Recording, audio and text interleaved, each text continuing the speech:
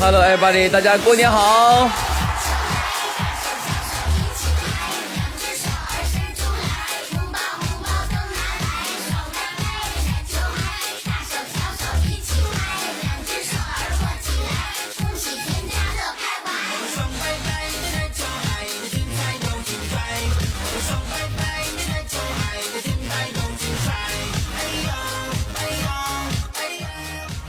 过年好，过年好，过年好，各位。过年好，过年好，过年好。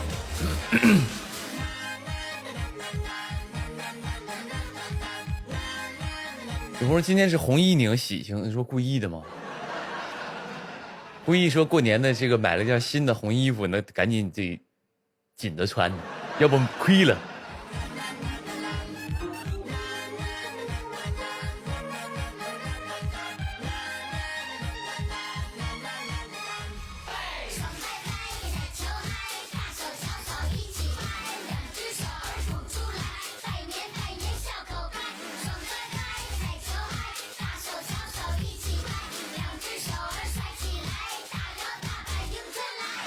有朋友老大过年发豆油吗？大过年的别给人添堵，不发。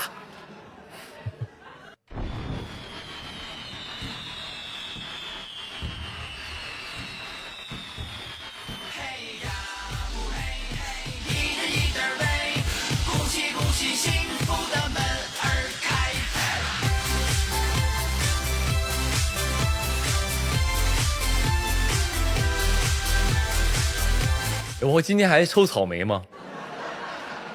物流都休息了，好不好？休息休息吧，你也休息休息吧。倒不是说怕的心疼那几箱草莓，倒不是的。过完年吧，过完年抽草莓啊。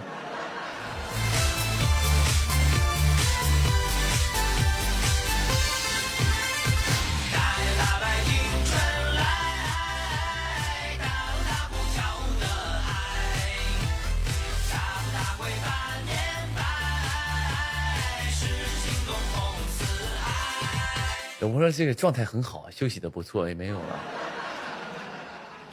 最近非常的罪恶，已经胖了好多斤了，胖了大概8斤以上了。都说过年不是都说过年胖3斤吗？结果我现在胖8斤了，不太对呀。有朋友说我都胖10斤了。我是艺人，你跟我比，你想当明星你啊？有朋友1天3斤也没毛病，也对也对。有朋友瘦了2斤，这咋还瘦了2斤？过年心情不好啊？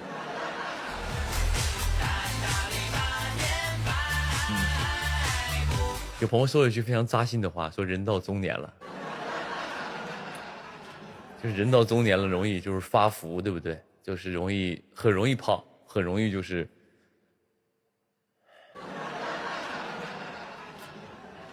你们这帮人啊，真的是啊，大过年的就容易给你添堵。你说过年都开开心心的呗，啊！过年黑粉上班，你们也来调侃我，能不能给我点好心情？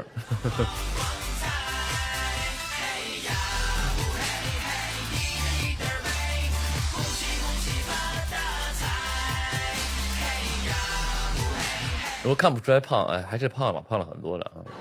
自己反正每天家里有秤，我每天一般都是睡前会称一下，或者早起会称一下，都是这样的。就是有朋友没事咱们16+8，很多朋友可能是不太知道16+8啥意思啊？16+8是非常流行的一个减肥法，就是16个小时之内不吃东西，不吃任何东西，只喝水。然后呢，你想吃东西的话，那8个小时之内你随便吃，啊，就是随便吃。然后所以我开始就理解错了嘛，我就理解成16个小时吃8顿嘛，每顿8个菜，啊，每顿8个菜。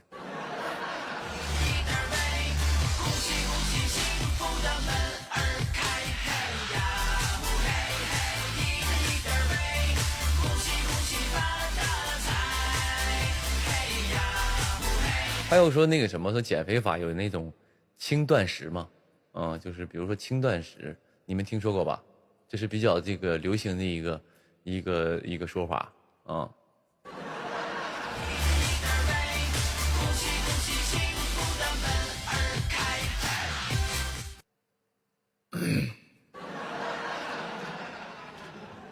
轻断食就是，就轻断食嘛，就是轻轻的咬断食物。有朋友已经猜到了是吧？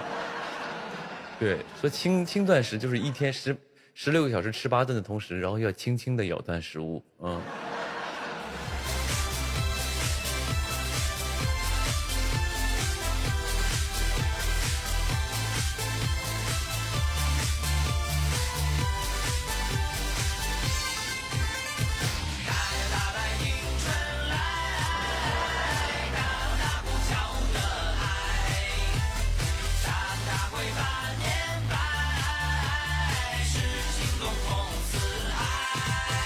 有朋友说辟谷，辟谷减肥快，辟谷是啥意思？就辟谷就是必须把肚子吃的鼓鼓的，对不对？必须把肚子吃的鼓鼓的就容易瘦。哦，好的。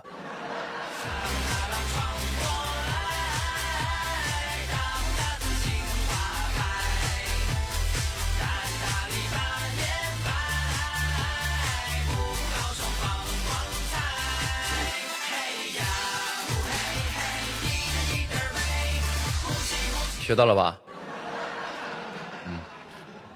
有朋友过年吃有电流声，哎，你们能听到电流声吗？你是喇叭进灰了吧？你是不是那个喇叭进灰了？你拿那个找个针抠一抠啊！你估计你的手机喇叭进灰了啊，有电流声在那。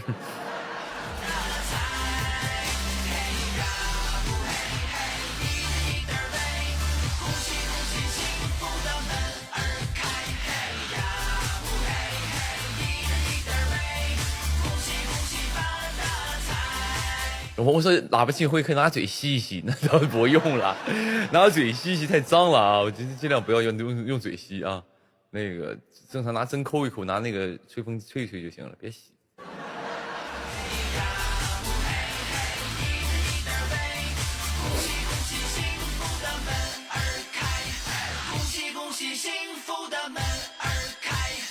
机油还没热乎呢，刚开播。大冬天的，这个就是人就跟车一样，我刚开播就跟车一样，你需要热车，启动一会儿，让那个机油凝固的那个状态稍微的润滑一下，先热车，好不好？热车，喜庆庆过年。就是因为那啥，因为过年嘛，我想说怎么也得上来说稍微播一会儿啊，给大家一个，就怎么说呢，陪大家过个年吧，不能在过年的时候看不到我。对不对？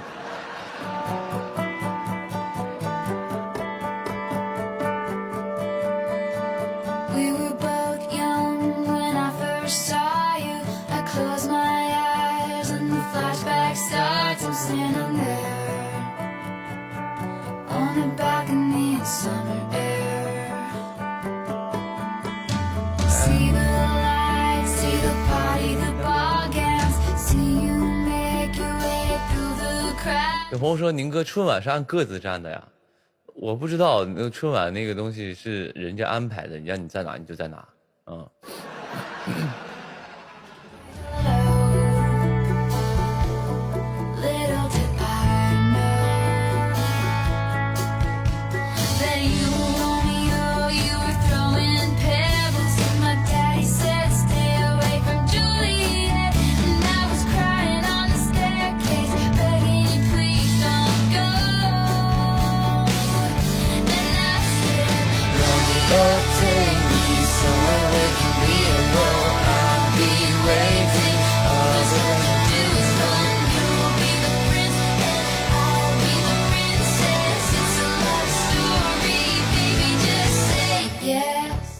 然后宁哥你在央视采访的时候好活跃呀，那不然呢？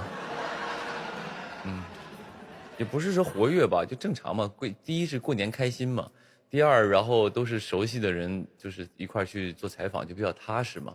然后就输出会稍微多一点，因为我看他们，因为白宇是平时不咋说话，他就天天装高冷那种的，他是拿范儿那种的。然后那个蒋勤云老师呢，可能就是也比较内向，因为我们整个彩排什么时候，包括一些期间，他是说话比较少的。我相信他是那种也是比较慢热的人啊，慢热的人。然后那个我们朱亚文老师是就是比较前辈一些嘛，对吧？比较前辈一些，所以我得稍微张罗一下。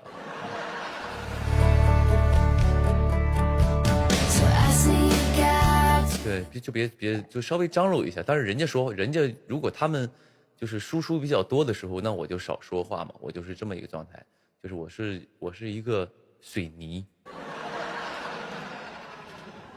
叫我流水泥好不好？就是水泥什么意思呢？就是哪里有缝咱就给咱不能水泥好像有点这个稍微在户外，咱们来点这种室内的这种，我是美缝胶。家里就铺那种地砖，那个缝你需要就是把那个缝弄美观一点，所以我叫留美缝。我叫留美缝，就是美缝胶的意思。所以呢，就是比如说如果他们输出比较多的话，我就不说啥话了。他们如果少的话，我就怎么说呢？我就稍微多说一点嘛，让这个整个气氛别太荡，大过年的嘛。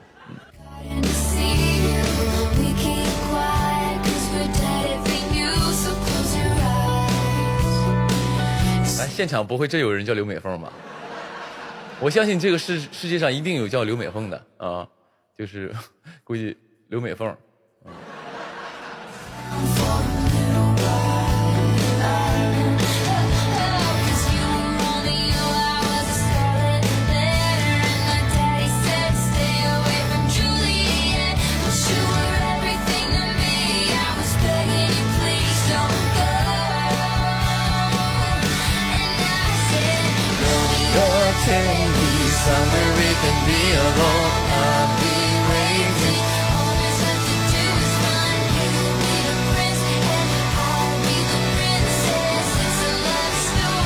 有说宁哥，咱俩毛衣还挺像。那过年不都穿这种喜庆的毛衣吗？就是这种红色一点的，红色一点的。然后就故意想说过年的时候，那个都穿红色嘛，对吧？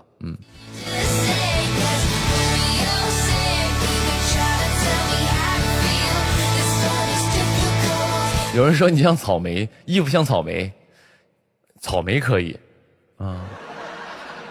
你们说这衣服像草莓，这衣服不用扔了，不像之前的衣服有点像娃娃菜，就得扔掉。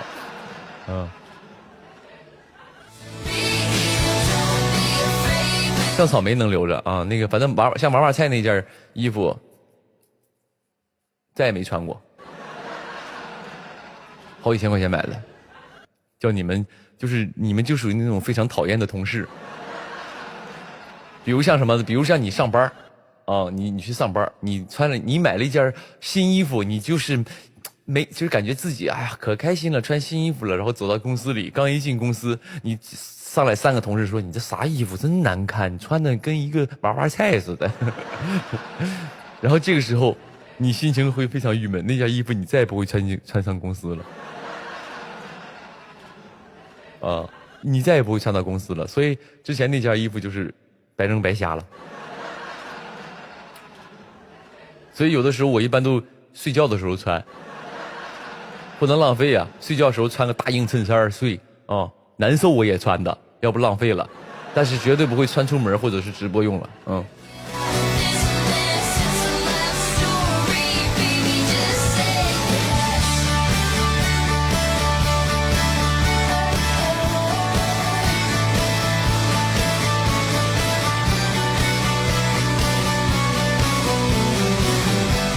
我看到我直播间，咱家直播间有很多可能来了新朋友啊，还有一些挺多小孩的。我发现我最近吸了很多小孩粉啊，小学生是吧？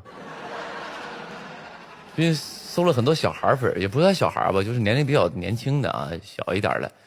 因为我之前跟咱家这些粉丝交流呢，可能他们都就是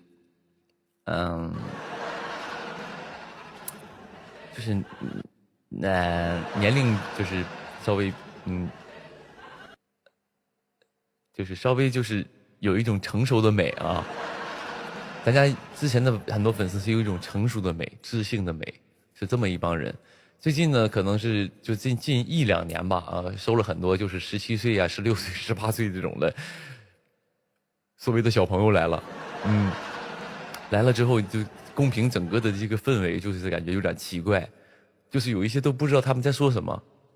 刚才有朋友说：“宁哥，你拔根牙下来给我玩玩。”就是我当时一看就心里一咯噔，就是我就有点就是满脑袋问号，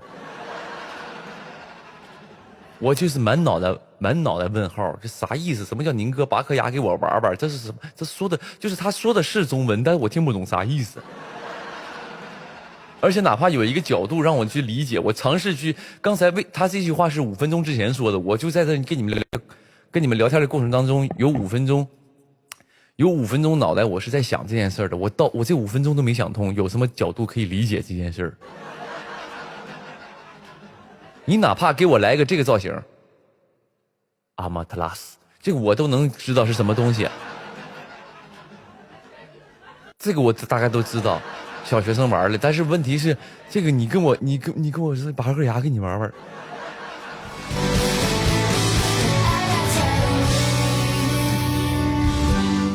然后我说这个我什么东西？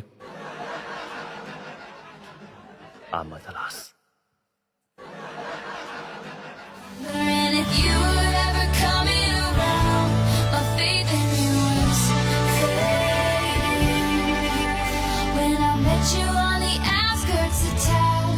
还有你搞不懂的问题是，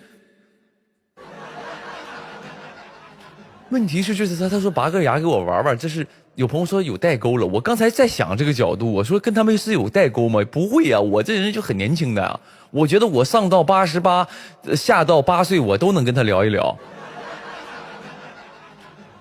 啊，我都能跟他们聊一聊，但是问题是，他说的有些话是前不着头后不着尾。你在我们村的话，你就是跟你说，你回我们老家镇上，我跟你讲，你纯就是有你精神病给你抓起来。你就说话招5不招6的，你在马路上就是一看到个人就跟人说混凝土拌72号钢筋什么玩意儿的能够治疗感冒，就这种，你纯就是在那胡说八道啊。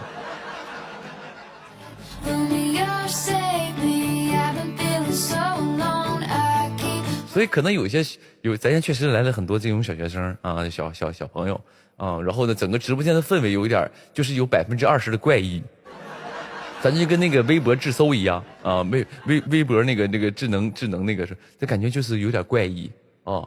60%的人正常，20%的人有点奇怪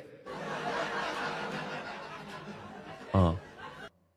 20%的人有点奇怪，10%的人呢表示无感，就听不懂在说什么。60加20再加10等于90是吧？还剩10%是人是生气。哎，有很多不喜欢的人现在蹲在我直播间看我直播呢，他很生气，大过年的他很生气。小学生在此咋了？没咋，就是别胡说八道就行，说些我这招5不招6的混凝土拌24号钢筋这种的话就行。像拔颗牙，宁哥拔颗牙给我玩玩，你好像是你在那玩那种就是那种病娇，别啥都看啊，别什么东西都看啊。你尤其在小的时候，你接受的东西很重要，会影响你一生的一个三观和你的这个对事情的判断。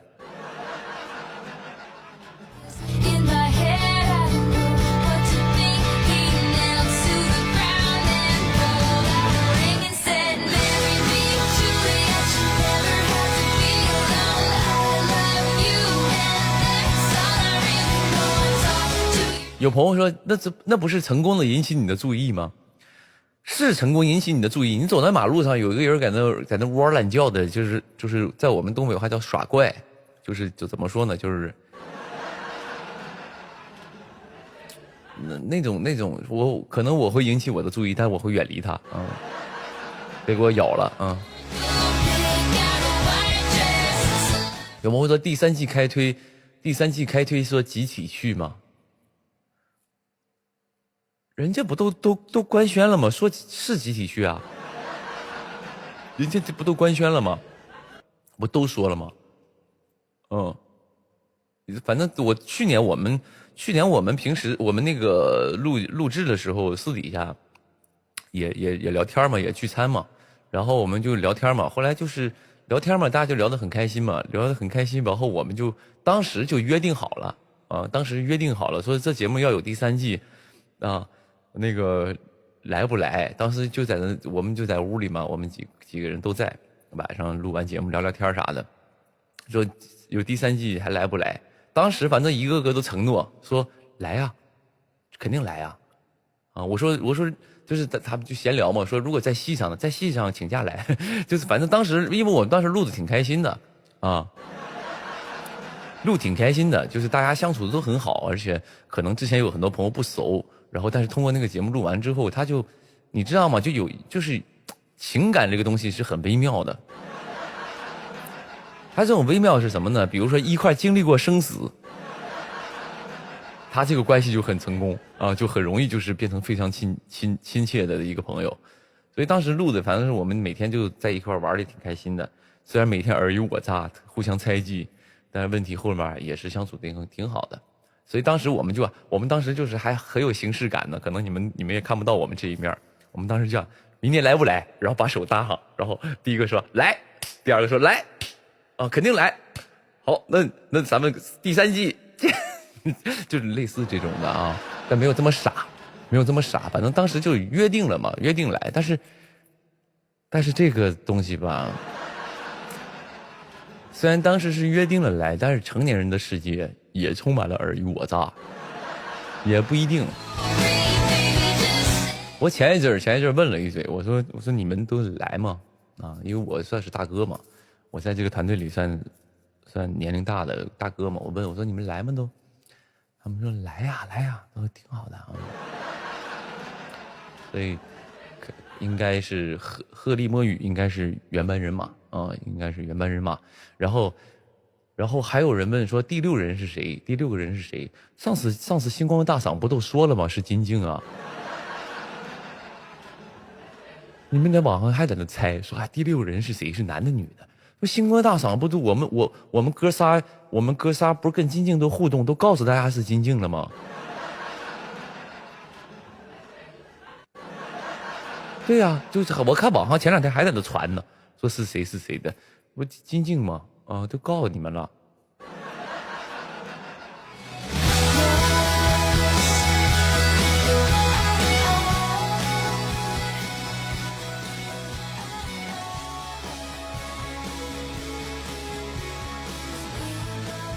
但是好像因为我不太了解，我也没去打听。那个金靖肯定是去，但是具体是去几期我不知道有可能他不是全程在，有可能是全程在，也不一定。然后你可能当然也肯定有别的嘉宾也有一期说来几个新住户那种的，录个2、3期那种也有可能所以具体是谁我也没去打听，我也没问，所以就是反正就去，到时候我就去玩就完事儿了呗。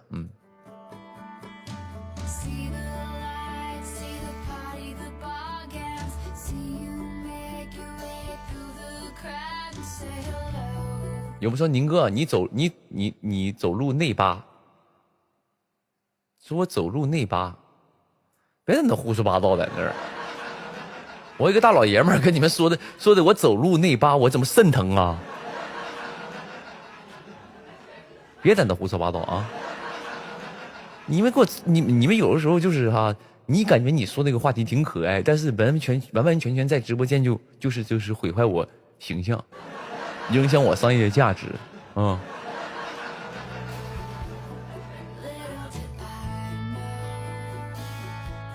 你别看一个视频，你就来决定我的一个走姿有朋友说那个站着那把，你别通过一个视频、2个视频，有可能我是当时想上厕所，有可能我在这就是憋的，我可能是憋的在那儿。然后我一录节目想上厕所就憋的，我紧张。然后你看他可能是觉得我，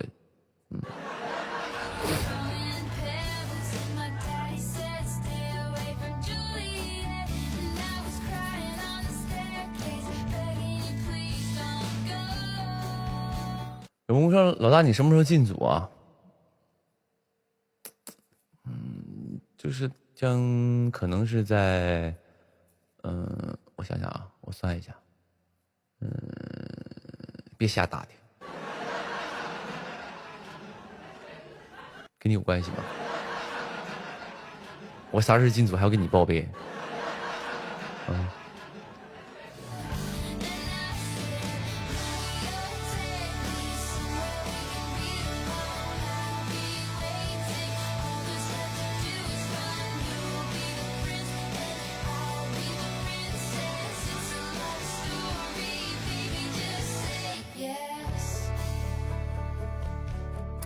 其实，在考虑这件事啊，因为是这样的，因为我要开演唱会嘛，我4、5月份就启动开演唱会了，然后演唱会一开吧，你说我进组，我怕我精力不够啊、比如说我这边拍了戏，然后这边开演唱会，我再飞出去开演唱会，我觉得也没必要给自己搞这么累。那就是我现在也是在想呢，因为过年这2天我也没有去想，然后如果进组的话，现在我接到的项目都是4、5月开机。4、5月份开机的项目，然后那正好和我演唱会撞了，我就在想能不能2个并就是一块儿兼顾，说戏也拍着，然后那个演唱会也开着，然后还有一个就是如果我不拍戏的话，那我就接2个音综，然后再加上演唱会也很充实啊。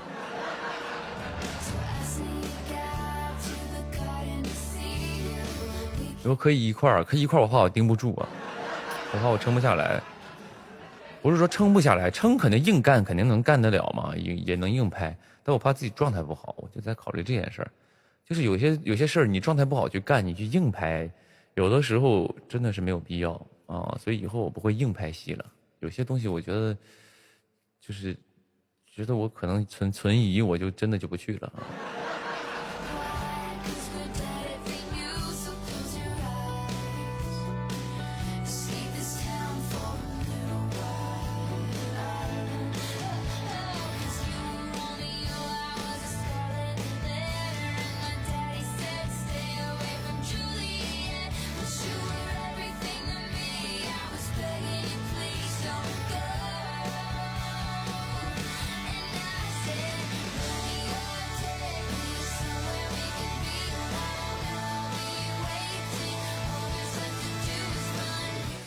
我主要是我一拍戏我就会变一个人啊，就我整个人会非常不快乐，啊，我说那种不快乐不是说就是我心情不快乐，是我就会非常的就是比如说一场戏我会很纠结，我们词儿啥的怎么我都会纠结，我会陷入很多的纠结，你知道吗？我会思考很多很多。当然我在这个过程，如果我专职拍戏是开心的，但如果你再给我支个别的活，你就分散了我的这个东西，我就会觉得它是压力，就是这样的。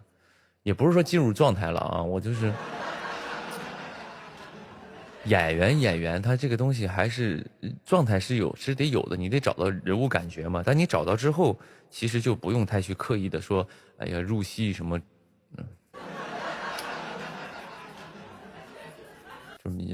就是反正我这个就不讨论了，跟你们聊也聊不明白，因为这个话都有争议。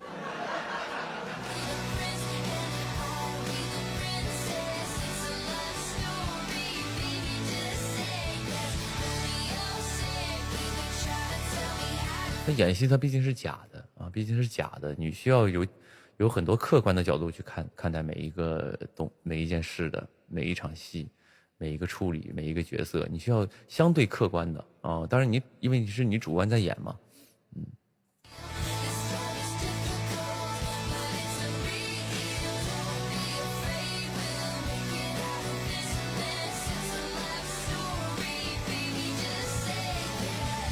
我的好戏就拍，一般就算了。其实现在没有什么好坏，我真的有的时候就是好坏这个东西，这个项目这个好坏，啥项目好，啥项目坏，你可能大家就是这个行业内的评价和你们观众的评价，它是不一样的啊，就是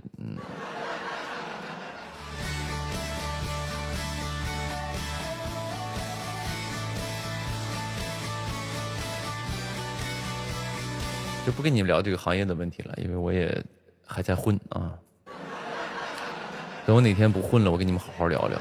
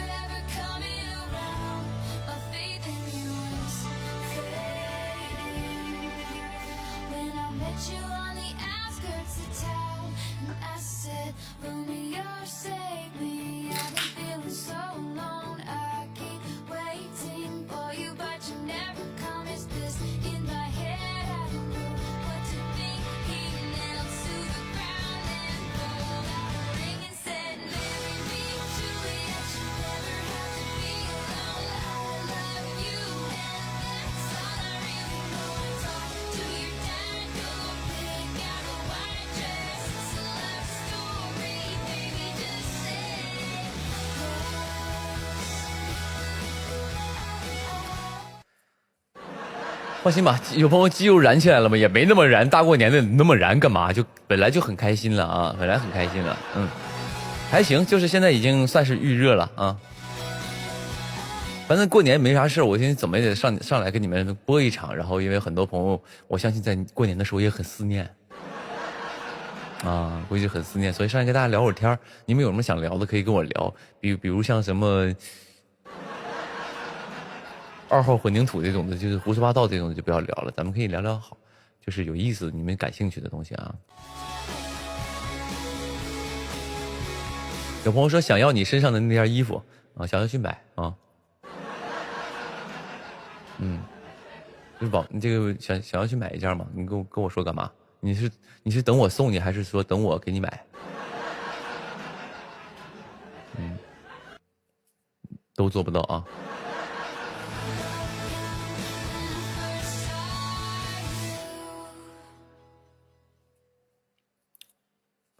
有朋友说宁哥，你春晚紧不紧张？其实说实话没那么紧张，没那么的紧张，就是因为啥呢？因为春晚是彩排最多的一个舞台，对于我来说啊，而且你要告诉自己不要紧张，因为你在那是春晚舞台啊，就是你就喜喜庆庆的给大家一个唱2句歌就挺好的啊，就这么回事儿。春晚有提词器吗？那肯定有啊。有的。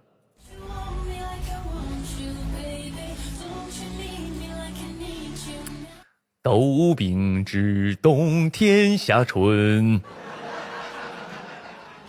四季忧伤心已成，梦拥翅膀更天空，无穷想象待开垦。很洗脑，朋友们。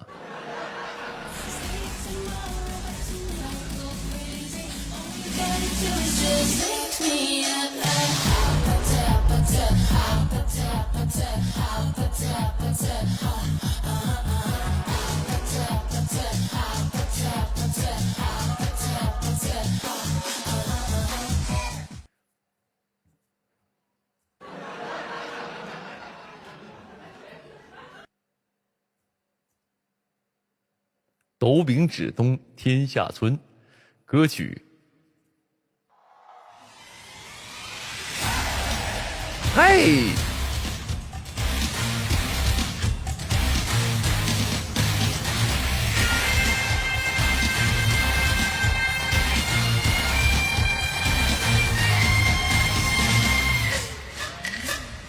斗柄指东天下春，四季忧伤心已成，梦拥翅膀更天空，无穷想象待开垦。斗柄指东天下春，吉祥万千好福分。银河流向宇宙海，一勺星光照红尘。一勺星光照红尘啊！因为因为这个歌是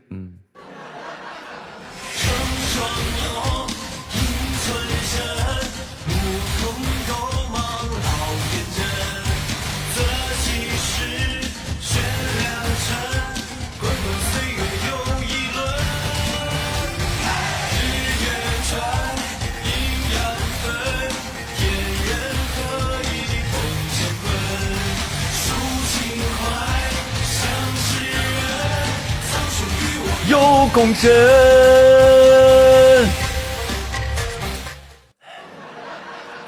当时我这个节目出来了，我下午我不是下午，我是晚上春晚完事儿的时候，我看网上说是谁说这个组合是时代青年团？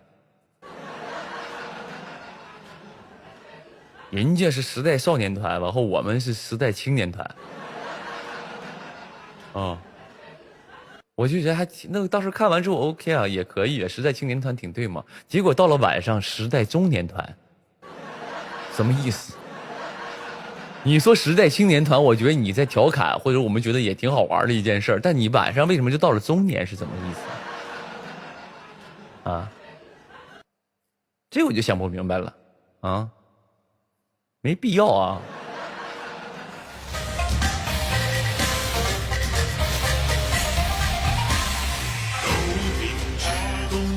下春，大洪水绿会长生，妻子妙香在沸腾，生回归到东镇。不要这么说啊，不是中年。我今年还打算参加5·4青年晚会呢，你这么一说，人家不来找我怎么办？人家说你一中年，你不配来。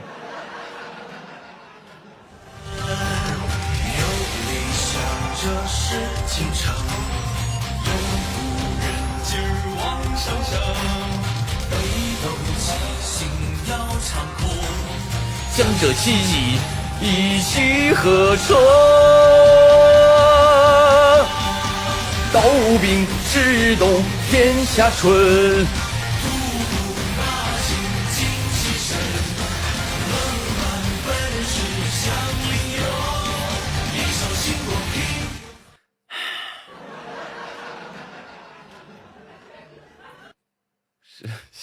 有没有西洋男团？我去你！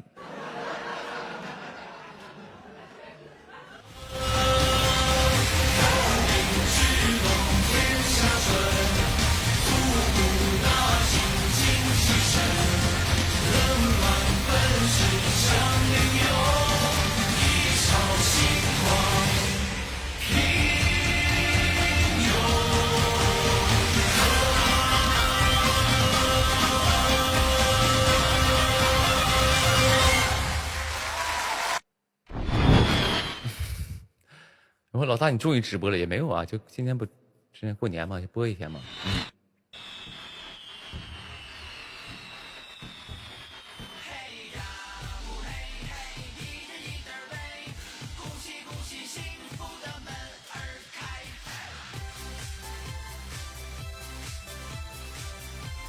我说直播 King 的奖杯给你了吗？人大过年谁上班？你在家休息，你是在家休息了。然后你想让人家微博工作人员上班，现在给你为你个直播 King 奖杯，现在加班加点给你工作，给你捶捶打打啊，不着急啊，别催人家啊。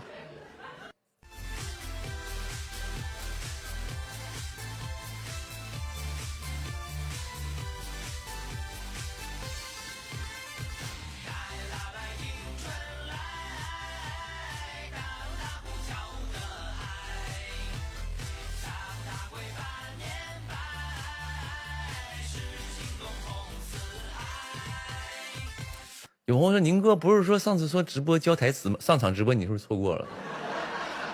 上场直播我已经对这件事已经有了一个解释了啊。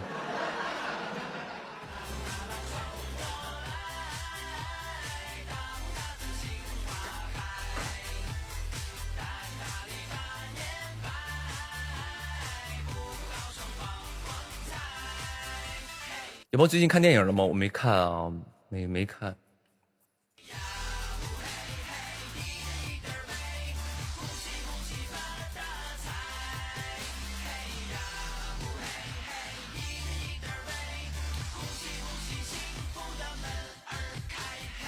这没看，其实打算看了，后来想想就也没折腾。这不本来说今天想去看电影嘛，结果这不上来给你们直播吗？你还好意思问？就是在看电影和直播，我觉得跟你们聊会儿天更重要，所以我就没去看。你看现在在电影院看我直播的这帮朋友惭愧了吧？现在接着打算去看电影这帮朋友是不是惭愧了？你是不是惭愧了？我问你。因为我相信现在肯定有在外边逛街，然后突然看刘宇宁直播了，马上在家朋友一进来看，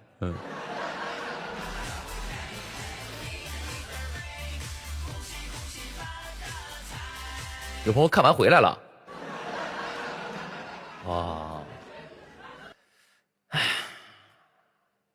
我是那种就是。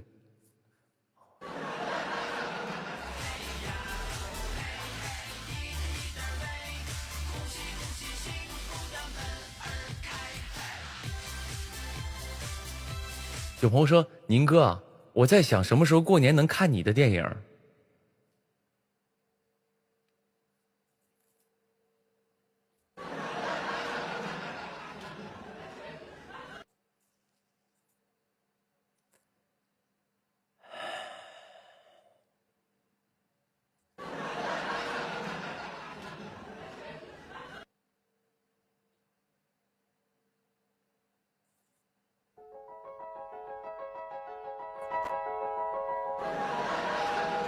扎心了，朋友们。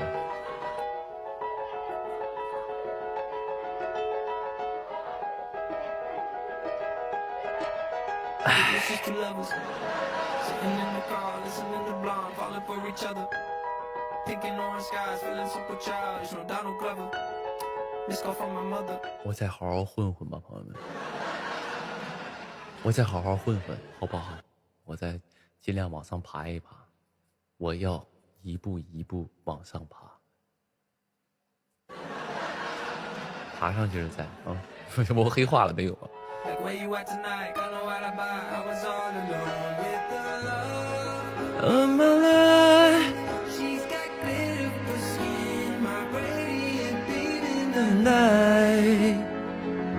？I don't need no light to see you shine.It's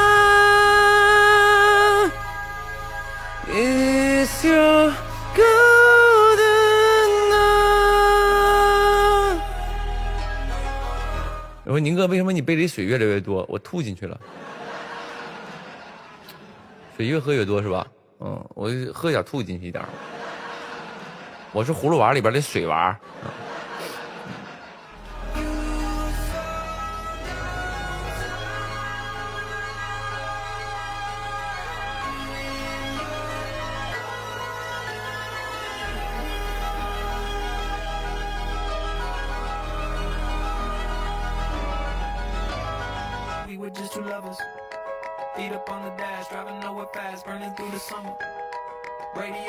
我刚又倒了一杯，喝完了第一杯。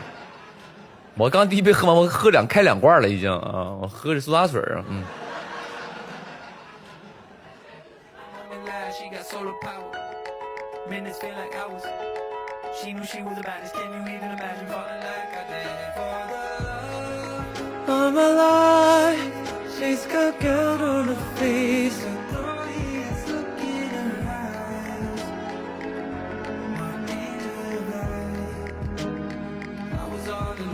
我说宁哥，你今天用紫光灯消毒呢？是，我这边照紫光灯了，这身上就是有那种就细菌。你家里消毒，大过年的正好紫光灯开了，给家消毒啊，这样健康，健康让自己健康啊。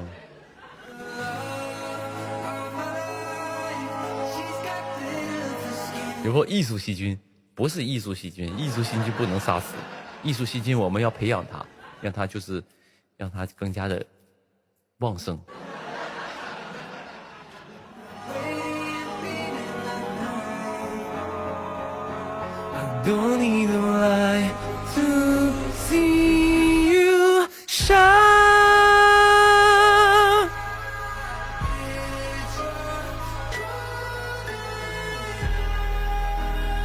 然后我走在马路上，有一家店放你的歌啊，是吧？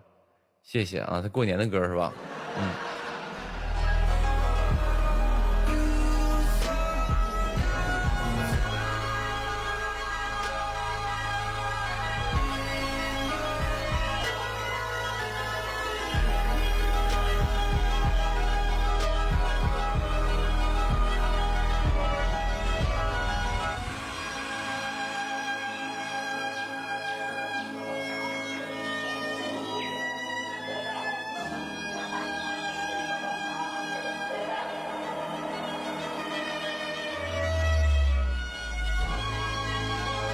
哎，刚才那句话给我说郁闷了。我感觉就是这个机油，我刚热起来，一下给我就是，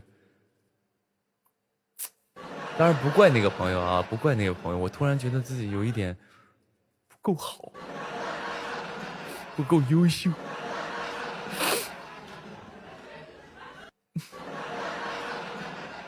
所以我刚机油车就是刚才那个，这不都说刚开播是热车嘛，让机油热起来。刚才一下瞬间熄火了，瞬间那个车呛火了，熄了啊！就是现在怎么打不着了。朋友们，你们等我一下，我去一趟那个卫生间，一会儿回来啊，马上。给你们放个 VCR 啊，放个 VCR。来个 VCR，等一下啊。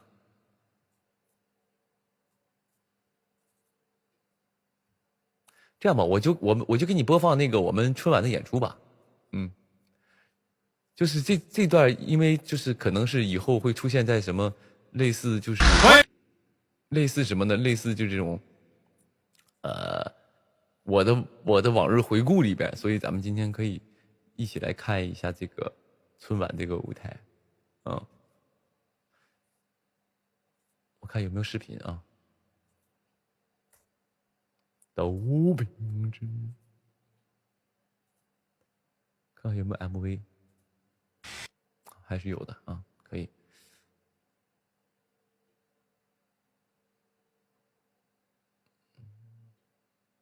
我看怎么调一下啊，等一下。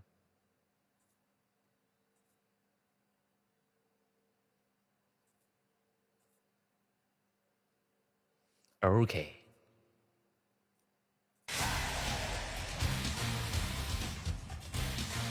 行，我去卫生间，朋友们。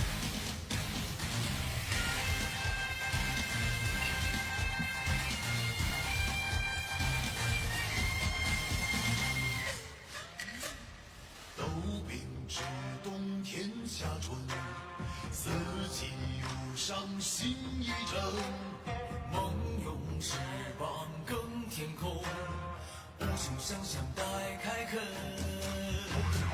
都秉之冬天夏春，吉祥万千好福分。银河流向宇宙海，一勺星光照红尘。成双龙，迎春深，牧童斗忙好天真。择吉时，选良辰，滚滚岁月又一轮。日月转，阴阳分，天人合一共乾坤。抒情怀，相识人，苍生与我有梦真。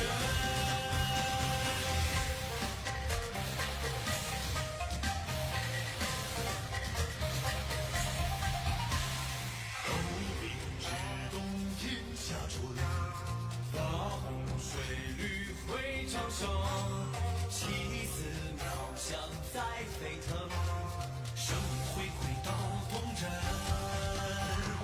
有理想这是进程，有路人劲儿往上升。北斗七星要长空，将这奇迹一起合成。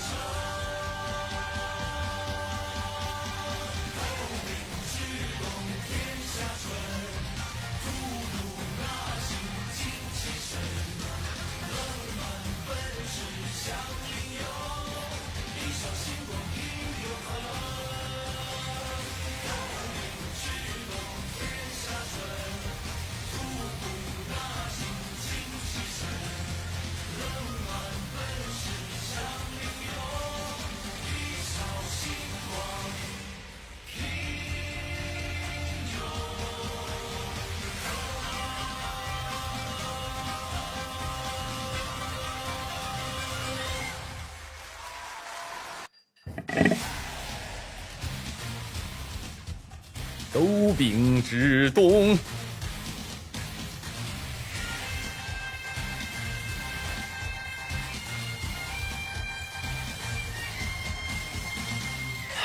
回来了啊！来了，甩手。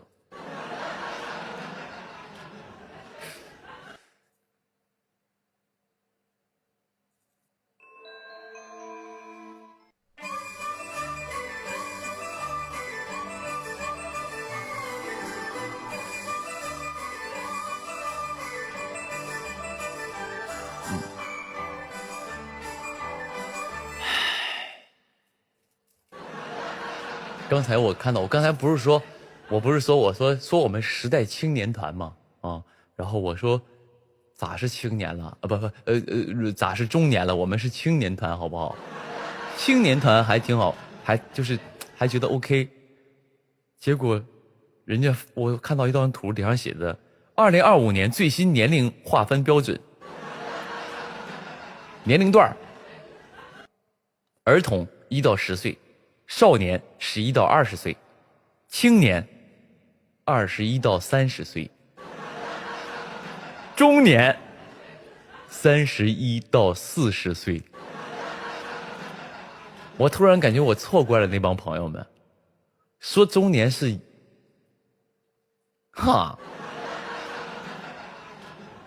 中老年41到50岁，老年51到70岁，晚年71到结束。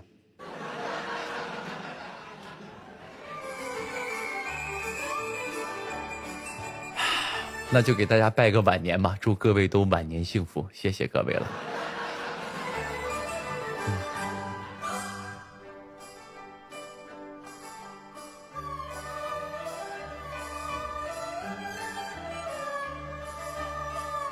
有朋友说男人至死是少年，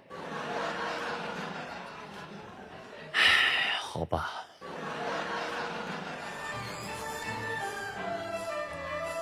那我也还你们一句，女人至死是少女嘛。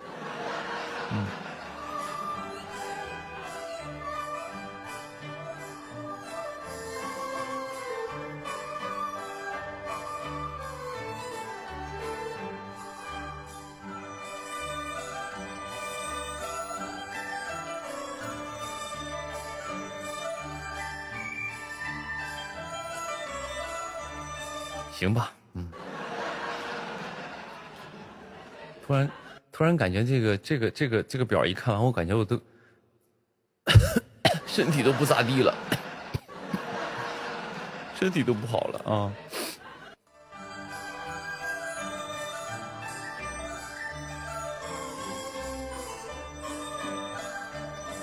有朋友说我16，你10几跟我告我干嘛？气我呢？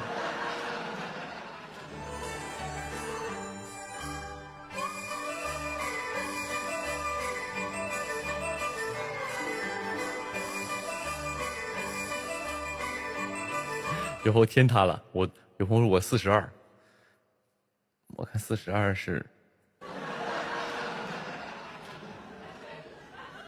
42，已经你属于中老年了。哎，你42岁，我44，我中年，你中老年，咱俩差不了多少。我现在纯中年男子，你是中老年妇女，都不太开心呀，朋友们。好像大过年看到这个东西让我很不爽。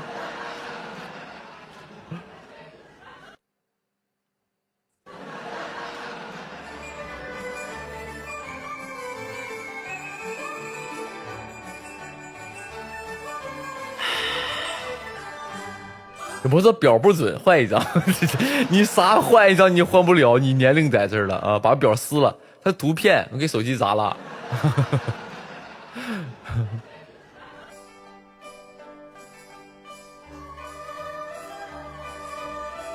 有朋友说12岁的在心里偷乐，12岁，你12岁就看我直播啊？关掉啊，这个直播不好。看点有意义的东西。你去看我直播没有什么意义。你14岁、12岁正需要看蓝猫3000问的时候，啊，你上网搜蓝猫3000问和海尔兄弟这种的，就是这种能够让你长知识的这种的。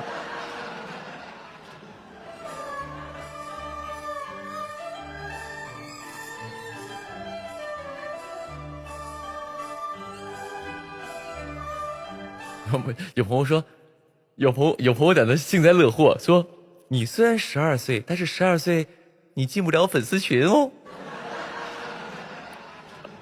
哎，扎心了。因为咱家粉丝群有规定，就是必须满18岁才能进啊，所以12岁像16岁这种的都不满年龄，我们这不收。我们粉丝群里不就是不进不了，原因是怕未成年啥的会有一些不好的一些就是对你们有影响啊，当然也不是对你们有影响了。不是，也不是对你们有影响，只是说对你们有负责啊，因为群吧这个东西不知道里边啊。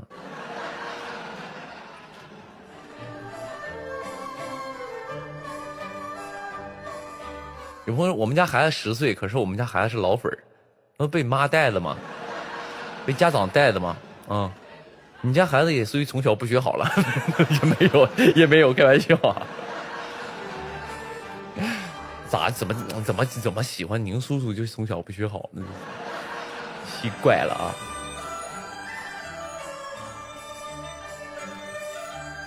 有朋友说到中老年真扎心了，也是有点扎心。你说我中年我都有点难受，更何况中老年呢？所以这表不准，朋友们啊，咱不以这个表为准啊，咱们就是以自己的心理年龄为准，好不好？不要被这种东西所束缚。它就是我们在意它很重要，我们不在意它就是一张纸，在我们心理年龄很重要啊。尤其什么呢？为什么说永远要保持一个年轻的心态？就是让你整个人的状态都会很年轻啊。你很年轻，比如说你现在打个比方，咱家这个房间里有那个40多岁的男子或者30多岁的男子，你在你心里永远当自己是那种少年。啊，你有那种少年气、少年的这个冲劲儿，你永远都是少年。啊，有些这个女孩可能年龄就是稍微偏大一点，40出头、50岁左右，但没关系，你只要有颗少女的心，你永远都是最美的啊！别在意那些东西。有朋友说永远18岁，那也倒不至于那么小了。因为现在，比如说你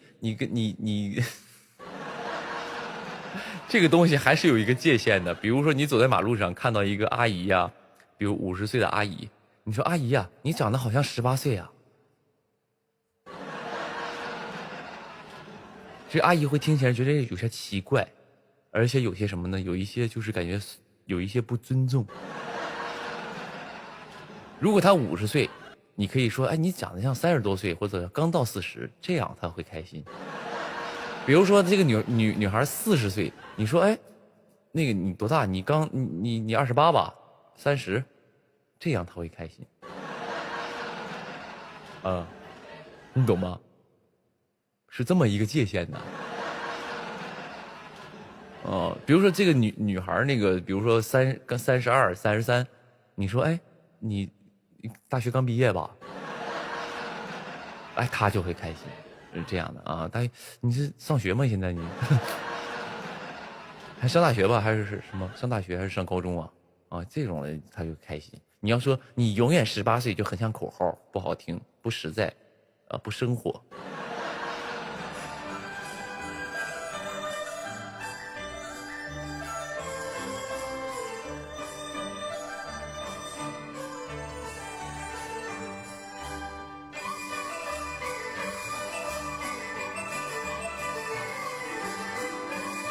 有我说宁哥，所以下次见你就说宁哥你20几吧。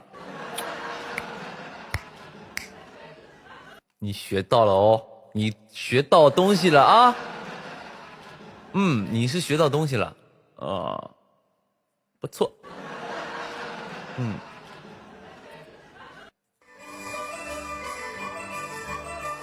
有朋友说我爸说你20，你爸是个好大哥。在我心里是我好大哥，侄女儿。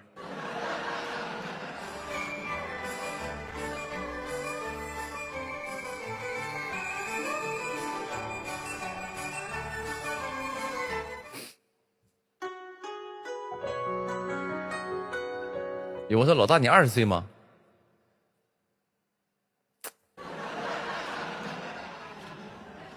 别搞了啊！你这就是有点就是拍马屁拍到马蹄子上了，也不算拍马屁了，我倒不至于需要你们拍马屁，就是你这个就是比如说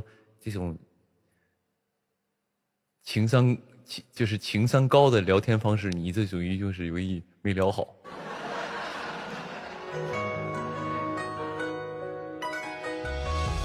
我看那个啥，我看那个接触一些记者那个采访，说每年就是每年什么他妈盘点什么艺人什么，说刘宇宁，我看到那个说刘宇宁情商和智商都很高，他跟你相处会让你很舒服，什么之类的，我看到了。但是我想说啥的，我情商和智商是真不高。我情商是非常低的，我真的，我智商很低，因为所以我学习不好嘛，智商很低。我情商呢也真的是很低，你懂吧？是真的，不是说自己在这吹自己，我情商其实很低的，嗯。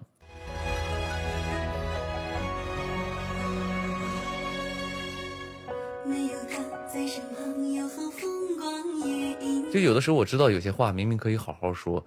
或者是用委婉的方式说，或者没必要说，但是我这个人就爱说，就想说，就想怼。嗯。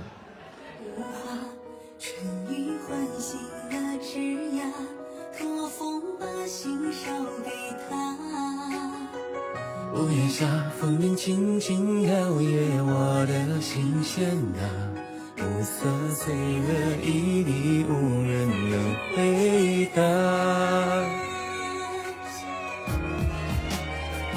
初见他漫步西桥下，踏青摘。有朋友老大你80岁，你有病，你有病，你精神不好，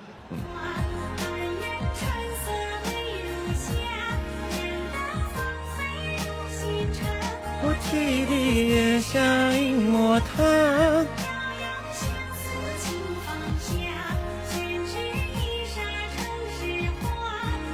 有朋友说，我给我家人看了你的照片，我家人说你20岁。你给你家人看我照片干什么？你该不会是回家那个啥，你爸妈催婚，然后当时你问你有没有对象，你嘎把我照片拎出来了吧？啊？你欺负他们不上网不看电视啊？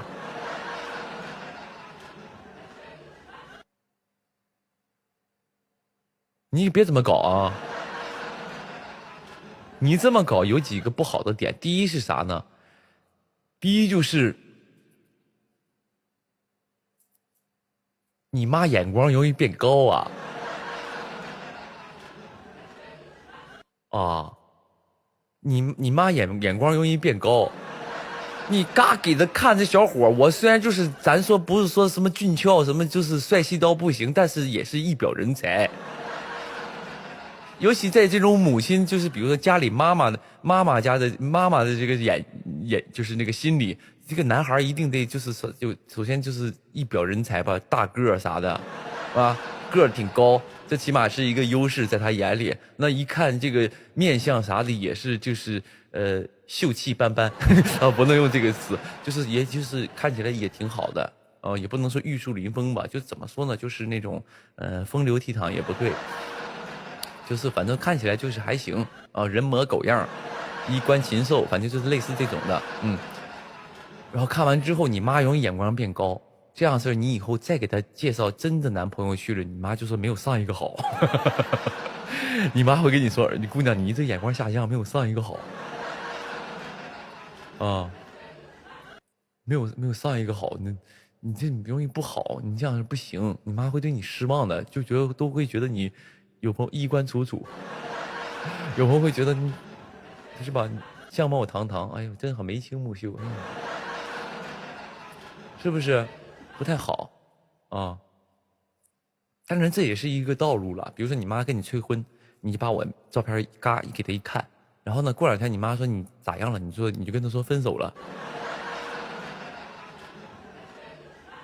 然后之后呢？之后你妈再问你的时候，你就说上一个太好了，我这挑花眼了，所以别催婚了啊！你别催婚了，这个因为啥呢？因为我这个上一个太好了，我就是看谁都赶不上他啊！这样你妈也能缓解一下你妈催婚的一个东西啊！你妈也能理解你，确实那小伙不错，当初给他看那1.9米那小伙，白白净净挺好，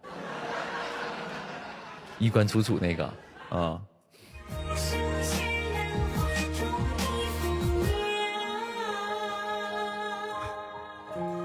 有朋友说，那我跟我妈说把你甩了。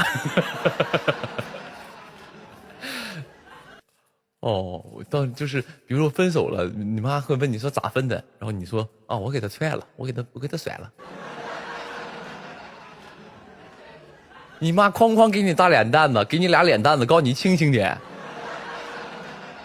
你清醒点，你给我清醒点啊！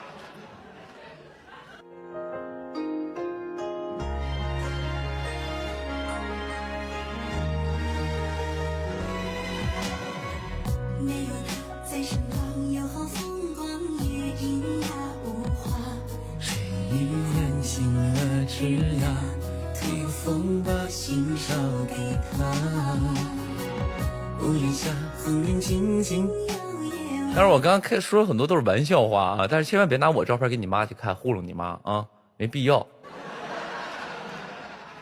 嗯。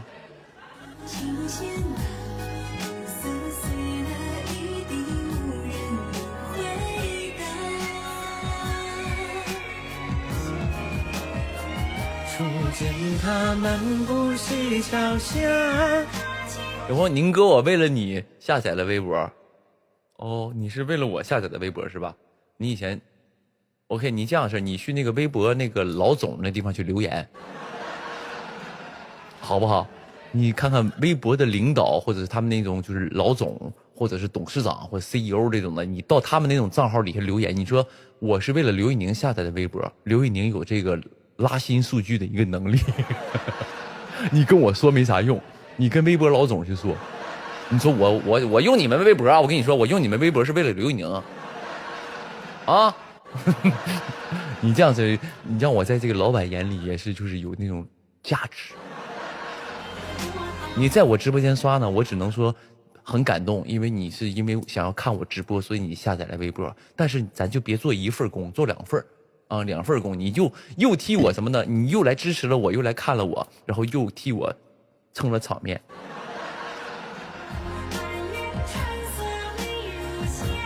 你就跟那个微博，因为什么呢？因为我刘宇宁有一个朋友，因为我下了微博，他那个微博 APP 上就会增加一个下载的一个次数，哦，以微博之力嘛。虽然他这个感觉一个人下载了微博很这个力量很微薄，但是以微博之力下载微博，嗯。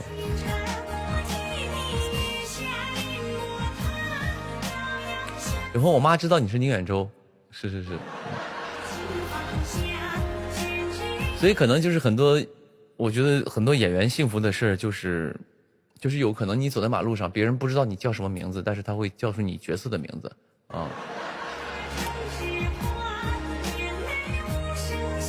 就是我因为我作为演员，我可能这个感受会更多一些。我就之前其实我比如说像我逛街啥的，就是认识我的人当然有认出来我的，但是不多啊。但是呢，我会发现，自从当时那个《长歌行》播完之后，我走在马路上，很多人叫我浩都，啊，说哎浩都，哎浩都，那个就这样，你知道吗？然后所以那个时候就感觉到，挺开心的。后来那个什么，后来对那个时候就会有很大一个感受，就是很多人叫我浩都啊，比如说。我去一家店里买衣服，那个店员都说：“哎，那个浩都，那个你演那个浩都，我们可喜欢了。我们每天晚上都回去都看那个剧，哎呀，我们店都可喜欢你了啊，都这样的啊。”所以我觉得演员最幸福的一件事是什么呢？就是首先你得有自知之明，这个自知之明是什么呢？就是其实你作为一个演员来说，你其实很多别人对你的喜爱是你演过的角色给你的。但其实你演的那些角色的优良品质，你未必有。你未必有他们的帅气，有他们的潇洒，有他们的江湖气，有他们的仗义，有他们的国之大爱，有他们的这个对爱情的一个忠贞什么之类的。你作为他演员本人，你未必是这样的一个人。但是呢，观众会把对这个演员和这个角色的爱加注到你演员本身这个人身上。我觉得这是作为演员的偏德。我觉得这是作为演员的一个偏德，所以呢，我觉得还是要感谢我觉得作为一个演员来说，还是要感谢你演过的每一个角色，这是最重要的，因为你未必有观众看到的那么好。可能这个角色才高八斗啊，学富五车，但你演员本人丹东烹饪2技校毕业啊，可能你这个角色当时在战场上运筹帷幄啊，可以勇猛直前，可是可能演员本人他就是胆小如鼠啊，就是上个开推被人吓得够呛。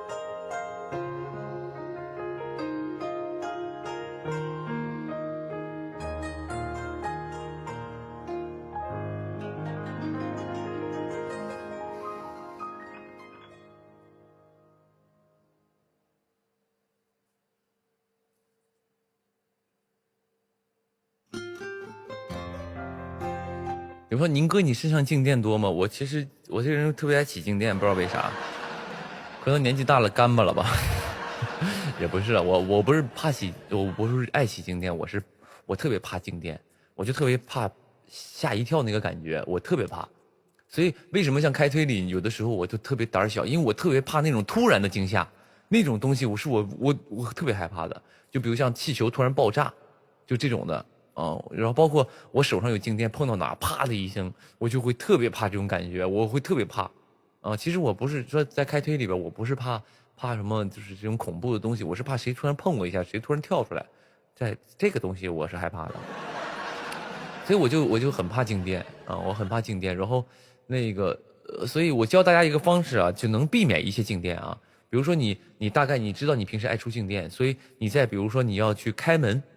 或者是碰某样东西的时候，这个时候你先去碰一下墙，你先摸一下墙，然后有的时候就能摸墙的时候，它会把这个电放出去啊，或者摸地都是可以的，摸地摸墙都是可以的，你把这个东西给放出去啊，对，这就是跟大家这个说一下啊，你得接地气，也不算小妙招了，穿衣服的材质，当然材质你避免不了你有那种涤纶的东西啊。轻轮的东西你避免不了爱起静电的，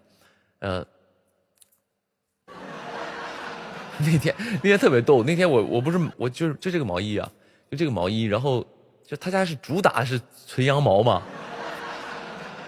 他家主打是一个纯羊毛，就这个品牌的衣服啊，然后那天我就脱了衣服之后，啪有静电，我说哎怎么会有静电呢？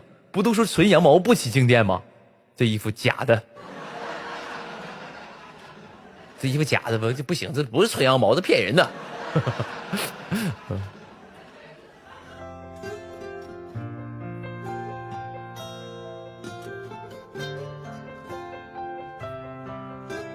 戴米会被电到吗？有的时候我摸他的时候会，他会电他鼻子一下，他也吓一跳啊。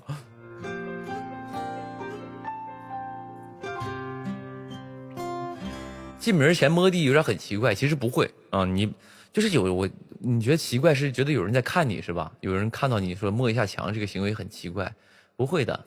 第一是什么呢？第一是你千万不要以为很多人关注你，你不要以为你很重要，你摸个墙的行为在别人眼里都是2个字无视。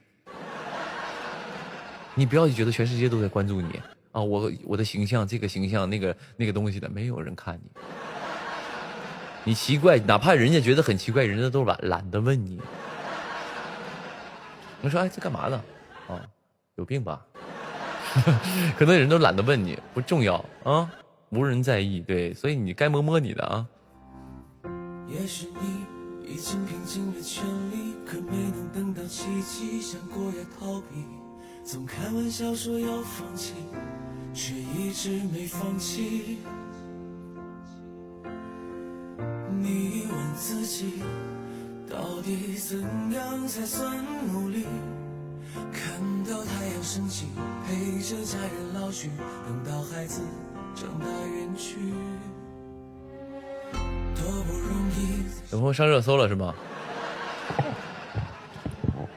真的假的？不会吧？怎么可能？真的上热搜了？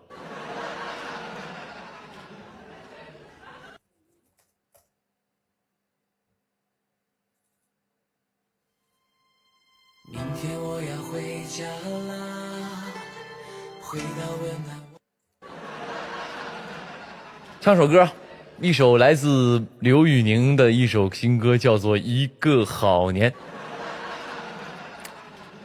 啊，送给各位，希望各位都能过个好年，好不好？哎，这歌好像从来没上过现场哦，哎，好像唱过，忘了啊，无所谓，唱一个。等一下啊，他这个歌的问题就在于突然嘣就进了啊，这种的是不给人任何预判的一个，嗯。明天我要回家了，哎，进晚了，不好意思，再来一下啊。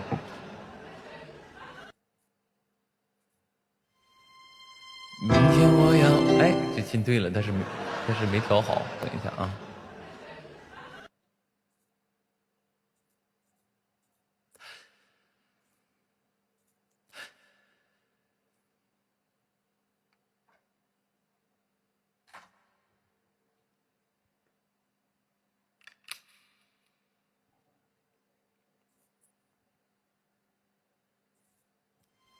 明天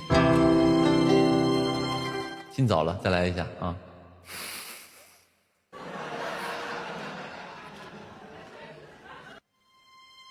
明天进晚了，再来一下啊！明天我要回家啦，回到温暖我的家，行啊，乘着早来的顺风。飞过天涯，忙忙碌碌的人啊，连成万户和千家，都有一份难容的牵挂，最放不下。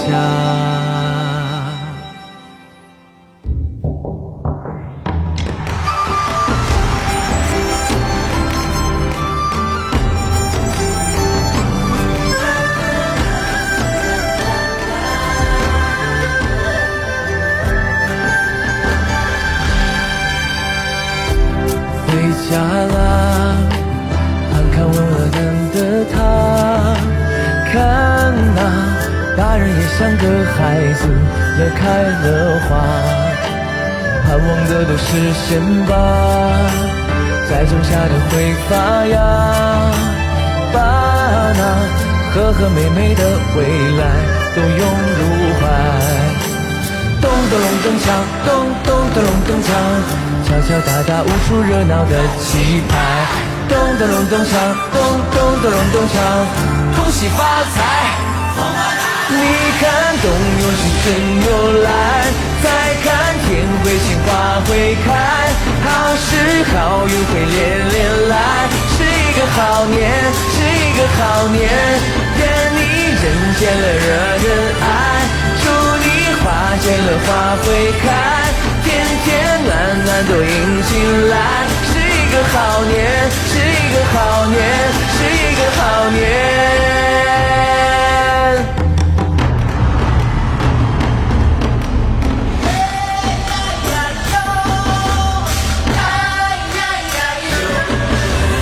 咚咚隆咚锵，咚咚咚隆咚锵，敲敲打打才是热闹的气派。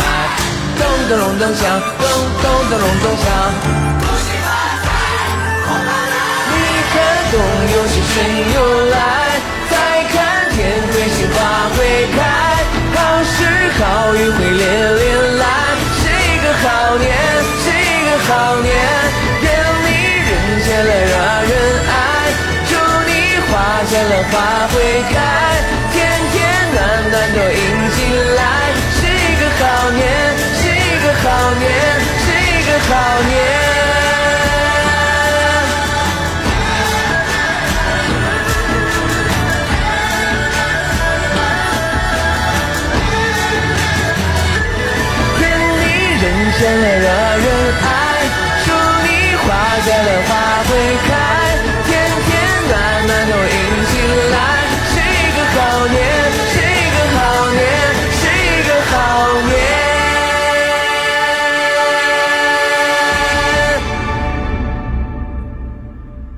过年好。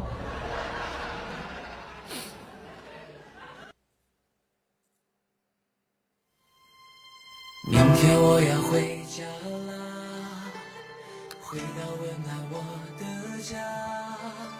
心啊，乘着早来的春风飞过天涯。忙忙碌碌的人啊，连成万户和千家，都有一份融融的情。有朋友说老大，新年咱们都事事如意啊，还跟我说吉祥话了。好的好的，事事如意，身体健康，蛇全蛇美。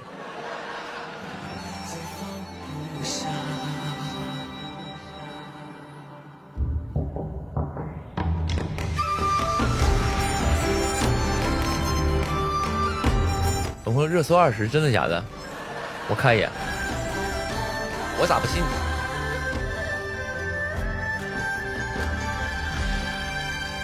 明天我要回家啦，看看我想念的他。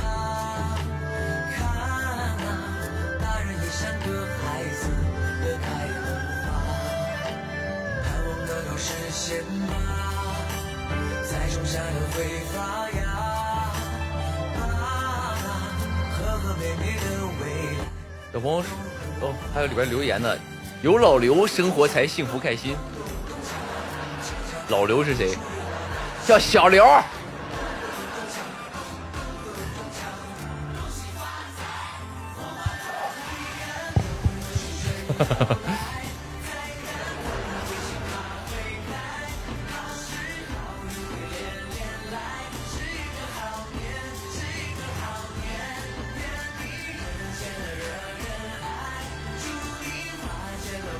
热搜18了，刘宇宁超帅，谢谢你啊！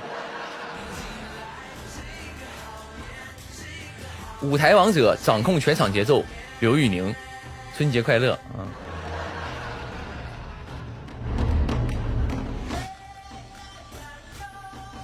老大看我，新的一年蛇全蛇美，学我说话在那儿啊，行吧？可以可以可以。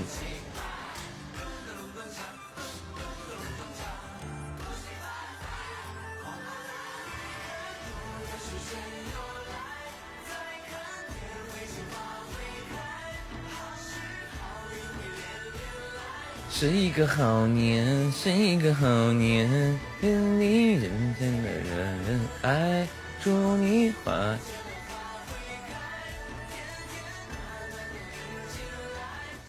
白宇、朱亚文、刘宇宁春节后台同框视频，他们是一个节目吗？这是干嘛呢？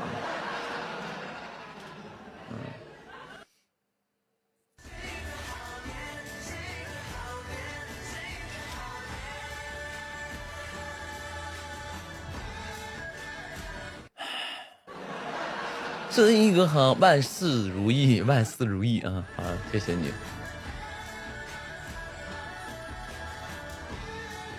有朋友大众情绪没有生气，我进去看看大众情绪怎么样啊？我现在很关注大家的一个心情，因为人现在都是怎么说呢？都工作压力很大，掉24了啊。微博滞搜。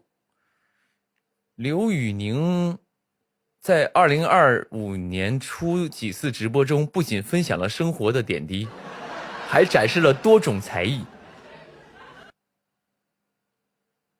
他展示啥才艺了？其中一场直播中，他首次公开了自己的时尚笔记，推荐了几款自己精心挑选的服饰单品，包括一款独特设计的夹克和一把造型别致的无弦吉他。这些物品不仅是他日常的穿搭选择，也是他音乐灵感的一部分。随后，刘宇宁深情演绎了经典曲目《大海的孩子》，以其标志性的嗓音赢得了线上观众的一片好评。此外，还有特别提醒粉丝注意身体健康，提倡健康积极的生活方式。这场直播不仅让粉丝更加了解了刘宇宁的艺术追求，也为他们提供了实用的生活建议，获得了广泛的好评。我这很难想到是 AI 写的多工整多规范，而且又有点，但是稍微有一点那个就是那种标准了啊。在一次直播中，刘宇宁遇到了突发的技术故障，麦克风突然掉落，导致一侧听力受损。尽管如此，他迅速调整状态，依靠另一侧正常的听力完成了后续的表演。他这个是弄错了，他这个直播是那个晚会嘛？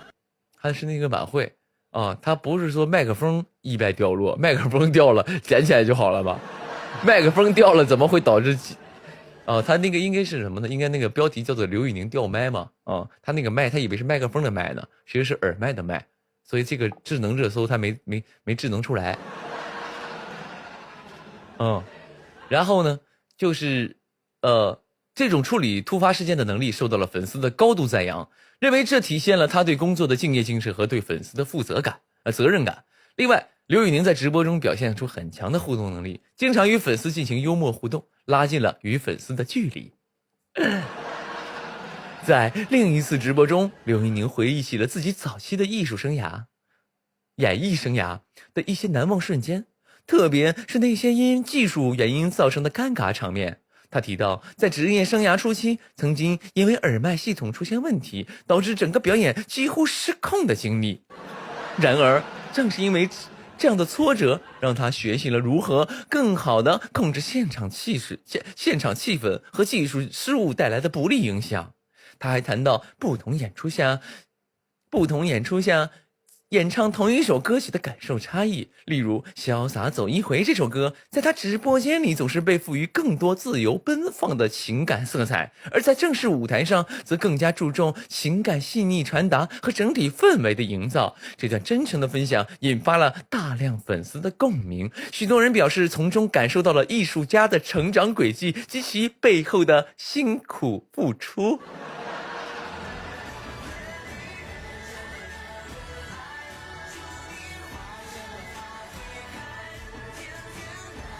深度分析，大众的情绪42%是开心，28%是喜欢，10%是比较平和。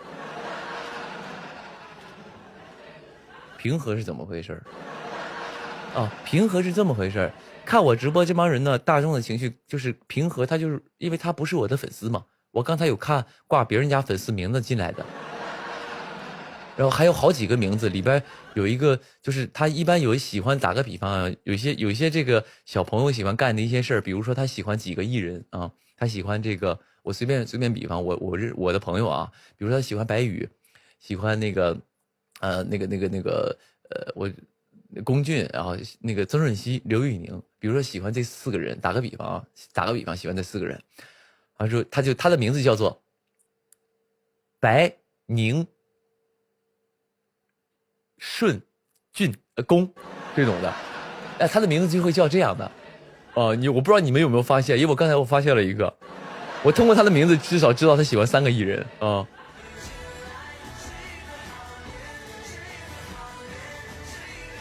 他的名字，刚才那个朋友那个名字我就一闪而过，但是我瞬间脑袋，你可能看我在那看弹幕，但是我脑袋一闪而过，他的名字叫做肖什么凯。一看就不是人名，就是通过他的这个肖什么凯已经确定了2个艺人嘛。所以可能就是刚才像那个肖什么凯，那个中间那个字我忘了是凯，肯定王俊凯嘛，对吧？肖战嘛，对吧？那中间那个字我忘了，但是我想说是什么？可能就是刚才说那帮朋友，可能他不是我的粉丝，来到我直播间看到的就是比较平和的他们很平和。有8%的人是期待，就可能就是正在看我直播的朋友里边有一部分是期待我下一次直播，就是这场已经不想看了，想看下一场还有7%的是疑惑。你疑惑什么？你有什么可疑惑的？有3%是惊讶，被帅到了，你惊讶个屁呀！也有可能咱们不想负面的，也有可能是什么呢？也有可能说，怎么大年初4的时候，刘宇宁直播了，好惊讶呀！有可能啊，有可能，挺好的，没，我觉得只要怎么说呢，每次直播环节好像都有这个环节了，以后只要上热搜了，就会去分析一下大众的情绪，这样就是我跟你讲，朋友们，这对于工作来说是非常好的一个方向，因为这是大数据的时代，你要通过你所有的直播的内容来分析现场这些观众对你的一个情绪，你有更好的调整你的内容。比如说很多朋友有疑惑，朋友们你有什么疑惑你提出来来。你有什么疑惑？你有什么可疑惑的？你有什么可质疑的？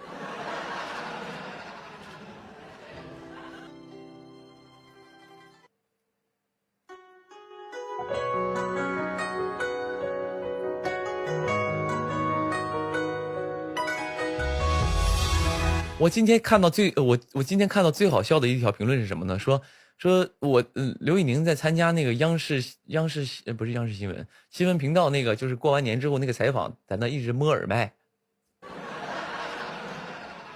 一直摸耳朵。就是当时是我跟白宇，还有那个周亚文，还有那个周亚文老师，还有那个蒋奇明，我们4个人那个采访，我一直在摸耳麦，说他那个耳机里是有人提醒他要说什么话。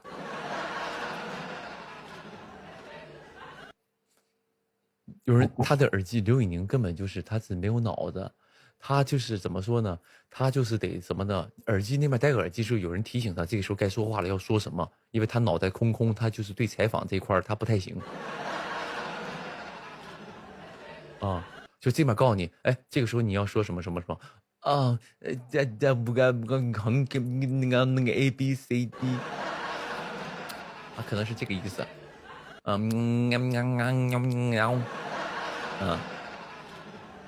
我看到这个我觉得很离谱啊！我给大家解释那是什么东西啊？那个是因为我们就是在过去的时候人刚我们带上那个是啥呢？那个东西是那面那个就是有一个跟我们现场连线的那个老师，他说的话的声音是在这个耳朵里，必须从这面听，因为现场不会给你放2个大音箱放那2个老师的声音啊，就是放那个就是现场那个跟我们互动那个网友问题那个老师的声音。啊，所以我们带着这个耳朵呢，是要听到他那边的声音的啊，就像咱俩打电话，我得戴个耳机打电话啊，不能放公放，会影响到现场的一个收音啊，是这样的啊。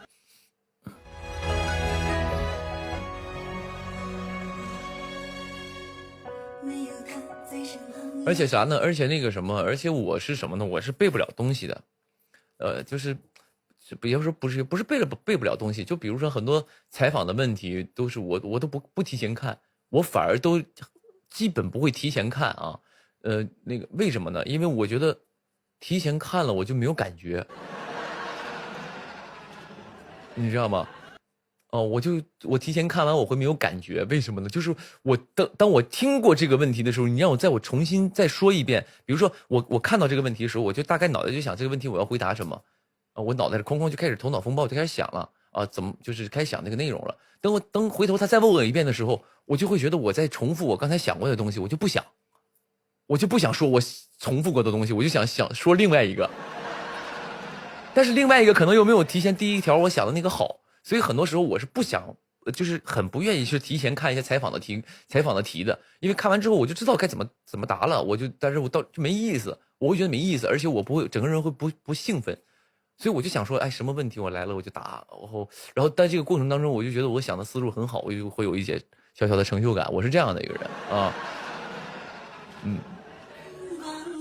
而且我的稿子打个比方，哪怕说有人给我写稿，写这个问题的这个回答方向，我觉得没人能跟上我的思路啊，因为我都说的遭5不遭6的这种的啊，他们应该跟不上我的思路。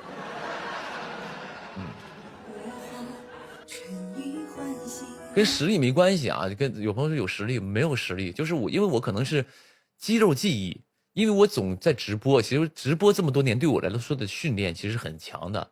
你想想，没有人跟我聊天，就靠弹幕跟我聊天，我呱呱一坐4、5小时，叭叭叭叭不停讲，连说带唱的4、5小时嘎嘎坐过去，你这几个人能做到？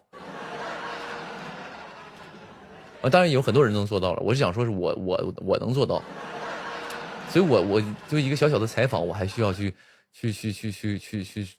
准备或者怎么样的嘛，犯不上啊。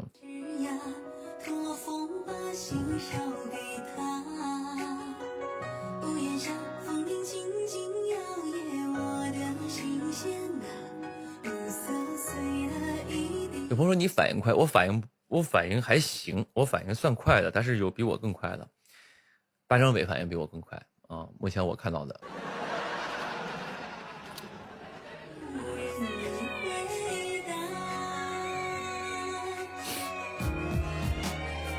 初见他漫步西桥下，他轻展一朵桃花，满园春色美如霞，何妨飞入心肠。我提笔月下临摹他。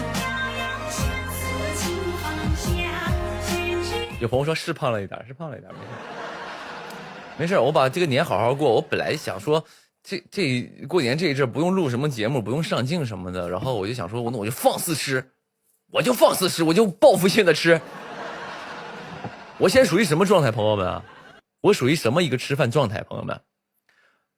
不饿也吃，饿更要吃，吃完吃撑了还要吃。我明明感觉到我这个肚子已经撑到不行了，已经撑着有点难受了。好 ，OK， 那吃点零食吧。我不吃米饭、大米饭、大面条子，我就整点零食吧，整点干果，整点这个酸奶。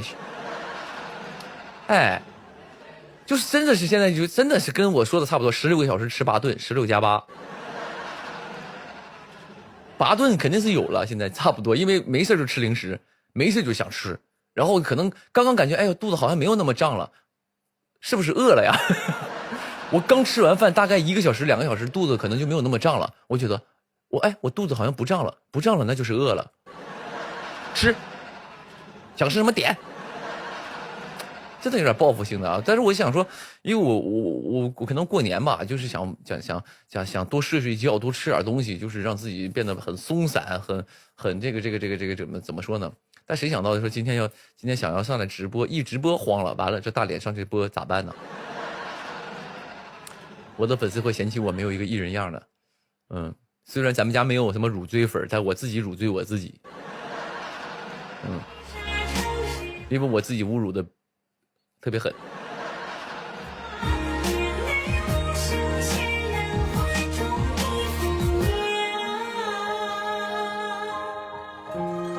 有朋友说，刘宇宁，你说一下第2次上春晚的一个感受。你首先你的后面连个铁粉都没有，第二是啥吧？你采访我，你好像一个记者提出的问题，然后你又表达的很关心我，但有一个问题是啥呢？过年这个问题有很多采访家已经都问过了，你去看，如果你真的关心我，你会看看我过年的这些采访的里边都有答案，你可以去寻找。有朋友说新年快乐，开推的新一季。算了，我不提了啊。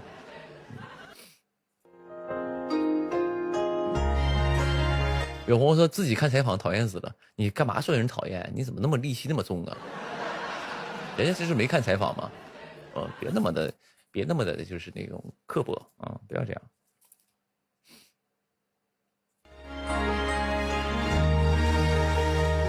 有朋友说我是新粉，有什么要求吗？要求你，就咱家没有什么要求，说新粉有什么要求什么的，就是没有要求，说每个月要给我转2块钱这种的，就是当一个会费那种没有，没有什么要求，就是你开心，就是你在这里边开开心心的，正能量，然后积极的，不要跟大家吵架，然后不要这个粉丝之间不要相互借钱，就可以啊，就可以当我的粉丝，就可以。谢谢你。没有他在身旁，有好风光，月影他无话，春雨唤醒了枝桠，托风把心捎给他。屋檐下，风铃静静摇曳，我的琴弦呐。有朋友，老大，我跟你借钱不借？粉丝之间不要，我之前跟大家说，因为咱家有很多粉丝群嘛。粉丝群包括有一些微信群啥的，就会有粉丝之间会相处成朋友，然后就会有些人就会相互借钱。朋友们，你一定要记住，网上有人跟你借钱，哪怕是认识或者是怎么样的话，就是跟你借钱，我觉得你千万不要借。为什么？你不用不好意思。以后有人就是在这个群里有人互相借钱，你就跟你说刘宇宁不让我借，借了我就视为自动脱粉啊，你就容易就是被踢出群。这是我的规定啊，粉丝之间不能相互借钱，这是一定的啊。如果他想要钱，你就让他跟刘宇宁借去。为啥呢？就是我想说你在网上借钱这件事，我觉得很奇怪啊。因为首先你自己你不是没有爸妈，这说有点难听啊。就是你的第一步，你不应该想到你爸妈吗？你没钱了，你不会给你爸妈要吗？你最亲的人，你不借，你身边没有朋友吗？你身边的朋友亲戚没有吗？你能沦落到跟一个陌生在网络上认识的人借钱，那我觉得是最不靠谱的。两种可能，第一种是你不靠谱，可能不太想还，因为他找不到你；第二种是因为你身边的人都借遍了，你借不到了，你上网上找人借，那这样的会就虽然就是这样的话，那更不能借你了。所以朋友们就是这样的，千万不要有金钱的来往金钱的往来。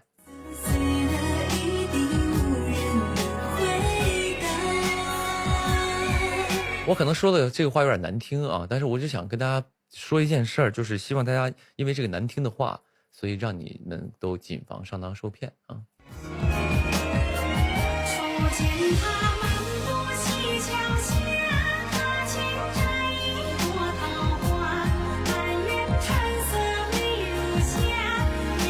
有朋友说，这就是为什么未成年不能进群的原因，也是就因为未成年在群里发生点啥事，我觉得也是怎么说呢？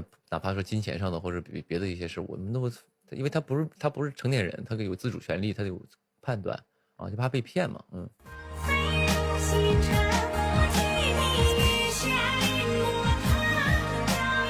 有朋友您哥我17岁，虚岁18，你能不能进？我又不是管理员，你去问问我们家那个群的管理。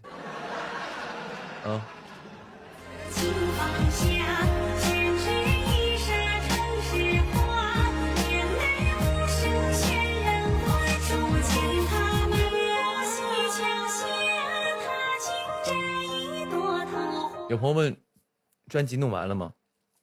大过年的别给我聊工作行不行？你都不想上班了，你跟我俩聊工作，能不能开开心心让我休息几天，你再给我聊工作？一上来问你什么是金主，什么是金主？剧本看了吗？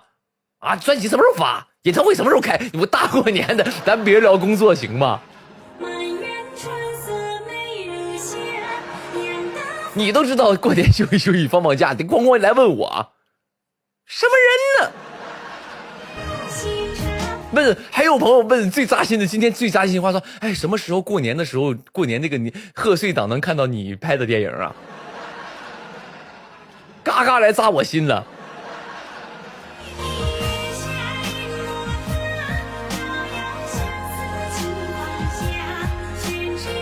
开玩笑，开玩笑，开玩笑！我刚才故意是演了一段啊，没有，可以问，可以问啊。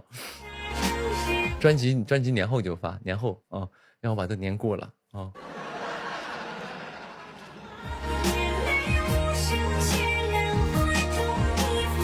今天我工作人员还跟我说那个这两天要是没事的话，但是他们很小心翼翼的说，老板这两天没事的话啊，要是心情好的话，你把那个几个剧本看一看吧，因为年后人家肯定会来问我们了，说去不去了。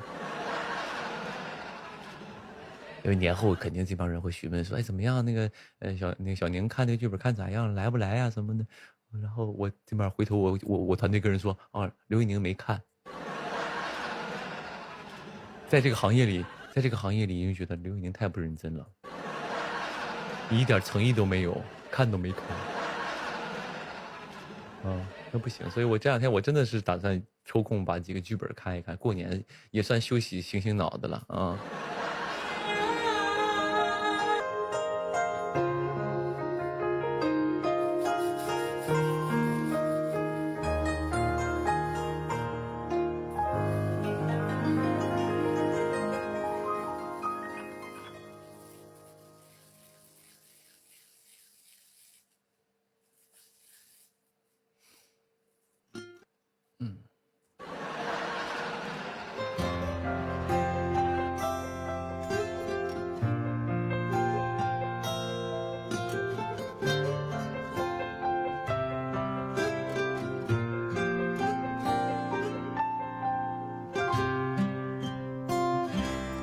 我说老大过年有压岁钱吗？我有，家长给了啊，我们家长辈给了压岁钱，当时给他拜年，因为我那天在春晚上嘛，可能不能卡点12点拜，但是提前给拜年，他们给压岁钱了，给了啊。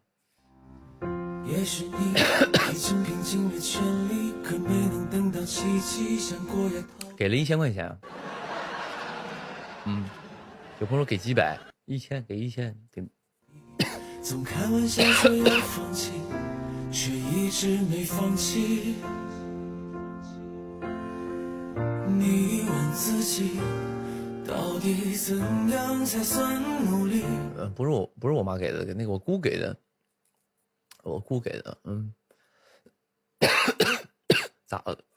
看到太阳升起，陪着家人老去，等到孩子长大远去。多不容易，在生活的难题里，太多复杂。不是嗓子就不舒服一下，没事儿。我也收到好几个1000，还行，恭喜你啊！没有，我一般都给那个，我现在是给他们，就是给别人发压岁钱的，但是我也没有什么，我有2个妹妹啊，2个妹妹，然后那个他俩我都给发压岁钱了。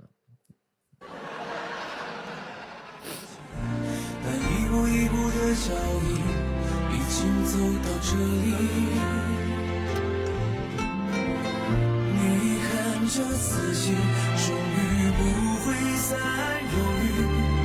下定决心的你，默默鼓起勇气，去拥抱自己。看看这些努力的人们啊。有朋友上班赚钱就不给压岁钱了，那个东西这是你爸妈跟你说的吧？你爸妈告诉你上班赚钱我就不给你钱了，是这样的是吧？可以的，这个是你们家的一个，你爸妈骗你的一个，没有了，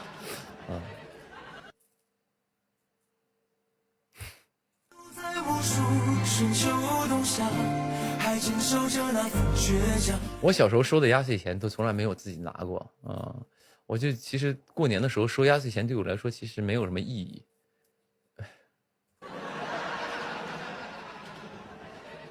小的时候没有什么意义，就是这钱收完之后我转手，比如说12点给我的凌晨半夜12点给我的，1点钟我就还给我爷爷奶奶了。但是我觉得是应该的，因为我姑啊我大爷给的钱我最后都会给我爷爷奶奶因为从小跟他们一块长大嘛，都给他们了，然后他们当然我爷爷奶奶也给我，他们也给我，他俩也给完之后我再还给他们，说你帮我保管，但是我就是意思说上学交学费学习用，然后就说这个是学习的钱，以后我要好好学习。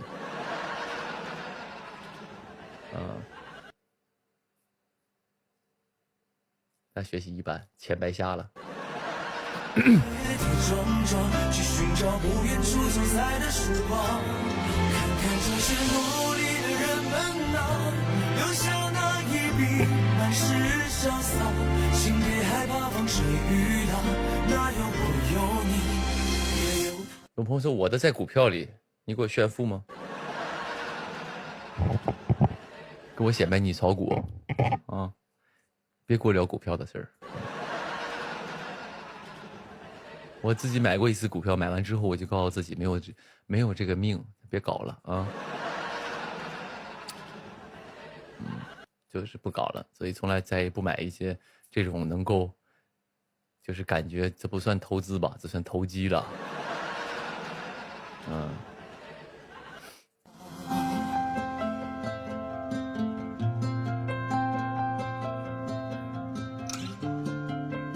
我当时我就是有一个股票特别逗，是有一个朋友，也是朋友给我发给我说这个股票可以啊，这股票现在70块钱一股，出不了1周它涨到100多，你赶紧买一点。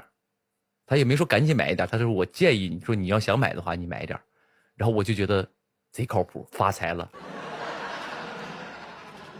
就跟我说，也不是说内部消息嘛，他就不算内部消息，他就类似像内部消息，然后那个啥，就是类似这种的，就是说就是很看好。那我当时我就觉得他很专业，很靠谱嘛，我哐哐就买了，买完之后3天从76块钱跌到35，直接一半没了。我真是经历经历这一回啊，再也不买了。没有，我还没有直接退出，我还不死心呢。我不死心呢，我又投了一部分进去买别的，比如说买什么茅台啊这种的，买比较靠谱的这种股票嘛。啊，买茅台啊，还有当时有个什么叫什么酒鬼酒，买这个买，哐哐的会又一顿赔。我从那次之后，后来就是赔了好多，其实本金的一半都没了。然后我就想说，那我自己不要了，别买了，别炒股了，没有这个脑子，也没有这个那个财运，算了吧。哐哐就是这凡是以后谁叫我说股票啥的告我什么内部消息，我不会再买了。我就是一个踏踏实实靠本事靠工作来赚钱的人，别想这些外财的东西了。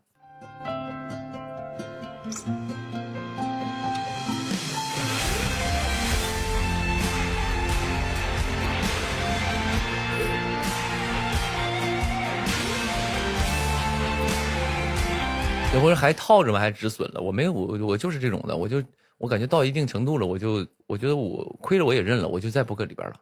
因为我放在那儿，比如我一直套在那儿，我会一直想着这件事儿的，我会一直想着这件事儿的，就是我觉得它会让我影响我，因为我只要里边有，我没事就打开那个 APP 要看，没事就打开看，我不行了，我受不了，我就去你的吧，我就全拿出来了，我就赔就赔吧，我是这种人。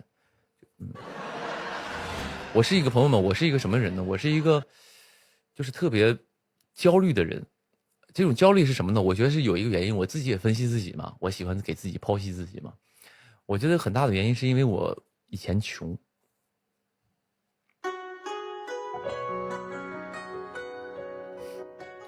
我最大的原因是我觉得最大原因是我以前小时候穷，也不算穷，也不是说穷，就是很穷。我过我特别穷的日子。我跟大家，我也不需要跟大家卖惨啥的，因为不存在了，因为现在我好过了吧，现在好了嘛。但是我以前特别穷啊，特别就是你就是我从来是没有存款的人。我一个月，你想想我在酒吧唱歌，当时酒吧我已经20多岁大小伙了，一个月酒吧唱歌800多块钱工资，800多块钱工资，然后我白天还得再打一份工。我晚上酒吧上班，白天在那个服装店给人卖衣服。那个时候服装店卖衣服一个月能挣2000多，加上晚上800多块钱的那个工资，两个加起来一个月收入在3000块钱左右。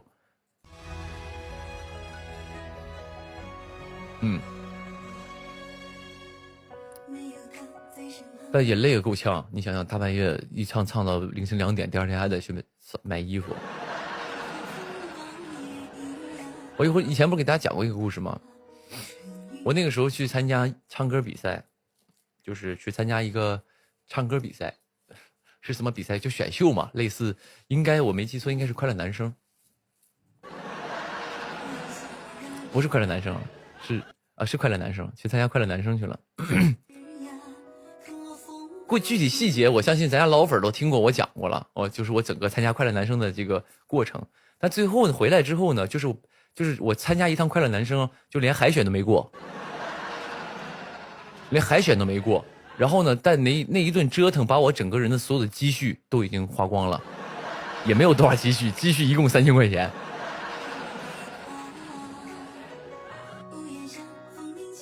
然后当时回来那个月，我兜里真的是什么叫1分钱都没有，你们体会过吗？你们有几个人体会过兜里1分钱都没有？我相信就是除了年龄偏大一点，现在年轻人很少会体验到兜里1分钱没有的时候。你就1分钱都没有，然后回来去以前那个工作地方去工作，人又不要你了，你看宁哥以前被人嫌弃成啥样，我去给人当服务员都不要我，人不要我了，然后说那个你都离职这么久了，因为他也不缺人，他也正好找个机会把我裁了啊，然后我回去人不要我就后来找了个卖衣服的一个工作。在人服装店给人卖衣服，然后到了中午我都下楼吃饭嘛。那件事我永远记得啊，就是那个窘迫感我永远都记得，所以时刻也督促着我不要飘，不要忘本的一个原因，就是这个不是卖惨啊，这个就是当时一个状态，就是没钱，都是1分钱没有。然后呢，中午人家都是那种换班下去吃饭，啊，吃饭时间是20分钟到1个小时，半个小时。然后呢，我当时就是他们去吃嘛，我说你们先吃吧，啊，我还寻思我新来的嘛，让人这个老员工先去吃，啊，那个时候就想到这一层了，让人先吃，吃完之后他们说，那个小宁你去吃吧，我说好，我下楼了，下楼去正常就去隔壁吃个什么麻辣烫啊，什么这种什么酸辣粉啊，就这种中午吃饭嘛，然后我下去兜里1分钱都没有，吃啥？然后在外边台阶上坐着啊，坐着看着来来往往的人走来走去，然后看看那啥还有手机还是有的，只是没钱而已，然后看看手机，到点儿到20分钟了，我上去吧，我就上去我就回来说啊，吃完了啊，那个干活吧，就干活。但是那1个月是这么度过的，那就只有那个月，因为1个月干完之后就开工资了嘛，我就有钱吃饭了嘛。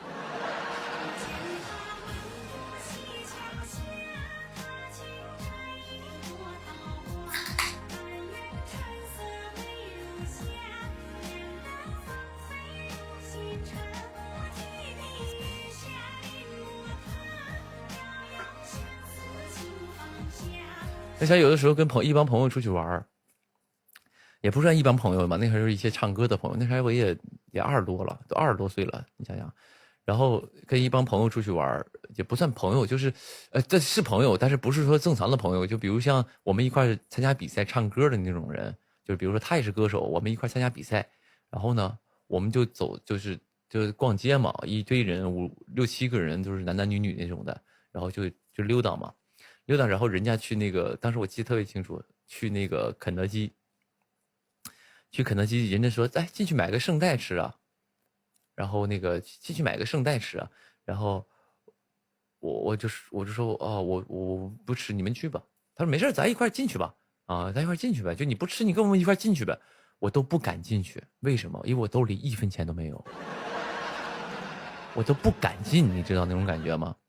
就是我又怕人瞧不起我，觉得你怎么这么大小伙，20多岁，兜里分儿，就我们就东北话叫分儿逼没有。然后就是我都不敢进去，你知道吗？我表面上说我没事儿，那个什么，你们进去吧，你们进去吃吧，啊。然后当时那个我还记得特别清楚，当时那个肯德基甜筒卖2块5嘛，我连2块5都没有。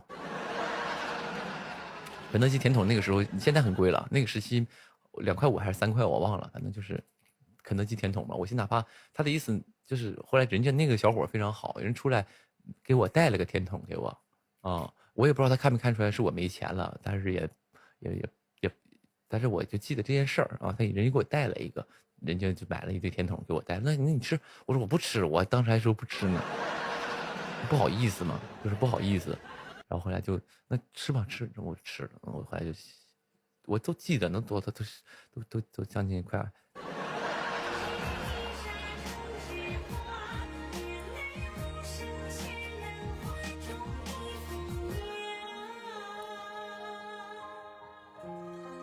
那时候也从来不开口跟家里要钱啊，就是靠自己。然后还就是你知道吗？就是这种都无所谓。就这种都无所谓，就比如说你吃点苦没饭吃，没钱吃饭，什么都无所谓。但你奈何我当时还有一个梦想，我还有唱歌的梦想，你这是让你最纠结的。你说，比如说你说我没钱，行，我找个公司打螺丝，我说找个机件厂，我给人弄手表啥的，也能挣钱，也能生活。但奈何我有音乐梦想，这个就有点难受了，你知道吗？嗯。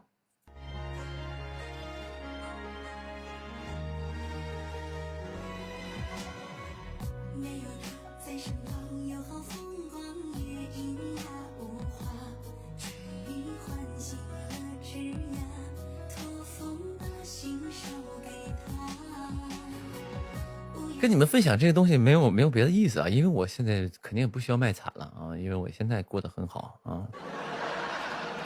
只是说我往往我觉得有的时候我就是会想到这些经历，让我更加珍惜当下，珍惜我所做的一切，这是第一点。第二呢，可能也是因为我以前从小到大就是这个状态，让我有一种对金钱的焦虑感。就这种金钱的焦虑感是什么呢？不是说我很喜欢钱或者我唯利是图这样的，我真的不是。你们也知道这个，我不用去解释。因为我如果真想赚钱的话，我接音乐节，我出道接商演，我就赚好多钱。哪怕我当时刚从一个，就是因为我中期的时候见过一些钱，我中期就是没有出道之前我见过钱啊，那个时候做直播也挺赚钱的。所以就是我对钱还好，但是我对钱的焦虑感是什么呢？就是我不能欠钱。我是这么一个人啊，我是不能欠钱的一个人。就比如刚才有朋友说炒股这个钱一直放在那儿，我就觉得我宁愿不要了，我都全取出来，我也不会让自己一直焦虑于金钱的东西。这是第一。第二，我从来不用信用卡的，我这人是不用信用卡的。啊，我从来不会预支自己的收入，预支自己的金钱。我长这么大，你想我30多了，我没用过信用卡，我是这样的，因为我特别怕欠钱的那种感觉，哪怕我知道一定能还得上，我也不用。包括贷款这件事儿，贷款买房，很多人说宁儿你可以买房，我说太贵了，你贷款吗？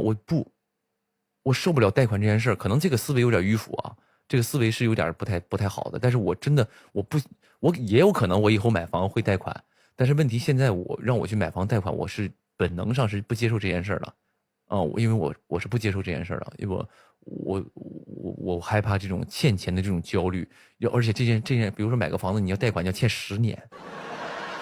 甚至20年，20年你在欠着别人的钱过日子，我受不了那种东西。我哪怕我没钱，我就不买。我是这样的，没人规定说这个不买房子犯法，对吧？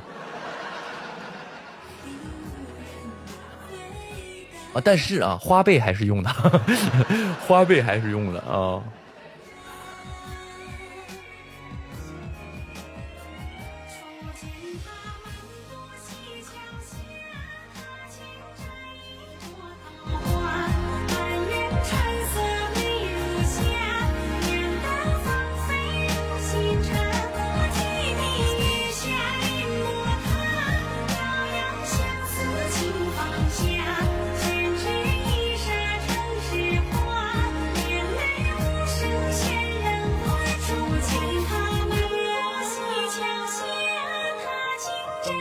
我操，老大放一首《努力的人》升华一下。看看这些努力的人们啊，奔走在无数春秋冬夏，还坚守着那份倔强，跌跌撞撞去寻找不远处主宰的时光。看看这些努力的人们啊，留下那一笔满是潇洒，心别害怕风吹雨打，那有我有你也有他。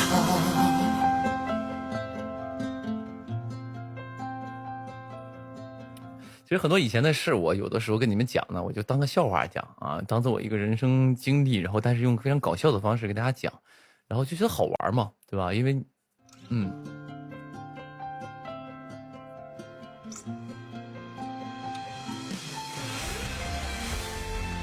还有一些朋友问我，就是因为是这样的啊，就是为什么总讲这些，包括有一些总会去说一些负面的评论，一些负面的评论，包括一些什么黑粉说我的点。有朋友就劝我说：“宁哥，你别太在意说黑粉黑你。我跟你说，我能说出来就是我不在意的。我为什么说？我告诉各位，就是我其实有的时候所有的黑粉说的一些话，我虽然在直播间跟他们有的时候去怼这些话，我告诉你，在我心里他们就是我直播的素材，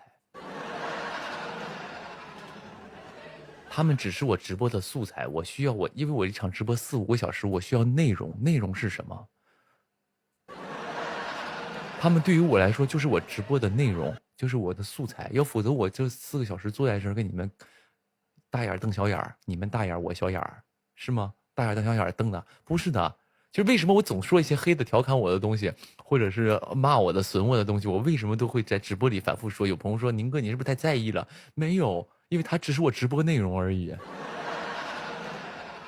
因为我从前没有什么稿说今天直播我要干嘛，我要哪个环节，没有。我要靠我自己脑袋想，我想到这个东西，我就在直播就讲了，就是很好玩的一件事儿。对于我来说，它对于我来说就是个直播素材啊。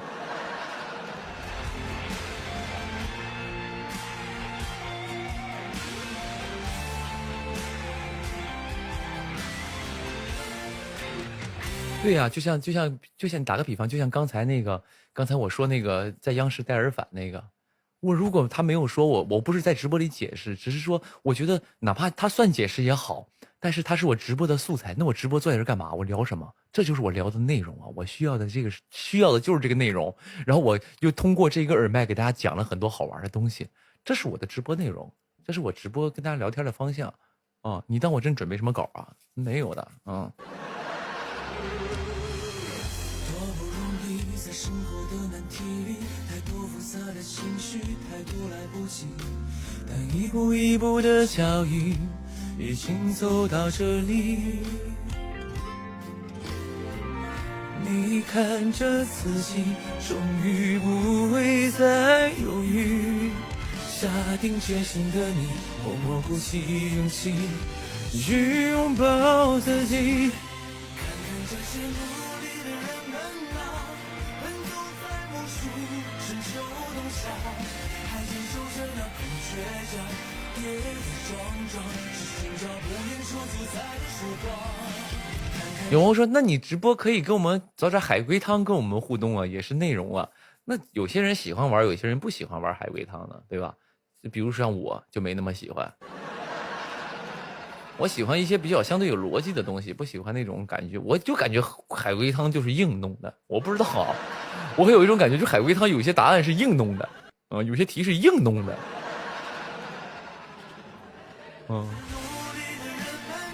海龟汤是什么？就是比一个游戏，一个游戏，就是你看过开推，你就应该知道什么叫海龟汤。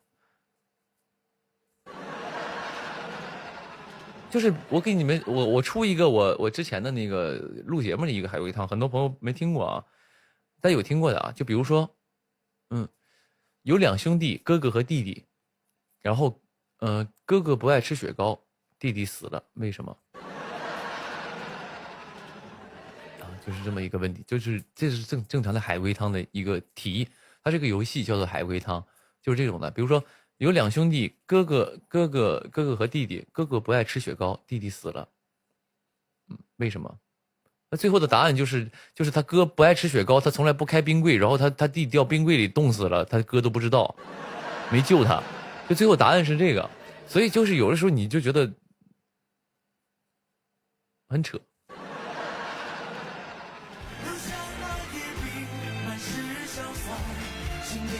答案就是这个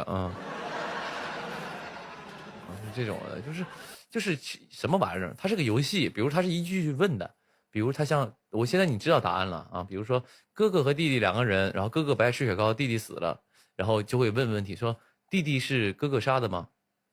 不是。那弟弟是冻死的吗？是。弟弟就是会问这种问题嘛 ，yes or no 嘛，然后就是那个去。也不是冷笑话，它是 yes or no。你通过一个问题的询问，散发你的思维，然后去那个什么，去把最终答案那个问出来。就是它是一个就是开放脑洞的一个游戏，但是不是很多人喜欢，我就不太喜欢。但有人是喜欢的啊，咱不能用一棒子说这游戏什么破游戏，不是，还有是一帮人喜欢的。你不喜欢刘宇宁，不代表别人不喜欢。有些人也觉得刘宇宁不好呢，但是你也喜欢，是不是？你得尊重每个人的喜欢啊。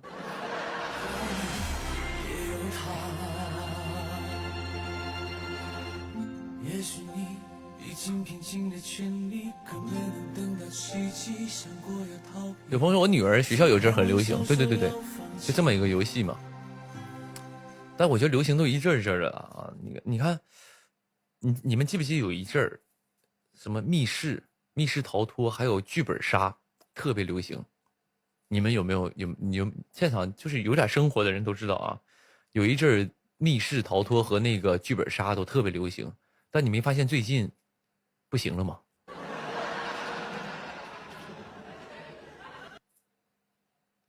是吧？最近好像不太行了，好像去年开始就不太行了，前年好像玩的人还挺多的，玩剧本杀啥的那种的。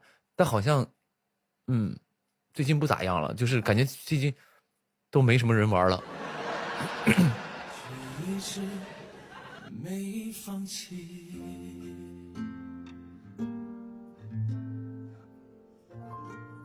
有啊，但是就热乎一阵是。最近有什么好玩的游戏？我不知道是什么游戏，我最近没有什么玩的。现在不喜欢了密室，密室其实还挺好的。我密室我主要是没有时间玩，我还没到不喜欢的那个份儿上。然后我就特别我每次去密室我就有点跳戏呀、为什么去密室？因为密室里都有 NPC， 你知道吗？对吧？我不知道你在场有玩过密室逃脱的朋友，你在公屏上打一个6，我看看有多少人玩过密室逃脱。如果人多的话我再讲。你不知道我在说什么？玩过密室逃脱是吧？那不少，其实不少人玩过，基本都玩过是吧？就是密室逃脱有一个点，就一个点是什么呢？我也不知道啊，我也不知道是什么。就是我进去总想跟人对话，我感觉我进去之后突然就产生了一个机制反应。比如这个人，你会发现突然有一个，就不是突然有一个，你会发现所有密室的 NPC 说话方式都是一样的，他全是那种话剧式的。通常进去的时候就是比如说他是一个他说话都是这种的，哈哈哈哈哈，你们终于来了，告诉我，你们来了想要拿到什么？全是这种表演式，全是这种表演式。我让你们住口，都给我站好了，别动！我想跟他对词儿，你懂吗？我一听这种机制，我就被启动，我想跟他对词儿。我就想问了，请问这是哪里？你告诉我，我们接下来要找什么东西啊？哈哈，你们这些愚蠢的人，今天来到这儿，你们谁也别想出去，全都是这种的。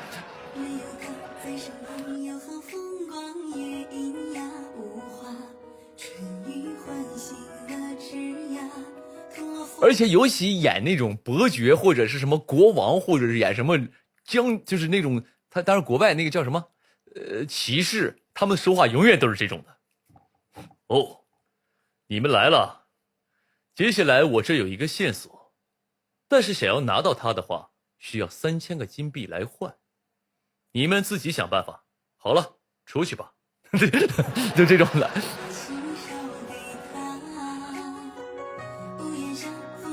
然后跟开推像吗？开推还真不是，开推没这么的形式化，开推就稍微会生活一点啊。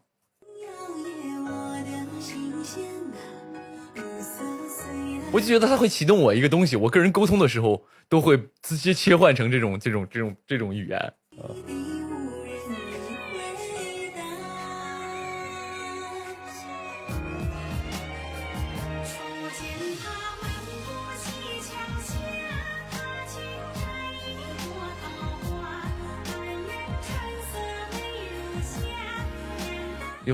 有朋，但是确实是这种的，是好玩的啊，这种是让你更有投入感的。我觉得，如果他真的跟你像唠家常这样似的，那就不太行，你估计也受不太了啊。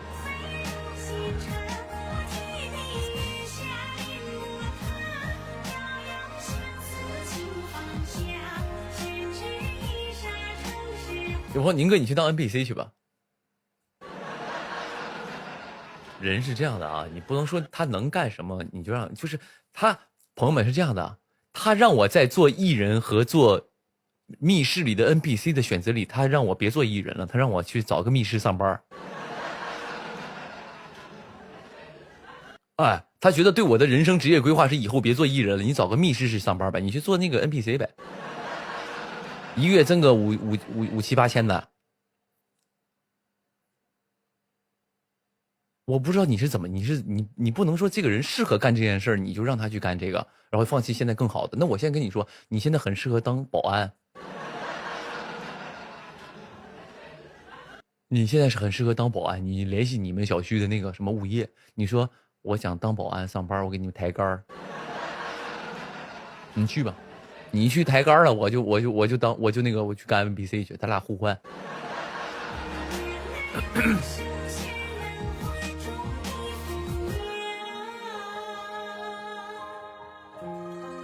有朋友少走40年弯路，是有很多人说老了去找个小区当保安去，你现在年轻的时候20岁就去，你提前就干了这份行业，你有可能在60岁的时候混成保安队长，你就少走40年弯路。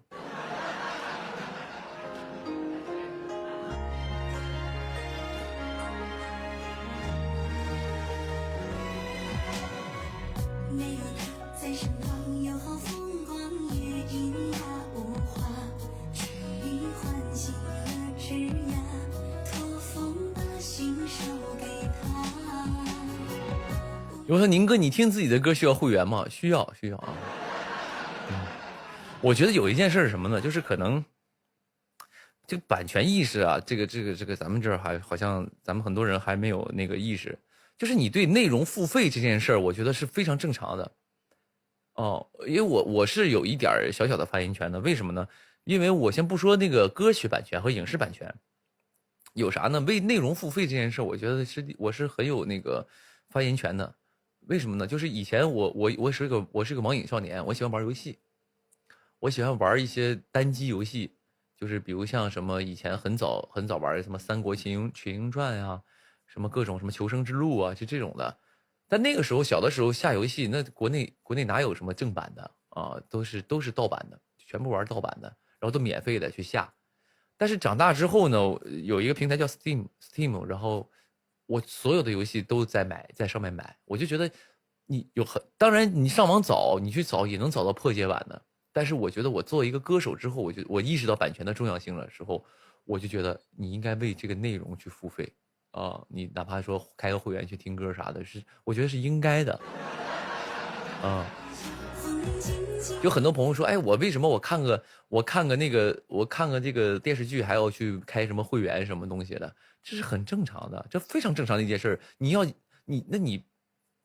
如果大家都没有版权意识的时候，你这个东西会越来越差，一件事会越来越差。如果所有人都在买盗版的，比如说像那个什么像游戏，所有人都在买盗版，都在破解，都在玩盗版，那个游戏公司它不赚钱，它就倒闭了呀。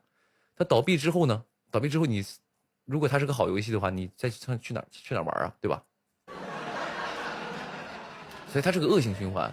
比如说你现在所有的歌，打个比方，你拍一部戏都去那个盗版网站上去看，那这个整个公司，这个影视公司亏了啊，整个影视公司亏了，他以后再也不做了呀，他倒闭了，公司倒闭了，他做啥呀？所以它是个恶性循环啊，所以一定要为这种正版的东西，为版权啊，为这种，虽然我说的有点就是没那么的准确啊，但是我就是那个意思，你们是能听懂的啊。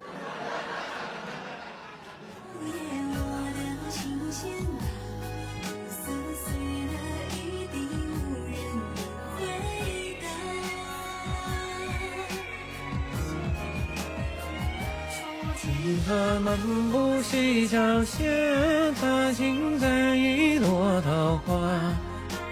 对，所以像电影一样，你电影行业想要蓬勃发展，你一定要什么呢？你一定要去支持电影啊！你要走到电影院去看呐。他总说有些这个电影难看，那个电影难看，那你得这个行业整个它是一个健康的状态啊，对吧？健康的状态才能淘汰劣的嘛，就是不好的东西嘛。那比如说那个这个整个行业的这个状态都不太好，你需要人出好东西，那也很难，对吧？你比如说你去电影院看电影这件事，我觉得就是对中国电影的一个支持，多去看看啊。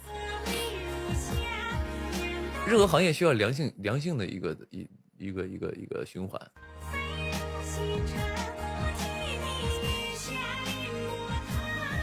但是现在这个我不知道，我就觉得有些风气特别不好啊，有些风气特别不好。就是我特别讨厌一件事啊，就是当然这些所谓的 UP 主也好，所谓这些营销号也好，他要靠这个来博流量，他所有的东西啊，你会发现出任何东西，他都是一个批判的角度去做一些视频，然后发一些言论，我觉得这个行为特别不好。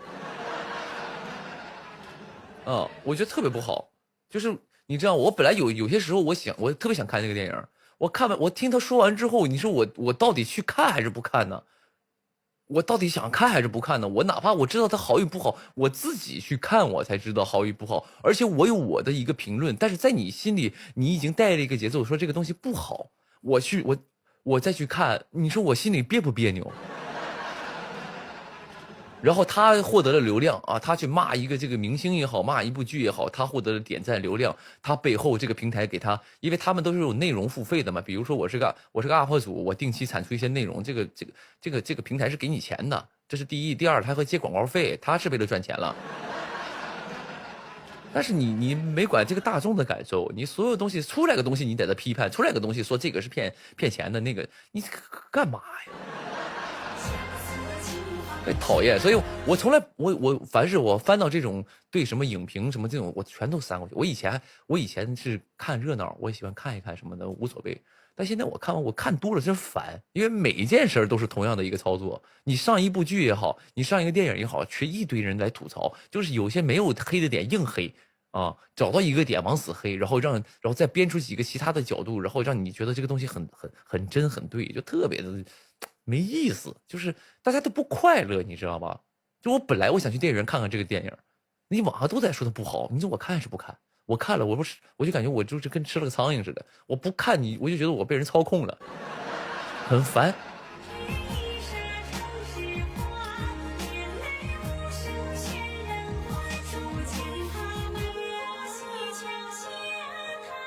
当然跟我没关系啊，因为我过年没有我的电影上档啊，也没有我的电影在演啊。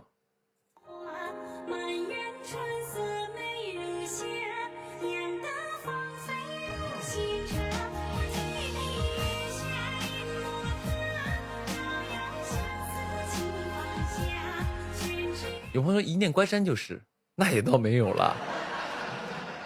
一念关山啊，我跟你说，就是咱不是说结束了我来邀功啊，一念关山，这是我凭我一己之力扛下了所有负面信息啊。咱别说啊，我跟你说，一念关山的观众朋友们，我邀这么一个小小的功劳，你们别挑我理。一念关山的口碑完全所有的负面是靠我一个人揽下来的。就我确实这个功劳你不能给我忘了哈，观众朋友们。凡是啥剧上映都会有人吐槽，有人去骂，但是一念关山整部剧80%的负面被我一个人扛下来了。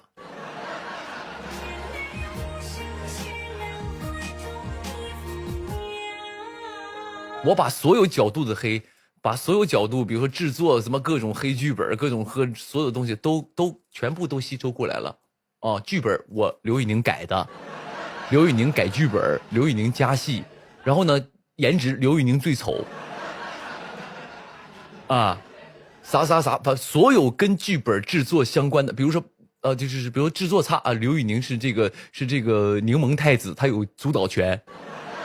所有的负面就是一部剧都会讨论嘛，比如说灯光置景怎么样啊，然后这个剧本怎么样啊，演员妆容怎么样啊，然后那个就是都会有讨论的点嘛，但所有的点都聚集在3个字刘宇宁身上。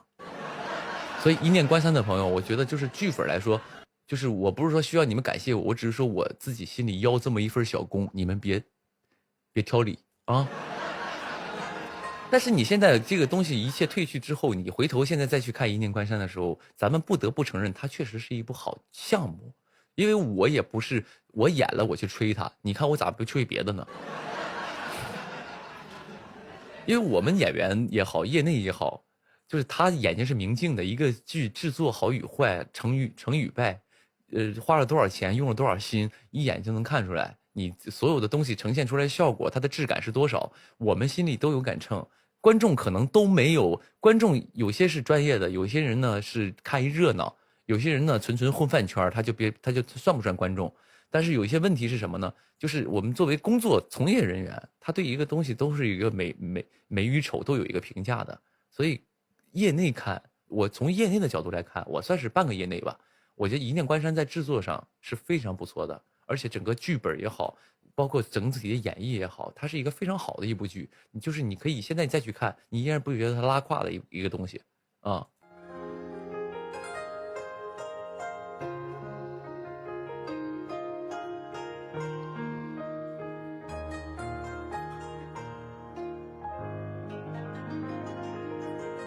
人物都立得住，人物都立得非常好啊。就是每一个出现的人物都是有始有终，而且他都会提到一个人，你就知道他的样子是什么样。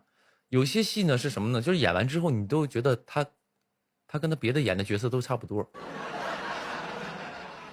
这就是人物塑造的问题啊，他剧本人物塑造的层面，你没有给他塑造丰满，他其实是很，就是你知道吧？你就觉得他和别的很像，你知道吧？就是他跟他以往这个演员以往演的角色都很像，像这种点就是比较的，就说明他这个人物塑造上没有特点。但是你看你看《一念关山》所有的人物，你想到每一个人，你只要看过那部剧，你想到每一个人，他的个性和形象是非常分明的，他是非常分明的，让你一下就能想到他，而不会想差。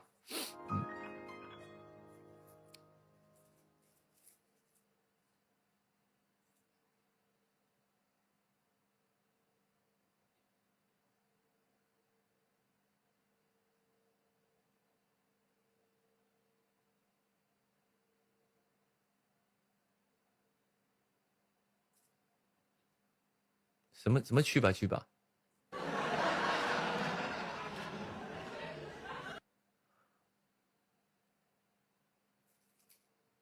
你们懂哈？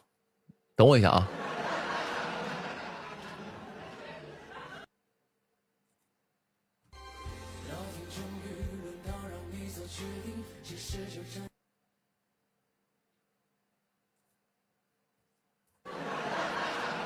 我放个 VCR， 朋友们啊，你们等我一下。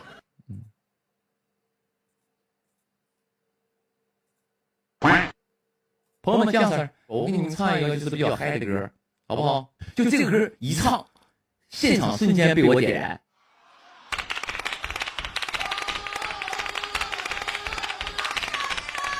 赶紧奔走相告一下，刘宇宁开直播了，鸭鹅啊就点上了。最近这一块讲究就是一个离不开你的生活，点点滴滴，时时刻刻，每天都会看到我，无法注视我的脸，元气举开大一点，长那个走了快点，唱2个点，聊3个点。我不相信你一顿饭能吃4个点。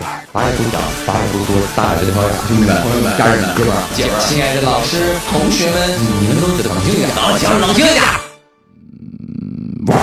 这个人可能是个病态，做的事很奇怪。我去你的什么玩意儿！来，把价格先凹出来，帮你点一份外卖。我网速比你快。我的粉丝特别可爱，希望你演一个乞丐，哪怕告诉你1+1等于2，你都太厉害了，你就是个天才，别人无法替代。有朋友说怎么又在直播？哎，现在网络这么发达了，你现在知识还这么匮乏吗？你要不想学，你不想学，你出去。你没听过这句话吗？那我是能卷死我身边的人，我就卷死他。哈哈哈哈哈哈！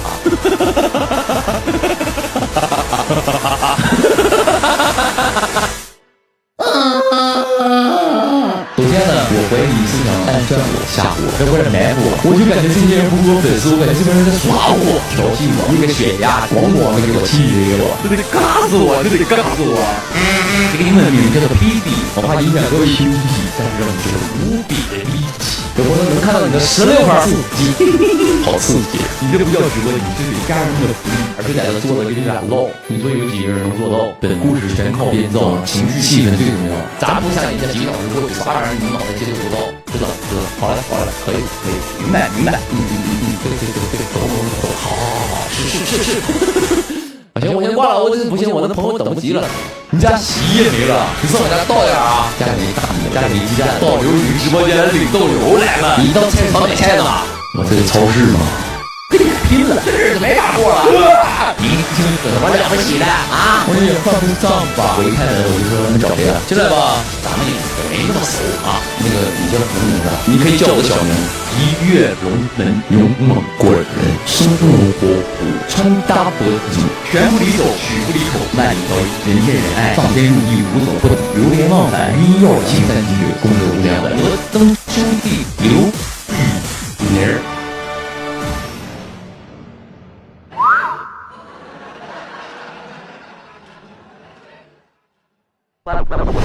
一键3连，关注我的微博，我叫摩登兄弟刘宇宁。这一看就是新朋友，这是没看到我以前的直播。我以前玩的比这个嗨，这在哪到哪？从前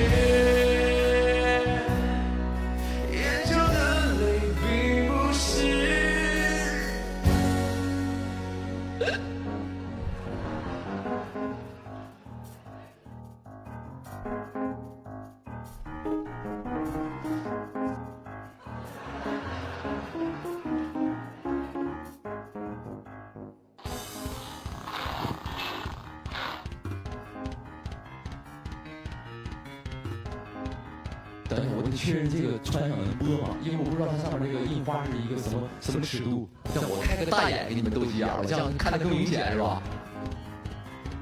刘宇宁斗鸡眼来啊！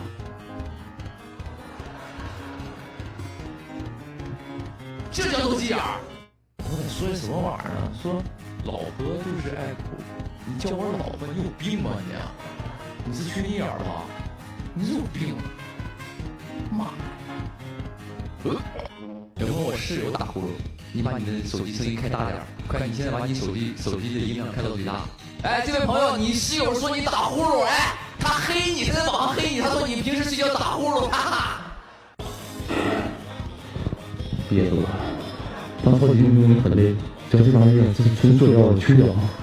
我先去看看隔壁怎么回事，等我啊。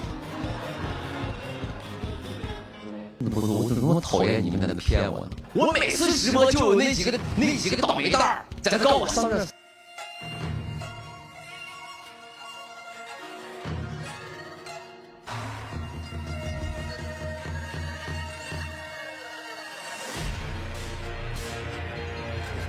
真看你的新朋友，这就是你看到我以前的直播，我以前玩的比这个嗨，这是哪个码？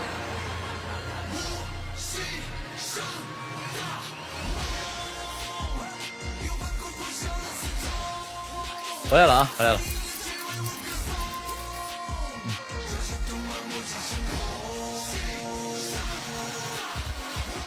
有没有看看呆米啊？呆米没在家，哦，送出去寄养去了。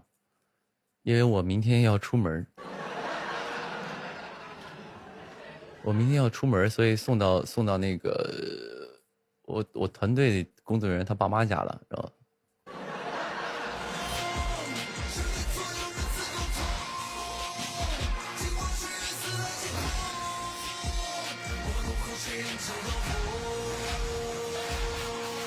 要去哪呀？去哪里？关你什么事儿？哦，我出门。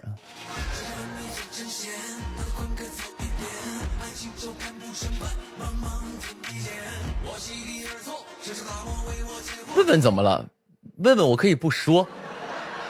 你这个记者非常的就是不识趣啊，打探私人这个隐私。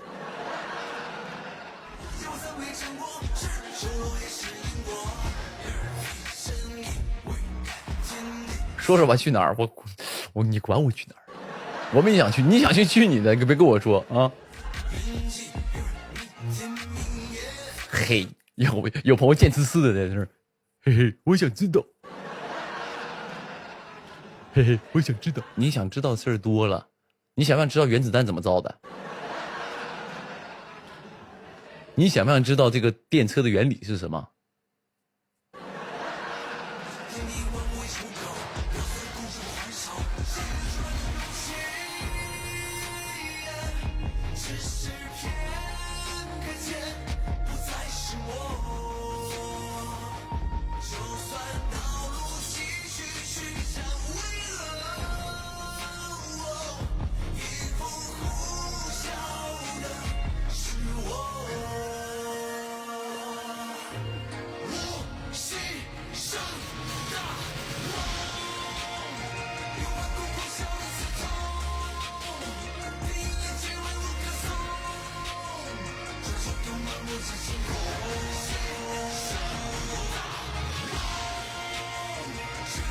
有朋友不想知道其他的，只想对你感兴趣，那你就多看看我直播啊，看看我平时的采访啥的，或者是影视剧，或者是歌曲啥的都可以啊。但是我的私人行程呢，就不要去打探了啊。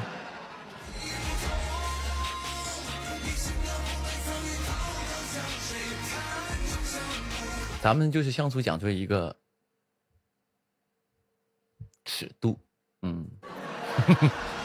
有朋友周可宇找你直播，周可宇在直播是吗？我不知道，刚刚我看有朋友刷他在直播，那挺好的。连麦我不太行，因为不是说不跟他连，因为我电脑直播的，我电脑直播连麦就是特别麻烦啊，因为他这个微博直播，它毕竟它不是一个软件，它不像就是那个直播，它是个直播软件那种的，我这个不是软件，它就是一个直播的后台的一个东西啊，一个后台的一个东西，所以对，就是连不了，没事儿，回头反正我们到时候看有机会，他要是爱直播的话，我们一块玩一玩啊。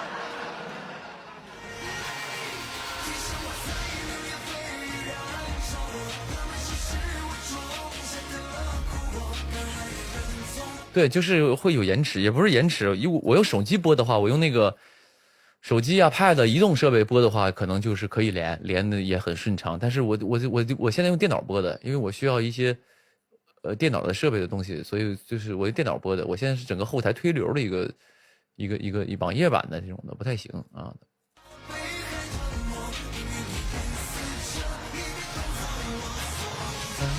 夜色却原谅我，风雨的磐石也能够挣脱。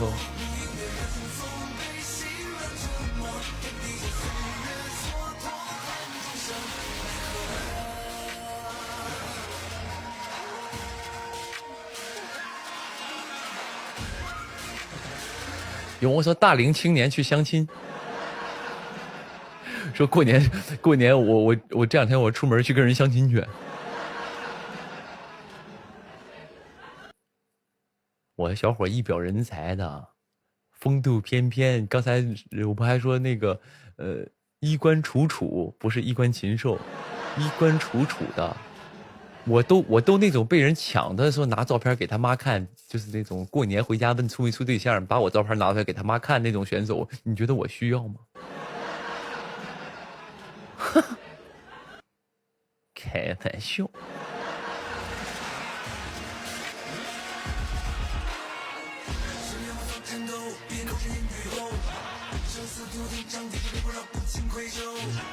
有朋友说是不是又有搓澡的活了？上门给人搓澡，搓一回30万是吗？上门给人搓澡拔罐的啊？没有，过年休息不工作了啊，过完年再说，嗯。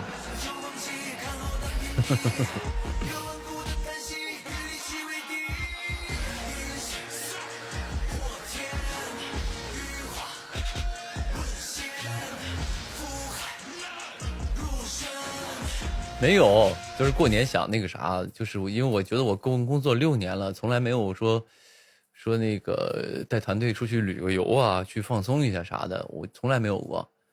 你们想一下，我工作6年了，出道6年，我突然觉得，因为总碰下艺人说，哎，这个上哪玩，那个去哪玩的，我好像从来脑袋里没有说出去玩的一个脑袋啊，所以我想说，是不是出去找个地方去玩一玩，然后就觉得。我不知道我会不会就会爱上旅游这件事儿，因为我是不太喜欢旅游的，所以想说，那要不要就是趁着过年，正好这一阵儿那个年前比较忙碌嘛，年前有点忙屁了，然后说过年带团队出去放松一下啊，就旅个游啥的，玩2天，就是不想工作的事儿，我可能就是找个地方安安静静的看看剧本啥的，就是这样的啊。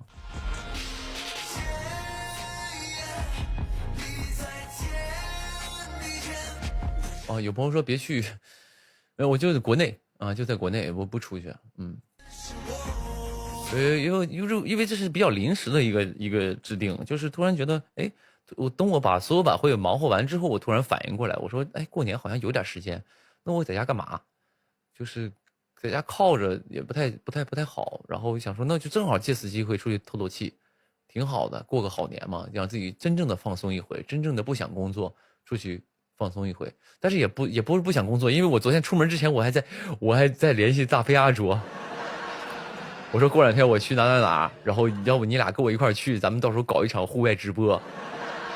你看我都到今天我还在想那个，所以我可能哪怕出去玩我也会找一天直播的，我是这么想的啊，所以我这些电脑直播设备我都会带着啊，我都会带着，到时候你们就知道我去哪儿了，我当时是这么想的。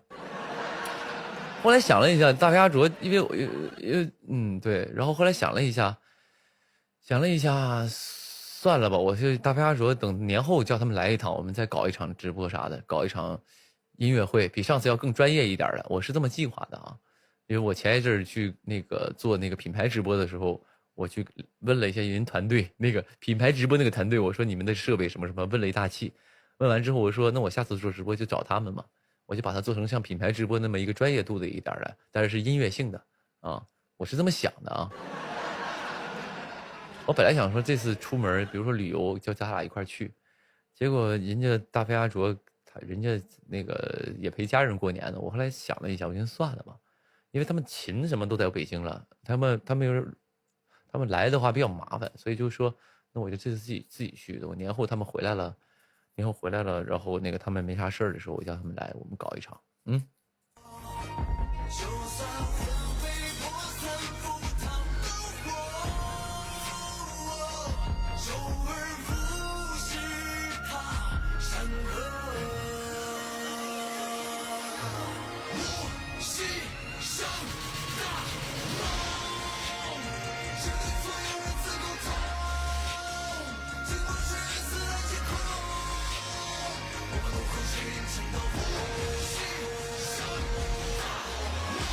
有朋友说用手机直播，我用手机直播，我受不了那种不沾，可能对我对我的行业就不是行业，对我的这个工作的要求啊，就哪怕我直播，我不希望它是一个草草的一件事儿，我希望它都是，打个比方，你看有这种直播间呢，然后你听到声音会非常清晰啊，这是第一点。第二，画面非常舒适啊，然后有一些音乐什么伴奏什么之类的，让这个氛围非常好，而不是一坐在那儿就一绷着。别人可以那样，但是我就不太想那样，因为我觉得那不是我要的一个氛围。我觉得，我希望更专业一下，对，有朋友说我们不差那点直播，你好好玩。我倒是也不是了，对我来说也不是说直播是工作了，就觉得第一是我出去旅游，在那直个播，我就其实有一点显摆。其实它其实是个惊喜的，没想到你们今天一直在问，我就说了。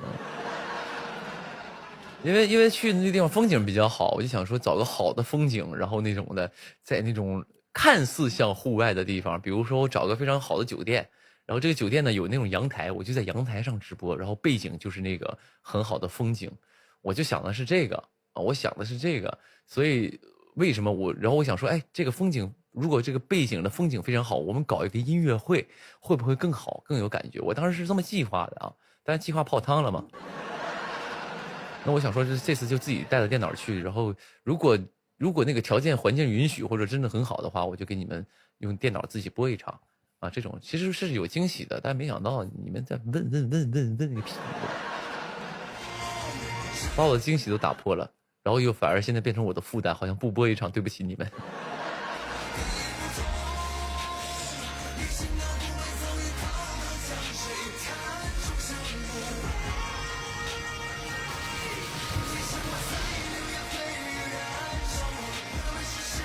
有朋友假装没听到啊，假装没听到啊。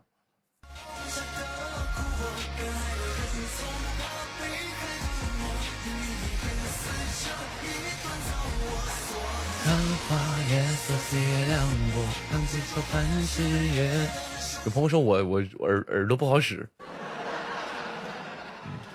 行吧，刚才卡了，好的，卡了，你们都没听到是吧？卡了10分钟，你们都不走啊。真不错。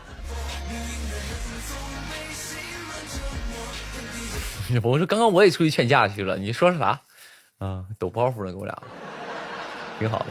其实有的时候大家觉得，哎，刘宇宁你直播很有意思。其实我的很多想法和点都是来自公屏的，因为很多粉丝说的，就咱家这些观众朋友们说的话题都很有意思，所以有的时候我就把话接过来了，我就跟他进行一个互动，就会显得这个直播还蛮有意思的。有朋友说：“宁哥，我困了，你啥时候下播？我再播一会儿。你困，你先睡吧，对吧？你困了先睡吧，然后你回头看回放就好了。来个闪光灯，网上真的有卖那个，就是黑衣人那个，你知道吧？就你们看过那个电影吧？就黑衣人，就是打外星怪兽那个电影，它有个那个灯一拔，咔一闪，就把你的记忆消除了。它有3个表，网上有卖的，那个我看了，网上卖还挺贵的呢。那个道具啊。”那天我刷到了那个东西，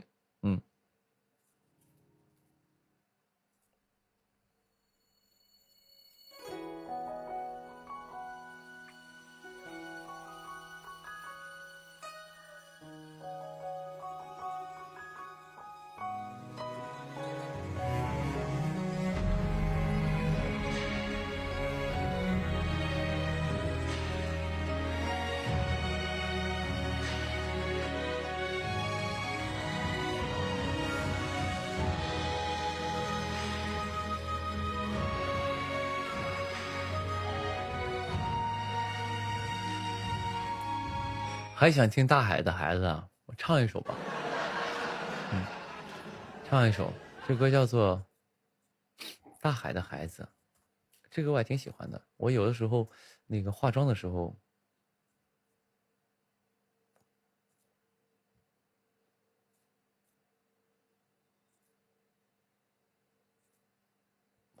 我还会听一听这歌呢。一会儿再聊，我先唱首歌，咱们先陶冶一下这个，也不是情操了，陶冶一下自己的这个艺术细菌。浮生若春，百度尘世悲欢。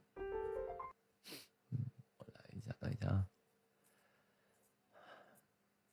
哎，有人吗？救命啊！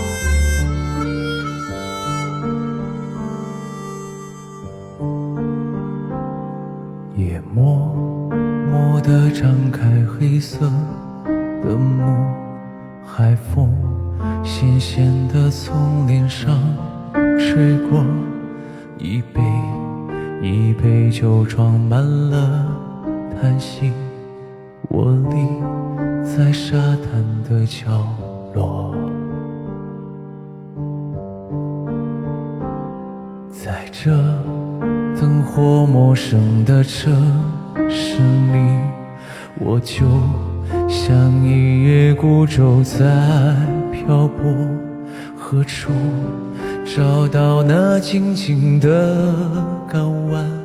何时能见那温暖的渔火？海浪卷走那女孩的忧伤，我真的难忘那首醉人情歌。海浪涌来，妈妈的爱抚，融化那些孤注离魂的失落。涛声阵阵拍醒我的迷梦，淹没了青涩的每一滴泪光，让海风吹散我所有的惆怅。可那日出就是方向。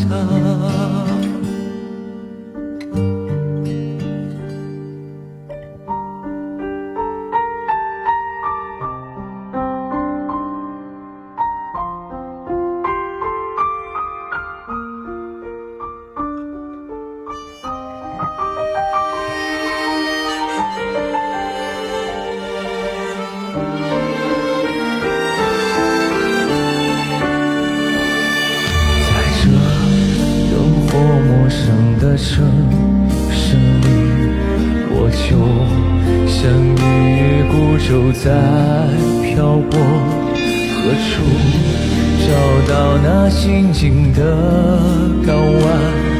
何时能见那温暖的渔火？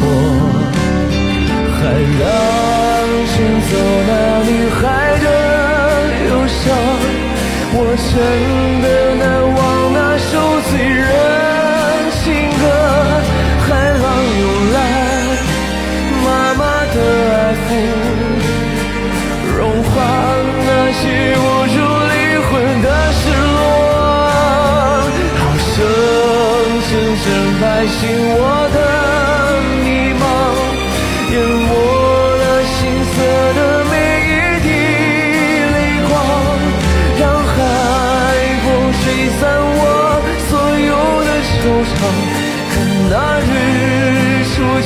是方向。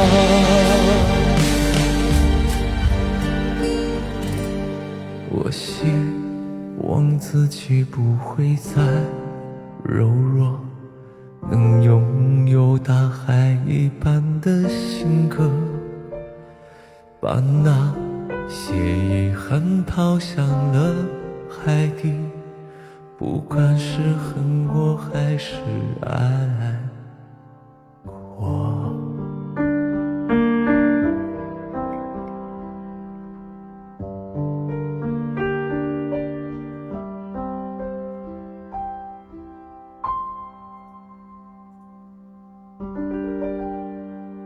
谢谢。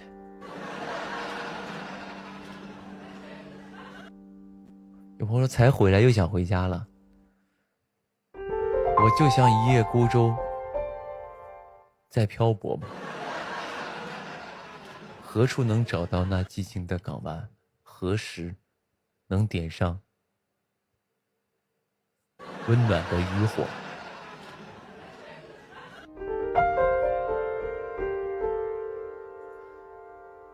有朋友说老大，我弟说你像这个外星人，我长得像外星人啊？是啊，因为总被外星人抓走嘛。所以有的时候就是耳濡目染，比如说你们宿舍有个人总说东北话，你的口音就会变成东北味儿。我总被外星人抓走，所以就有一点外星人的气质。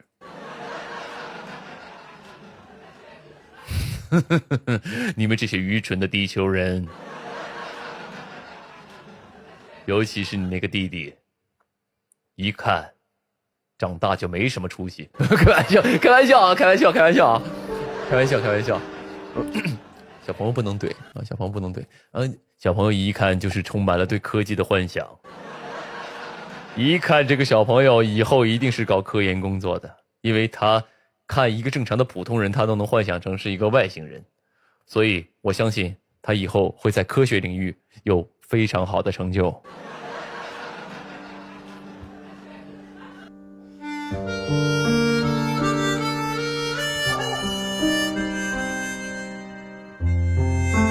我弟弟说你像奥特曼。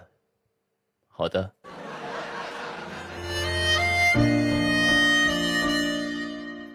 哎，我刚刚突然想起一首歌，我想唱，这歌叫《风吹麦浪》，你们听过吗？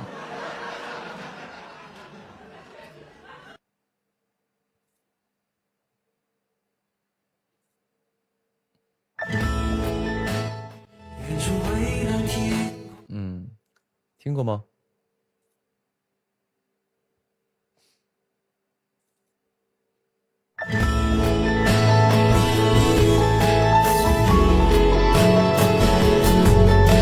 可以，就这个哈。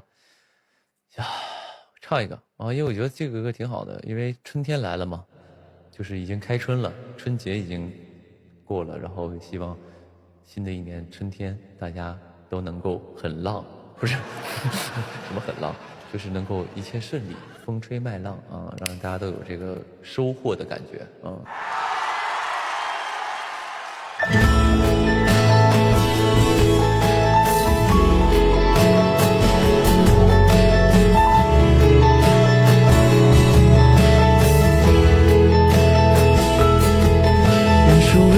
天空下涌动着金色的麦浪，就在那里曾是你和我爱过的地方，带着微飞，带着收获的味道。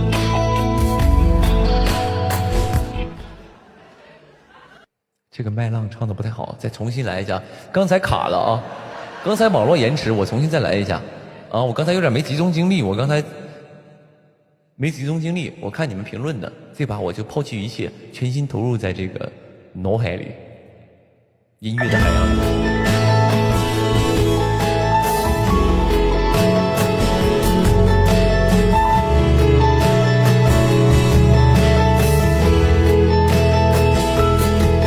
远处蔚蓝天空下涌动着金色的麦浪，就在那里曾是你和我爱过的地方，当微风带着收获的味道吹向我脸庞，相信你轻柔的话语曾打湿我眼眶。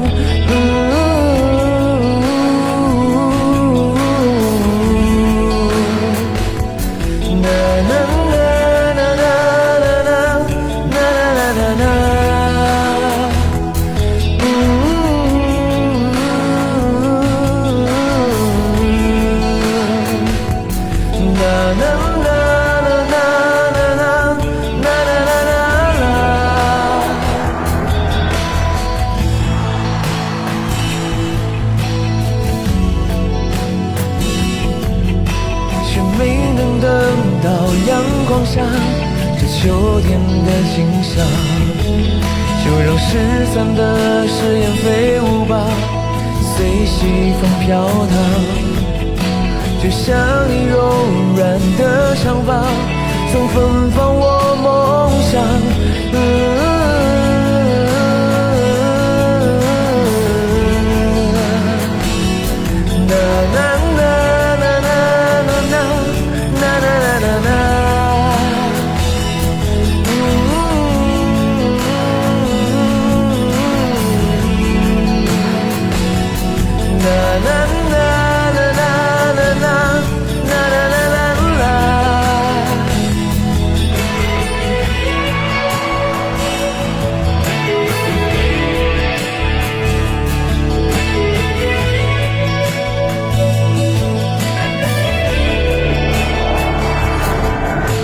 未来天空下涌动着青色的麦浪，就在那里曾是你和我爱过的地方。当微风带着收获的味道吹向我脸庞，想起你轻柔的话语曾打湿我眼眶。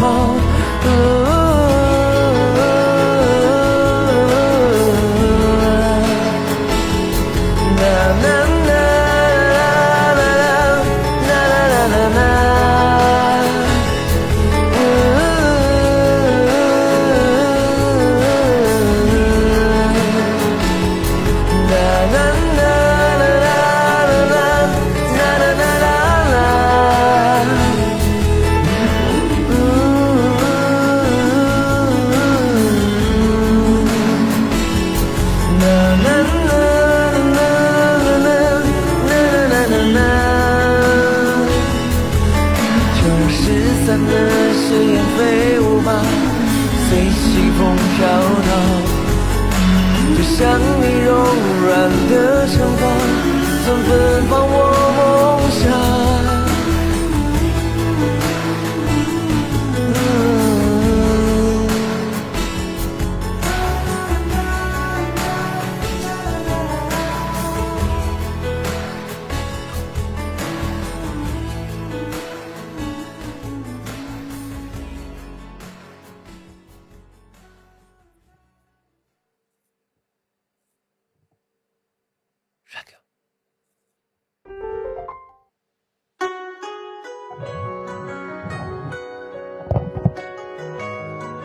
Great， 给我打了句英文 Great。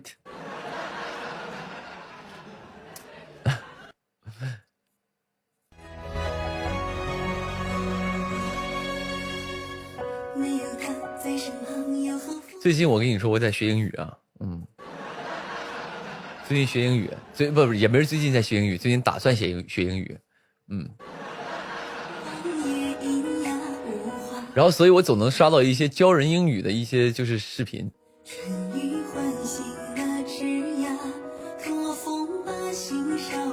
我那天刷到一个特别好玩的啊，当时我每次一想到这个，我就觉得哇，这个英文我一定会牢牢记住的啊。说什么呢？说这个过年啊，因为过年春节档嘛，大家都去这个电影院去看电影嘛，对吧？就是春节档了嘛。比如刚才朋友还说去电影院看电影啥的，然后呢，这个男的呢就去到电影院之后，拿出一根香烟，然后刚要点的时候，旁边那个工作人员过来了，然后呢他就没点着，然后他就回头问了一眼工作人员说：“哦，电影院可以吸烟吗？”然后这个电影院的员工跟他说了3个字：“吸你妈。”所以电影院的英文就是 cinema。cinema。cinema。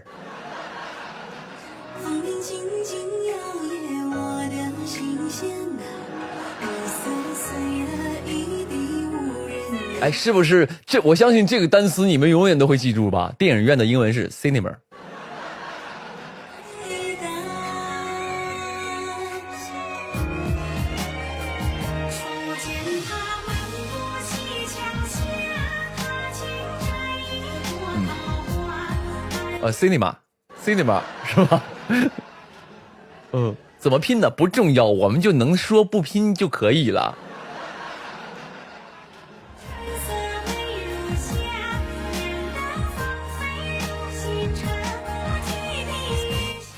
有朋友说疑似老大下载了傻瓜英文。有朋友说拼一遍，网那个公屏上不都是吗 ？CINEMA 吗 ？cinema 啊，这是人家给你拼出来了，有英文好的，有当然现场有英文老师，都给你拼出来了，记住了啊。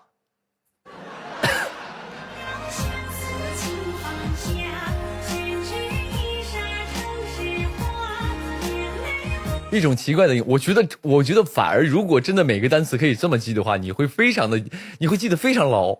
你让我记个电影院或者记个什么这种的，我记不太清楚。但是他讲了个故事之后，我每次只要看到电影院就会想到这个故事，就会想起那个工作人员说的那句话。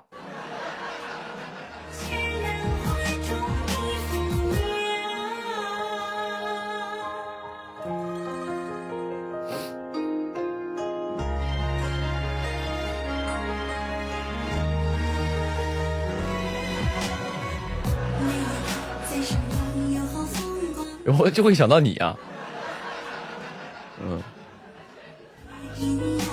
不过是个好办法啊，当然以一个开玩笑的方式跟大家分享啊。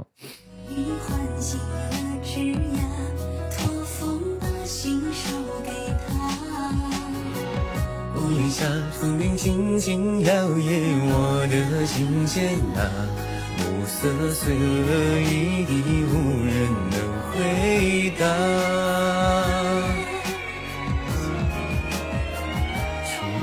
他漫步西桥下，他轻摘一朵桃花。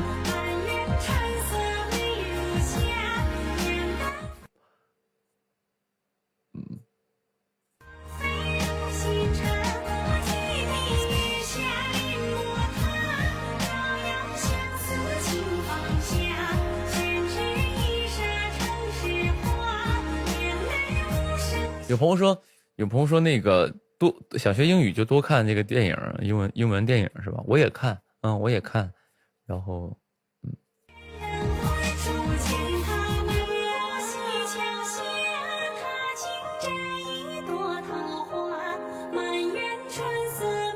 有朋友用英文直播，我没那么厉害。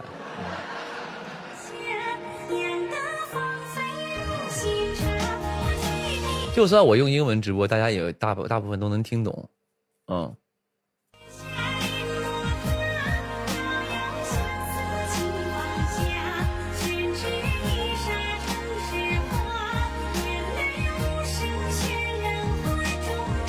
有朋友说，那个拼多多老大会在拼多多上买东西吗？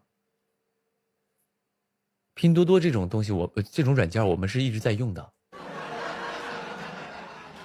啊，包括淘宝，包括这个京东，我都是一直在用的。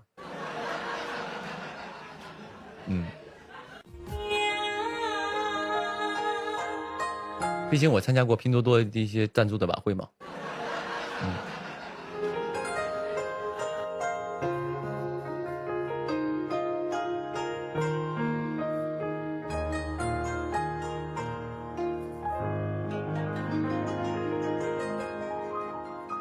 初见他，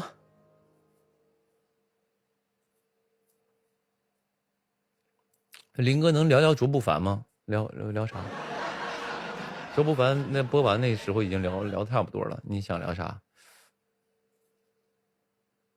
让我自己发挥是吗？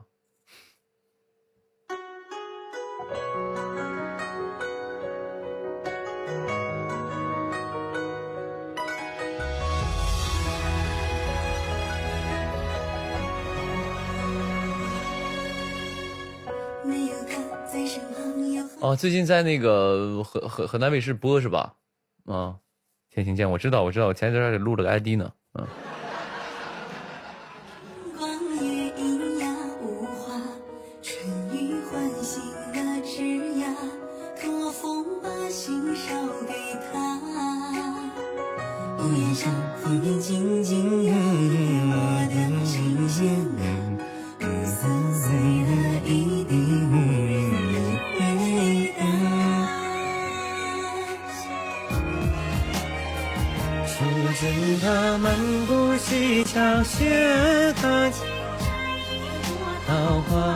有朋友说银河快递和门你给你写歌了吗？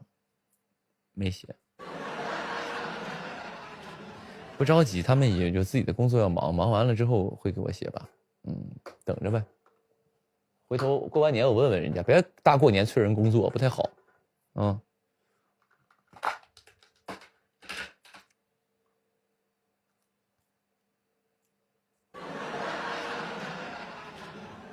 说我胖了，你们还有人说不胖不胖？你看我以前直播的时候，什么时候我找过东西吃？我刚刚本能就看到这个东西，我想吃它。我现在就这样的事儿，看到什么东西，就是我好像得了一种就是特别的厌食症，一种非常特别的厌食症。什么意思呢？就是讨厌的食物必须吃掉。我现在得了一个特别的厌食症，就是讨厌的东西必须要吃掉，讨厌的食物，厌食啊，不知道为什么，就是很想吃。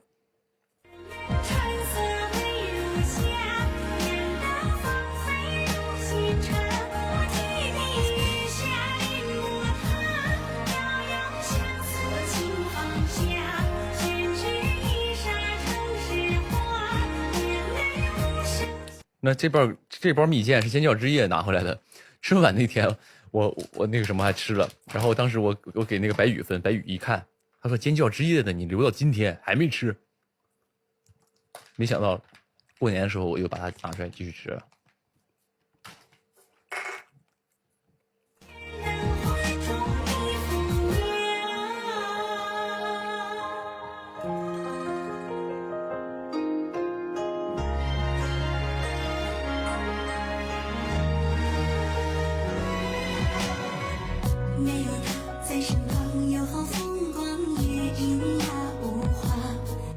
非常讨厌这个果脯，所以呢，一定要把它吃掉。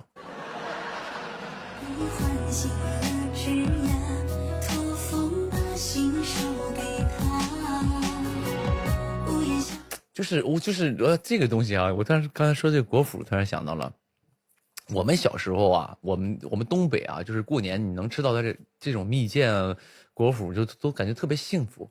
但是我们小时候呢，我们小时候都管它叫果脯。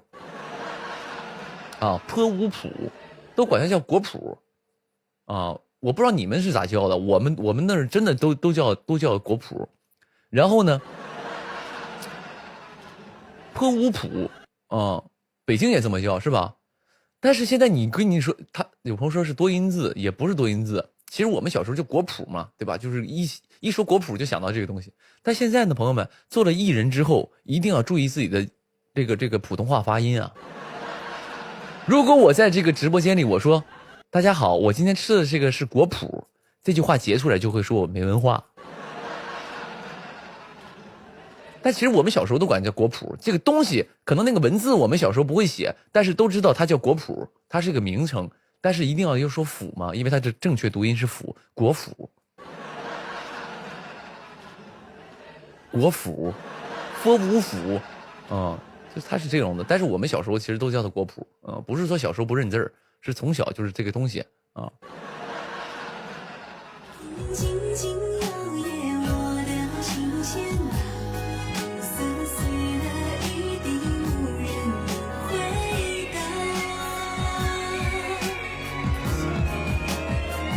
出现它漫步七桥下。对，很多地方都叫果脯啊，果脯，但是它这个正确读音是 f u 府啊，就是很不知道，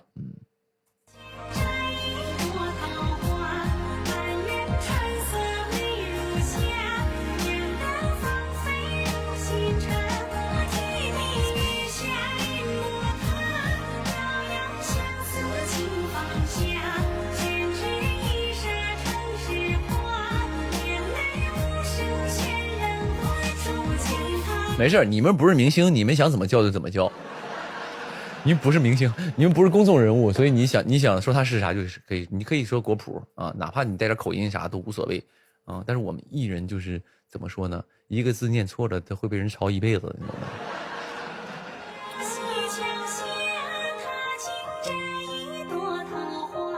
满园春色美如夏，念得芳菲如新茶。就是网上总有一些人是这样的，就吹毛求疵啊，就是这种的。就是我前两天看了一个东西啊，还跟大张伟有关的啊，因为大张伟当时合作了一个广告，应该他给那个 PS5 拍了个广告，他应该是 PS5 拍了个广告，然后呢，他在广告里拿了个手柄呢，就是他有上面有两层，哎，我这样，等一会儿我就把我手柄拿来给你们看一眼。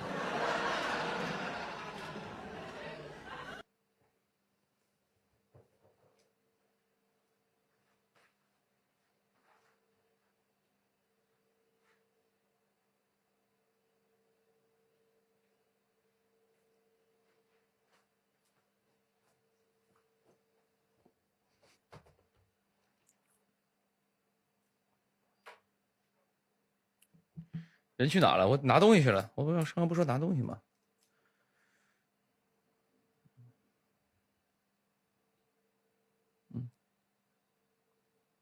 展示啊。然后当时就是那个啥嘛，那个拍个广告，然后它是这么一个手柄，我不知道你们有没有，就是玩游戏的人应该都知道啊，它是这么个手柄。然后呢，当时他拍广告的时候，用这两个手指头摁了这两个键子，因为它上面是这俩是两个键子嘛。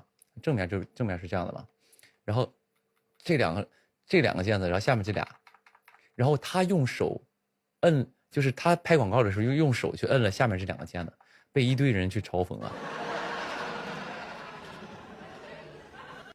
就这么点事儿都要揪出来，说你根本就不玩游戏就被人嘲讽。他的那位人的意思是这样的，这两个用这两个控制，这两个用这两个控制。玩正规的手势应该是这样的，就是啊，就是这样啊，摁这两个，然后这两个控制下面，就是已经吹毛求疵到这个程度了。我当时看完之后我都懵了，我在想，我玩这么多年游戏，我玩错了，因为我也是用这两个手指头，我就这么玩吧，方便嘛，开啊。网上现在就这样的嘛，就是这种连这种啥事都吹毛求疵，尤其盯着这种艺人。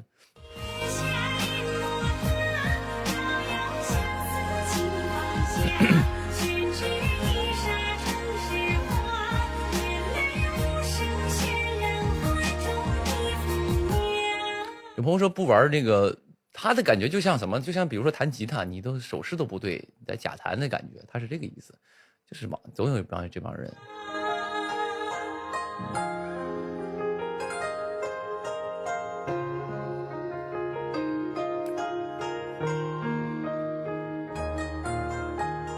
所以要谨言慎行，也相对还行吧，我不管啊，就是现在我也没有那么严谨了，想说啥说啥，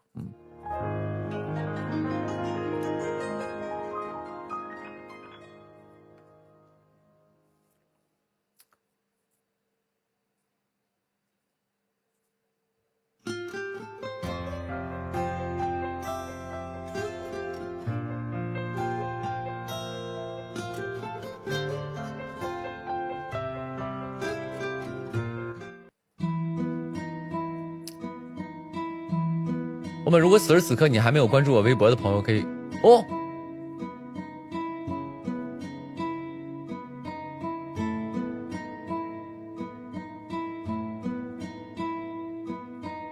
没卡吧？我刚才突然点出去了。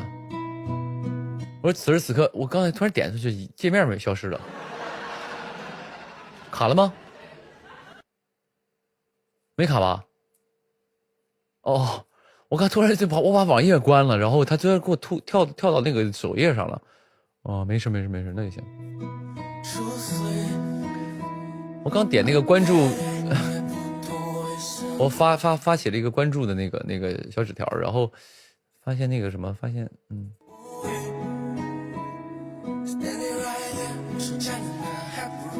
出去。我想下这个线，却没有任何阻力。我说宁哥，你玩烟云16声了吗？我玩了啊，刚出第一天我就刚出第二天我玩了，玩了下载了一下，玩了一会儿，挺好的，那个游戏做的挺好的，对，我觉得挺好的，但是就是没时间玩那种特别需要探索那种的大地图，各种跑啊，各种偶遇奇遇这种的。我现在有时间玩的游戏都是那种，就是一个线性的那种的啊，就是从头到尾就一个故事。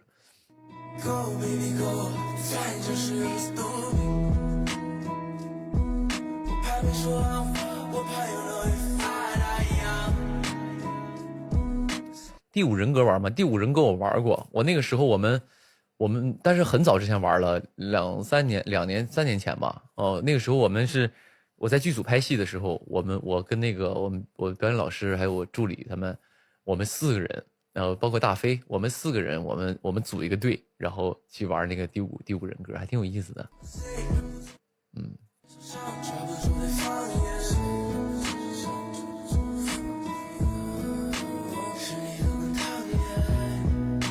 逆水寒玩吗？当然玩啊，我不给人唱歌了吗？你想坑我是不是？你是不是想坑我？玩啊，当然玩，肯定玩啊。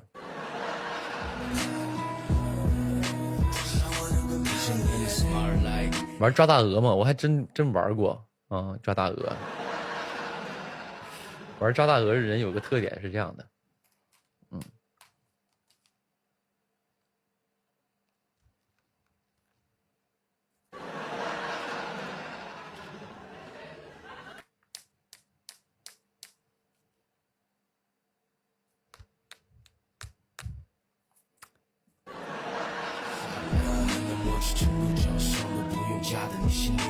都得观察，这就是演员看别人玩抓大鹅的时候他是怎么表情啊，什么动作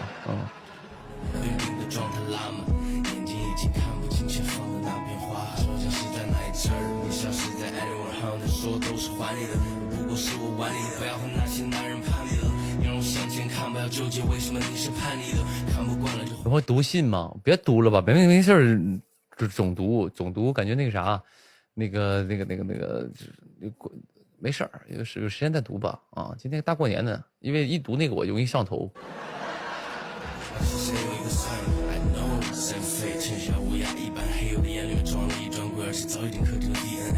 大过年的，因为咱家有很多朋友就是泪点很低，然后呢跟我差不多，然后有的时候我当时读信的时候，很多朋友在拿着手机听着，默默的他都哭了，他嗷嗷哭啊，嗷嗷哭。你大过年让人哭多不好啊，对吧？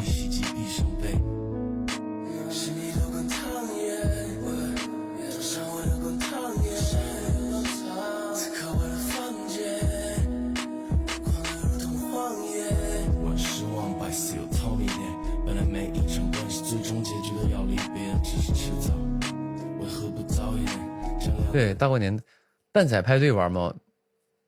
蛋仔派对我还真下过，然后我玩了一下，后来没玩。但因为我总听过那个蛋仔派对好像有很多负面的新闻，我不太提倡这个什么，因为总有一些未成年，好像我看广告总有一些未成年在里边上当受骗啊，所以我就对他的这个印象不太好。不可能也会少一些，照相很快就过期的消费券，照相平行是没有交。有朋友谨言慎行，你不用教我怎么说话。咱家朋友有些朋友当然是为我好，我知道啊，我知道有些朋友为我好，但有的时候真的不要教我去怎么说话，什么话该说不该说啊，不用教我，我自己有数的啊。谢谢了。当然他是关心我，怕我说错话啥的，我现在不怕了。我也不想发现你超会骗，如果不是当时你抛媚眼。别的夜里都为什么无语？你们说的那些游戏我基本都玩过啊，光遇我也玩过，光遇我一般都我是一个网瘾少年，基本一个游戏啊，只要刚出它比较的有名或者是比较的不错，我都会玩过，但是玩多久不一定。原神也玩过，原神最开始我是啥啊？原神我是最开始那个我一个大哥，然后我跟他吃饭，我说最近干啥呢？他说我玩原神。我说啊，我说那好玩吗？我第一次听啊，我说好玩吗？他说好玩，我就玩了1周，充300多万进去。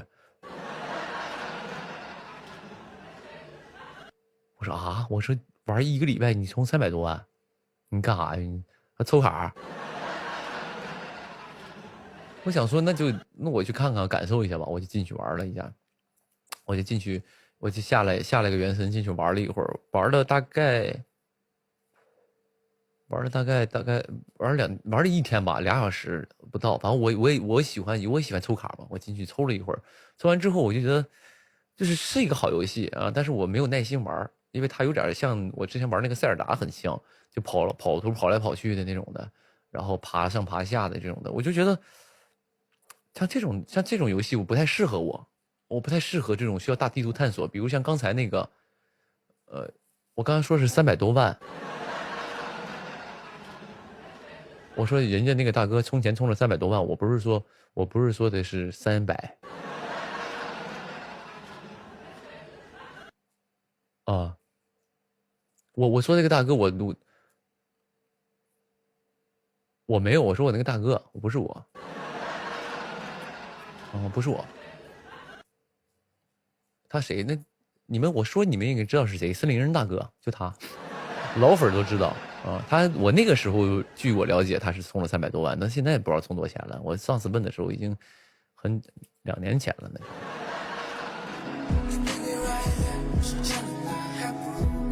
候。我说森林人大哥，很多朋友咱家老粉知道是谁，对，就他。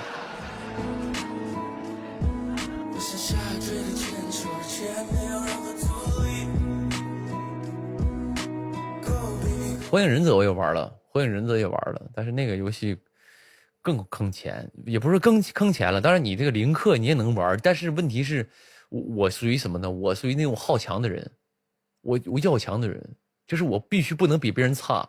然后呢，你说我又不是说，就是我银行卡里还是有点钱的，我就想充，一充就刹不住车。而且那个是无底洞，只要你充上了，你就再怎么你就一个游戏号，你想充几百万、几千万都能充进去，你都觉得都可以，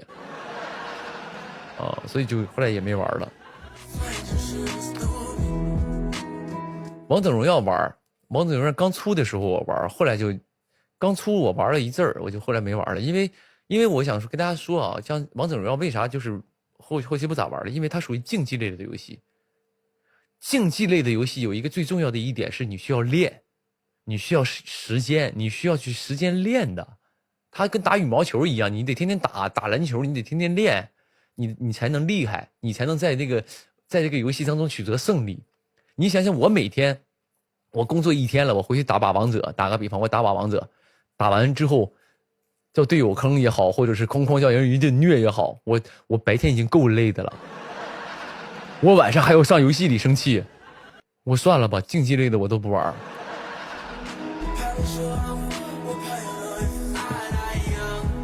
这是我的心态啊！我真的我每次你游戏一输，你说你人多郁闷，然后我又没有时间去练它，那个东西需要练的。你看这些艺人王者荣耀打得好的，我跟你讲，他平时都是没少玩游戏。我告诉你琢磨琢磨吧，他都是偷懒打游戏，他们都。开玩笑，当然我也是玩别的游戏了啊。你们说那些我基本都玩过，什么饥荒啊，什么贪吃蛇我都玩过，和平精英啊都肯定都玩过，黑神话悟空那必须玩了，金铲铲我下了，但是我有点玩不明白，我就没玩了。我下载下来我玩了一下，它就是那种像自走棋那种感觉的，我不太喜欢那种自走棋的，我就没玩。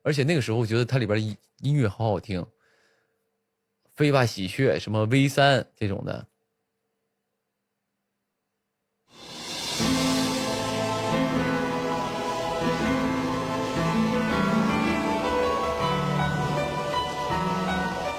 这音乐熟悉吧？玩过那个啊。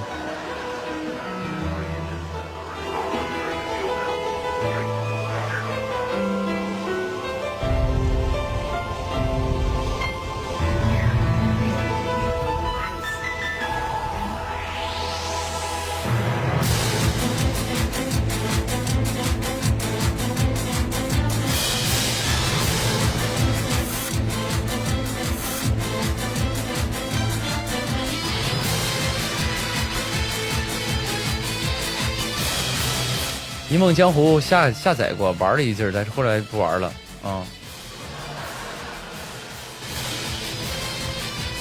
然后哥，音乐暴露年龄了，咋了？我现在已经被划分成中年了，不告诉你们，30岁到40岁属于中年，40岁到50岁等于中老年，60岁到70岁属于老年，70岁往后就属于晚年。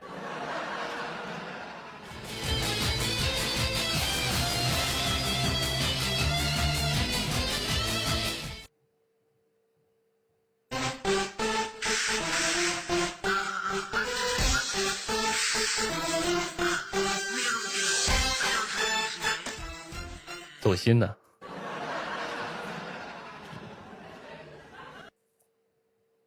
黄金矿工，你们说那游戏我基本都玩过，《盗墓笔记》的游戏玩过，不，《盗墓笔记》好多公司出了游戏，我基本每个都去玩了啊，但进去都让你充钱啊，那种游戏都比较坑钱，相对来说，《盗墓笔记》那么好的一个 IP 没有出一个好游戏，全部进去都让你哐哐充钱，天天648那么充，天天这个活动那个活动的，就往死坑你。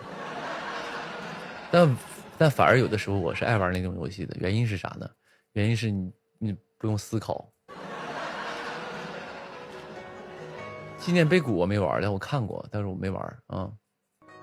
星野没玩过啊，迷你世界更没玩过，我的世界都没玩过，怎么可能去玩迷你世界？我的世界也没玩过，确实没玩过，因为这么有名的游戏我总在看，因为我不太喜欢那种马赛克的那个风格的。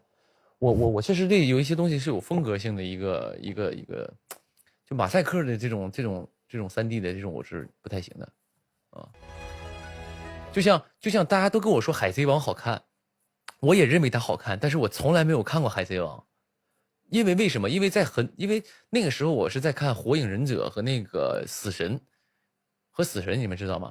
死神你们看过那个动漫吗？我是看火影和死神这两个，然后当时他们就说海贼王可好看了。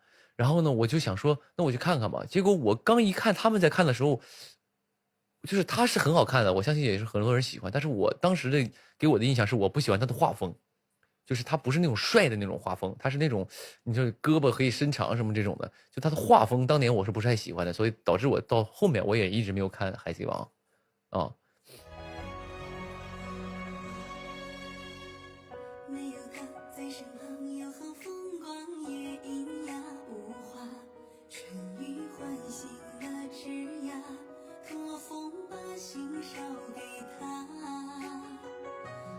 死神马上要出个电脑游戏，我都已经收藏了。死神那个马上出一个电脑游戏，大概在3月20号上 Steam 平台，我都已经收藏了啊，到时候可以有时间玩一玩。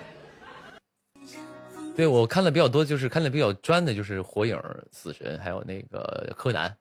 柯南我就属于一个纯一个柯南迷了啊。难道你不觉得我今天这套装扮都很柯南吗？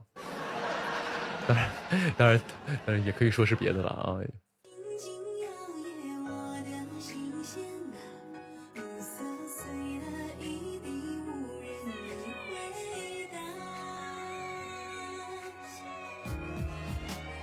暗区突围我也玩了，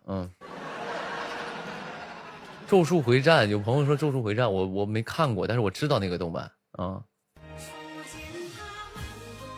我前一阵看过那个动漫叫做《刃牙》，你们看过吗？也可能比较适合男生啊，女生看的比较少。刃牙看过吗？没看过吧？啊，就是男生比较爱看的一个。然后还有一个动漫，我现在这给看了，叫做就是我真的忘了叫什么了啊！但是我是因为我是上那个网站上一搜就看到了，是那个女武神，好像是叫女武神吧，就是那个就是人类和神仙打架那个1对1那个，就比如说吕布对上帝这种的。啊，那个叫什么来着？那个我忘了，我真的忘了。但是2季我看完了，啊，比如说耶稣对谁谁谁，然后亚当和谁对打那种的，然后还有一个动漫很好看，我建议大家可以看看啊，叫做《赌博默示录》，好像是《赌博默示录》，是一个日本的一个动漫。它主要我觉得这个最厉害的是它里边的游戏的设计和那种博弈的过程，那个挺有意思的。《赌博默示录》一共应该是2季，挺好看的。啊，周末的女武神应该是那个，对，是那个，对。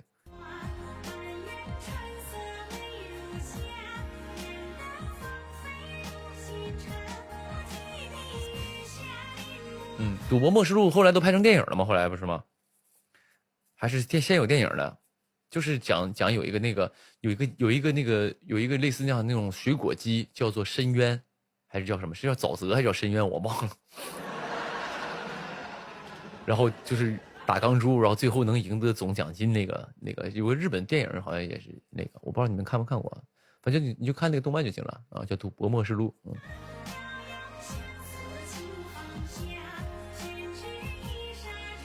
没看过，我动漫其实日本动漫看的少哦，看的少。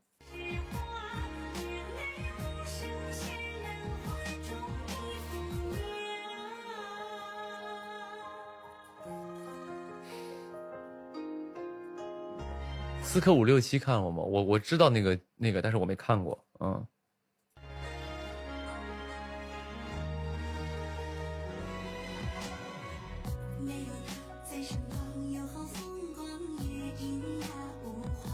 我很早之前还看过一个国产动漫，叫做《师兄》，你们看过吗？师兄，就是好像很早之前有个动漫叫《师兄》啊。然后我前两天听说那个要尸是那个尸体的尸，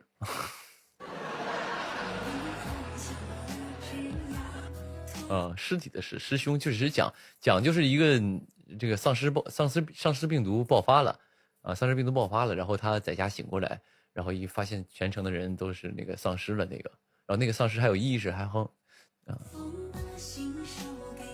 动漫那个挺好，有点搞笑，有点好玩的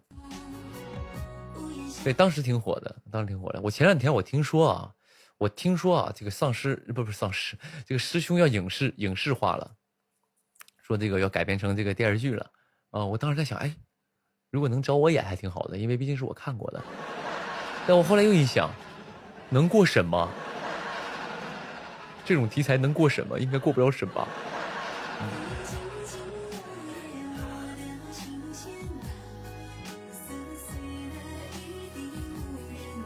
回答，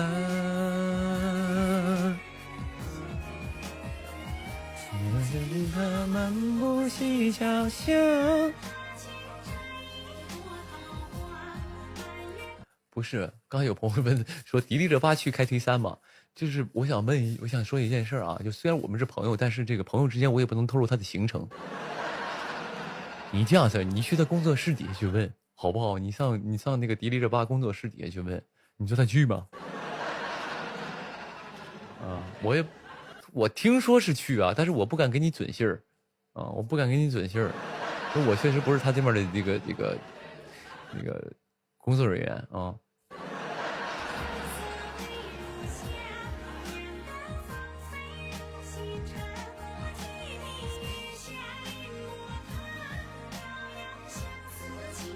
开推3在哪录啊？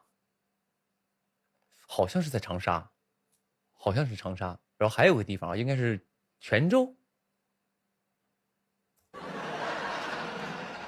还有个地方是泉州，应该有一个是应该是在长沙录，不一定忘了啊，也好像在长沙应该是确定的。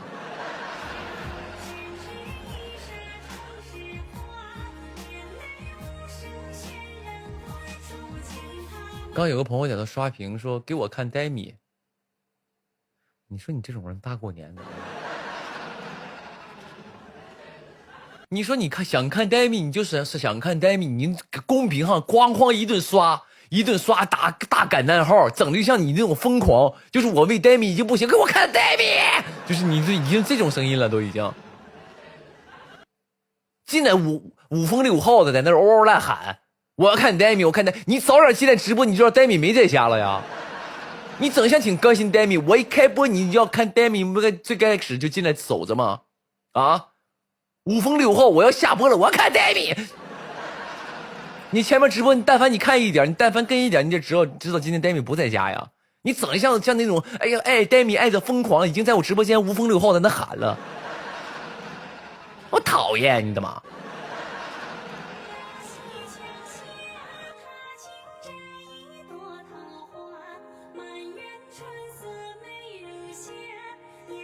以后呆米行程我也得工作室给你发一包呗。呆米以后你参加什么活动？有什么去哪儿？今天不在家，你个呆米假粉儿。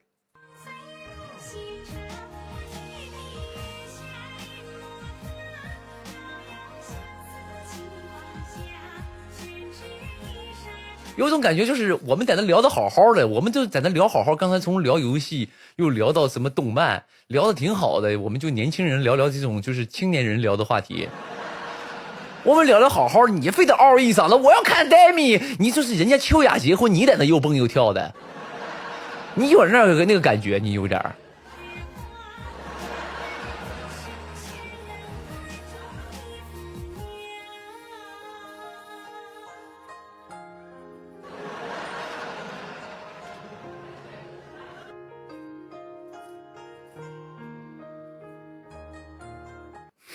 开个玩笑啊，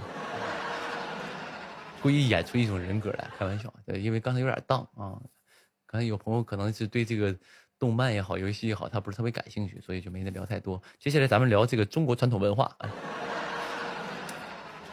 文玩好不好？咱接下来聊聊文玩吧，可能有些女孩更不感兴趣的东西了啊，咱们聊聊文玩好不好？嗯。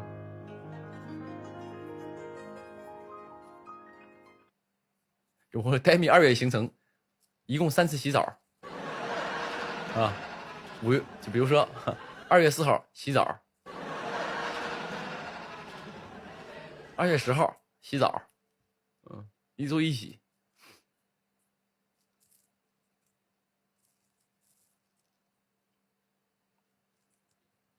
然后最近买了好多串啊，盘串挺好的，初学者盘什么串啊？初学者不是初学者，就新手盘什么串啊，玩什么串，就是，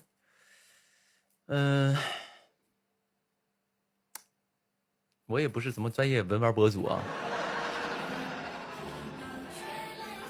但如果你是第一次盘串的话，我建议你啊几种啊，就是金刚你也最好别玩，因为最不犯毛病的2个东西啊，一个是猴头，很便宜。猴头这个东西很便宜，它而且它变色快，而且很便宜，几十块钱能买到很好的，然后180的、120的也非常精致，就是100-200块钱就买非常非常好的了，一个手串你可以盘着玩啊。猴头，对，叫猴头，你去搜一下，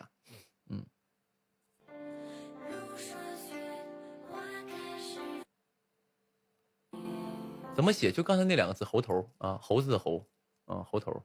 菩提根啊，菩提根我建议大家不要去玩啊。因为那个是完全没有，不是不建议啊，你想玩也可以玩，因为它那个东西太便宜了，不是太便宜了，太普遍了啊，就太普遍了。那个东西就是那个玩，就哪怕你玩完了之后，我觉得成就感也不是特别大啊。凤眼菩提，凤眼菩提，我建议新手不要去玩，因为凤眼菩提，我觉得，因为我盘过，我最近我满打满算，我串玩了快2年了，然后也算每个串都买过，基本上你们市面上听到那种就是树脂类的品种我都买过，然后总体来说，凤眼菩提是所有串中最难盘的，盘不好就黑就花，哎呦我的妈呀！给我折磨，这凤眼就是给我折磨疯了都要。啊，就是小心翼翼的，因为我手爱出汗，我一出汗直接就灰蒙呛呛的，然后就又反白，我特别就是凤眼真的，你们能不玩就别玩了啊，能不玩这太难玩了这个东西。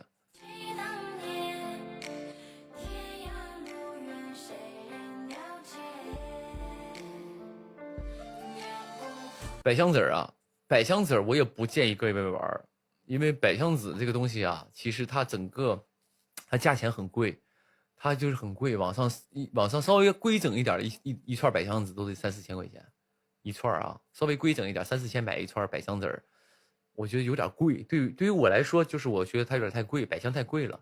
因为我之前买的几串都是，就是我那几串还行的原因就是过万的，啊。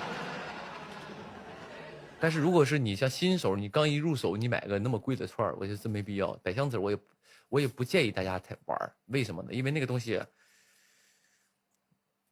不好盘，不是不好盘，就是那个东西你不需要盘，你就挂脖子就行了，你每天就挂在身上挂脖子，让那个籽儿去吸收你身上的油就可以了啊。然后没事出来拿刷子刷一刷就够了，那个东西没有什么成就感啊。百香子我现在已经不玩了。菩提子呢？什么叫菩提子啊？它分很多种菩提，哪种菩提啊？椰蒂呢？椰蒂可以玩啊。椰蒂是什么呢？椰蒂很便宜啊，因为它就是椰子那个上面那块嘛。那椰蒂很便宜，就是怎么说可以玩，但是那个东西没有什么成就感。我不知道，因为可能咱们的诉求不一样。我的诉求是玩这个串，我需要看到它的变化。就它开始是个那种特别素的东西，通过我的盘玩，让它就有岁月的痕迹，让它最后变得特别润，就像你们看过的那种老核桃那种感觉，它从核桃盘成老核桃那个感觉。我希望它的变化，我希望它看到它玉化的那一天，啊，所以你比如说椰蒂拿到手里它就是黑色的，你怎么盘最多就给它盘亮了，你也不会有变化，基本变化不大，你到手就成品，你戴的好看啊，那就行，你喜欢也可以，你懂吧？啊。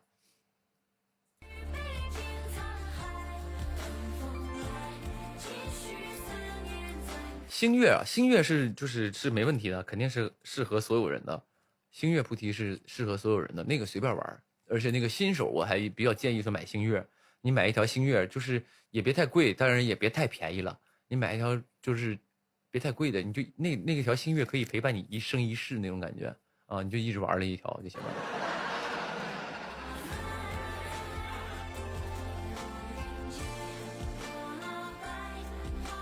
绿檀呢？绿檀其实不知道，绿檀我也知道那个东西，但是我不喜欢，我不喜欢，因为你如果你真的想带什么檀木，你不就搞一串沉香带着那种的会更好一些啊？你玩那个东西，我觉得可能它和沉香比起来，就能沉香更好一些吧。橄榄核可以啊，橄榄核挺好的，但橄榄核偏贵，橄榄核好的橄榄核很贵的。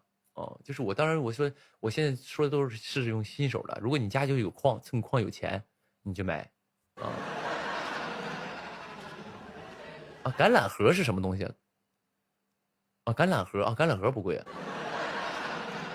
橄榄核不贵，橄榄核但是雕刻完的橄榄核是贵的，正常的橄榄核不贵，但是它其实橄榄核玩的就是雕嘛，它就是玩雕刻嘛，你去上面比如说雕一些什么船呐，雕一些什么罗汉呐，各种图形啊，是这种的比较贵啊。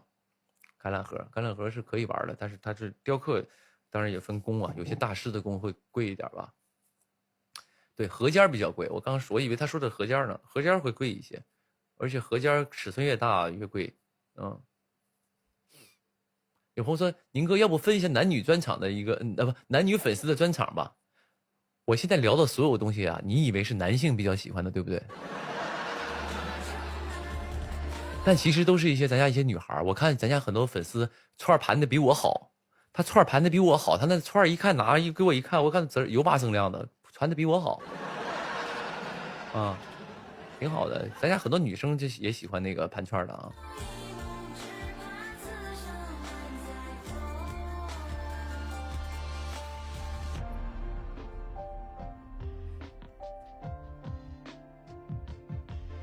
有朋友说我玩琥珀啊，那挺厉害的，厉害。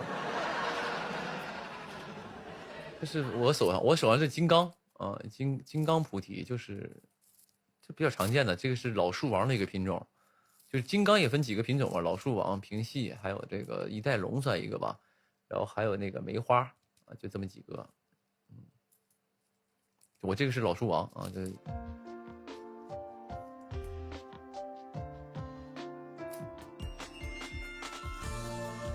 肯定不便宜啊。这个，因为我是在二级市场买的，就是它原本是6000。原本是6000多还9000多，我忘了，反正我是花1万多买的，啊，因为我是在那个闲鱼上买的啊，闲鱼上就是人家我抢不到，人家抢完之后了，我上人那买的。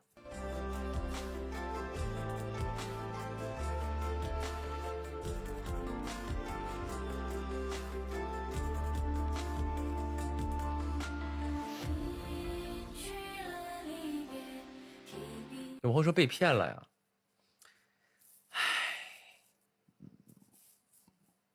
没有啊，不是被骗了，但我愿意被骗吗？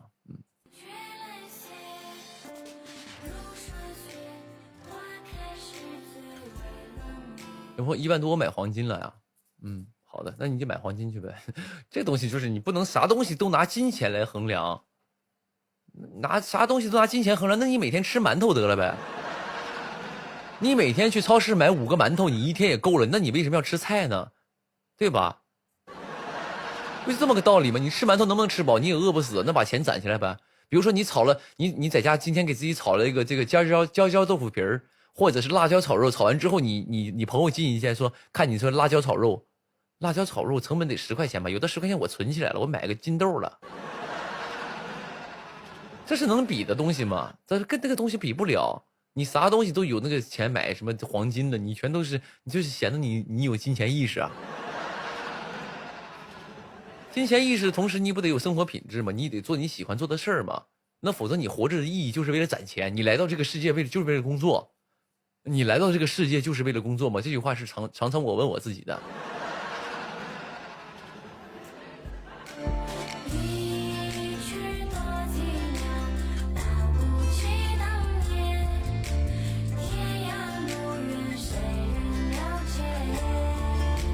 就好像我生下来，我就有这种感觉，我就是人都是这样的，很多人生下来就是感觉就是为了工作而存在的。你得有一些你喜欢的事儿，你为之，哪怕它跟金钱无关，跟所有的东西都无关，你有你喜欢的事儿，你爱的东西，你不能所有你爱一样东西，你觉得哎这个东西很花钱吧？这个东西是比如说我喜欢一件衣服，我喜欢一个包，很多朋友女孩喜欢包，那我买个包。哦，我这包然后你很喜欢这样的东西，但是你朋友看到了说你买的包干嘛？有的5000块钱我存起来，你存起来多好，以后那存钱干嘛？存金子干嘛？不就为了让自己过得更好吗？对吧？不就让自己能做自己想做的事，买自己喜欢的东西吗？就是这么回事儿。我希望你这个心态能稍微转变一点啊。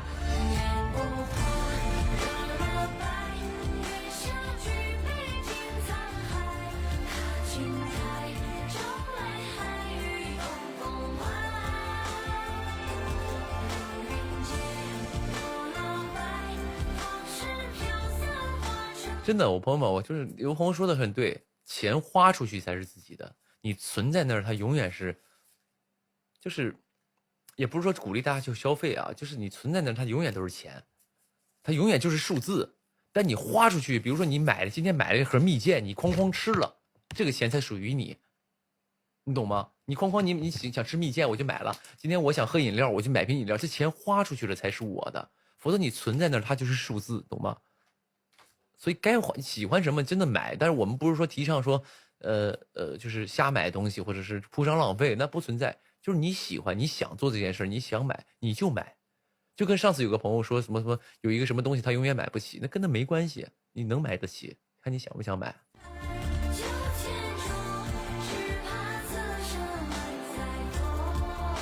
有会儿前提是有钱。那你没钱，那就是没钱就赚钱嘛。前提你得赚钱嘛，你不能天天这个工作，你上班搁那嘎嘎一坐，然后呢能偷懒偷懒，然后没有人看到你就玩手机，然后领导一来就开始假装工作，你天天这么工作，你也不能有钱了呀。对吧？是这样的啊。还是得你要想多赚钱，你想自己过得好，那你就得好好工作，你得付出。这个世界很公平的，你得付出你的努力和你要把玩手机的时间放下来，你才能有机会说就是学到更多东西嘛，那你才能赚更多的钱嘛。你又想玩又想赚钱，那哪有那么多好事啊，对吧？我说的不是什么大道理，就是我经历过的一件事儿。我以前就是上班的时候就这样的事儿，就是我上班就能混就混，就那种感觉。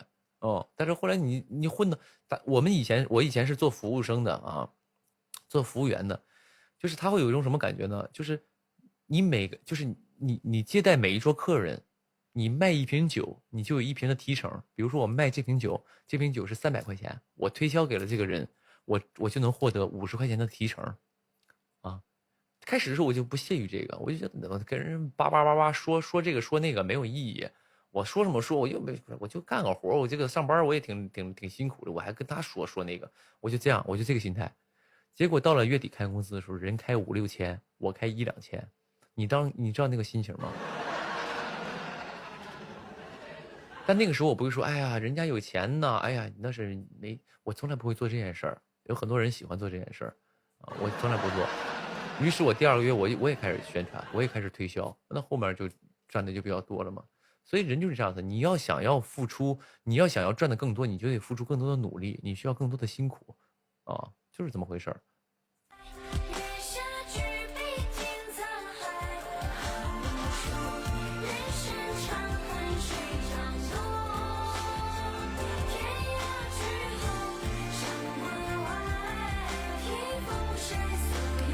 有朋友这小伙子真棒，这小伙一般。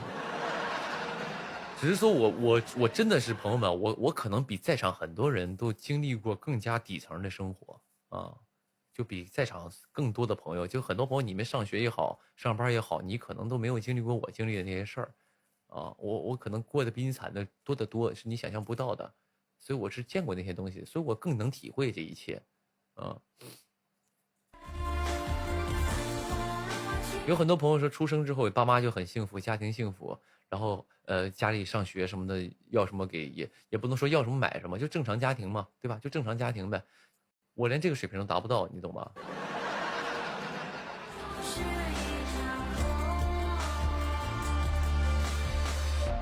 有朋友我已经下单猴头了，也不倒不用了就聊聊串嘛，聊聊串。我最近反正盘的就是最多就是盘凤眼，我想把那2条凤眼给盘出来。盘出来，然后就再也不盘新的了啊！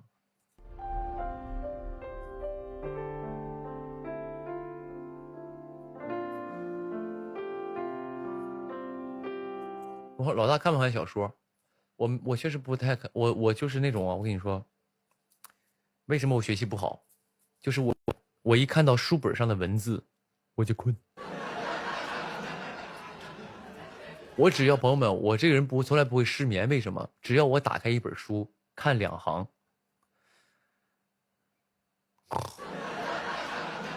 立刻睡觉，立刻睡，所以看不了小说。台词呢？那台词那是得看的，因为那是我工作呀，工作得看，但是额外让我再去看，我真的困。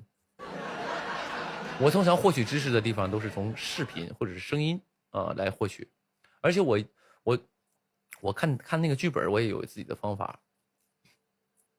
我剧本的时候，因为我就生怕什么呢？生怕走神儿，所以呢，我就是比如说，它剧本都是文本式的嘛，然后我是下一个软件，就是一个文档软件，用那个文档打开，然后呢，我有一个什么呢？有一个功能叫做阅读，就它帮你读出来，它帮你念出来，然后就是这个剧本它是在念的。就是 AI 帮你去朗读，然后呢，有一个方式是什么呢？而且我还开那个 VIP， 因为如果你不开 VIP， 它是最基础的声音，就是那种非常电子的。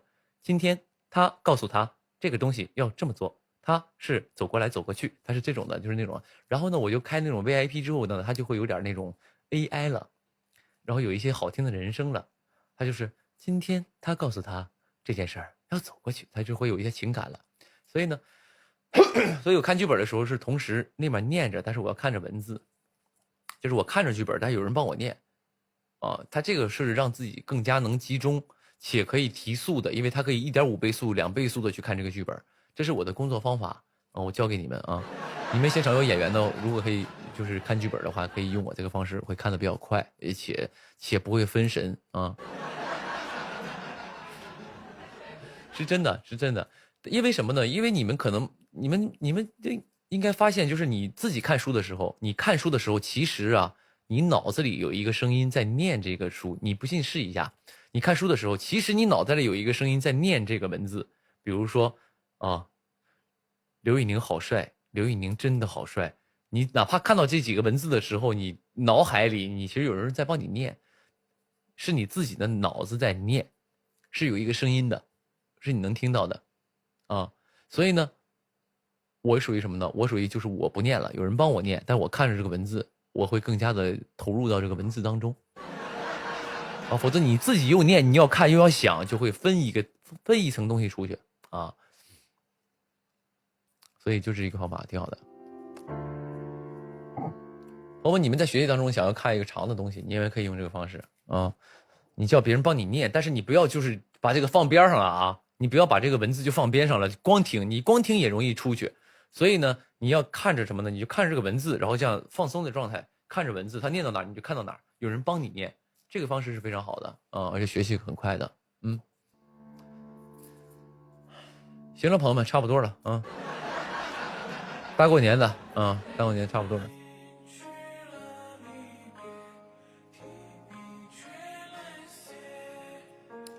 那也感谢今天所有好朋友的支持和陪伴。那在这里呢，祝各位度过一个轻松快乐美好的夜晚，这夜有你们真好，愿你们这夜过得愉快。咱们就下次直播不见不散了啊！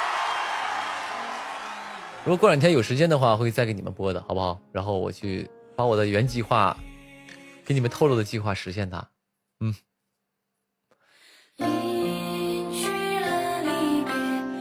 行吧，那晚安了各位，也希望各位能够做个好梦。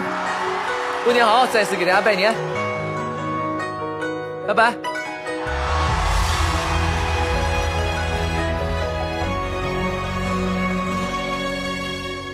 没有他在身后。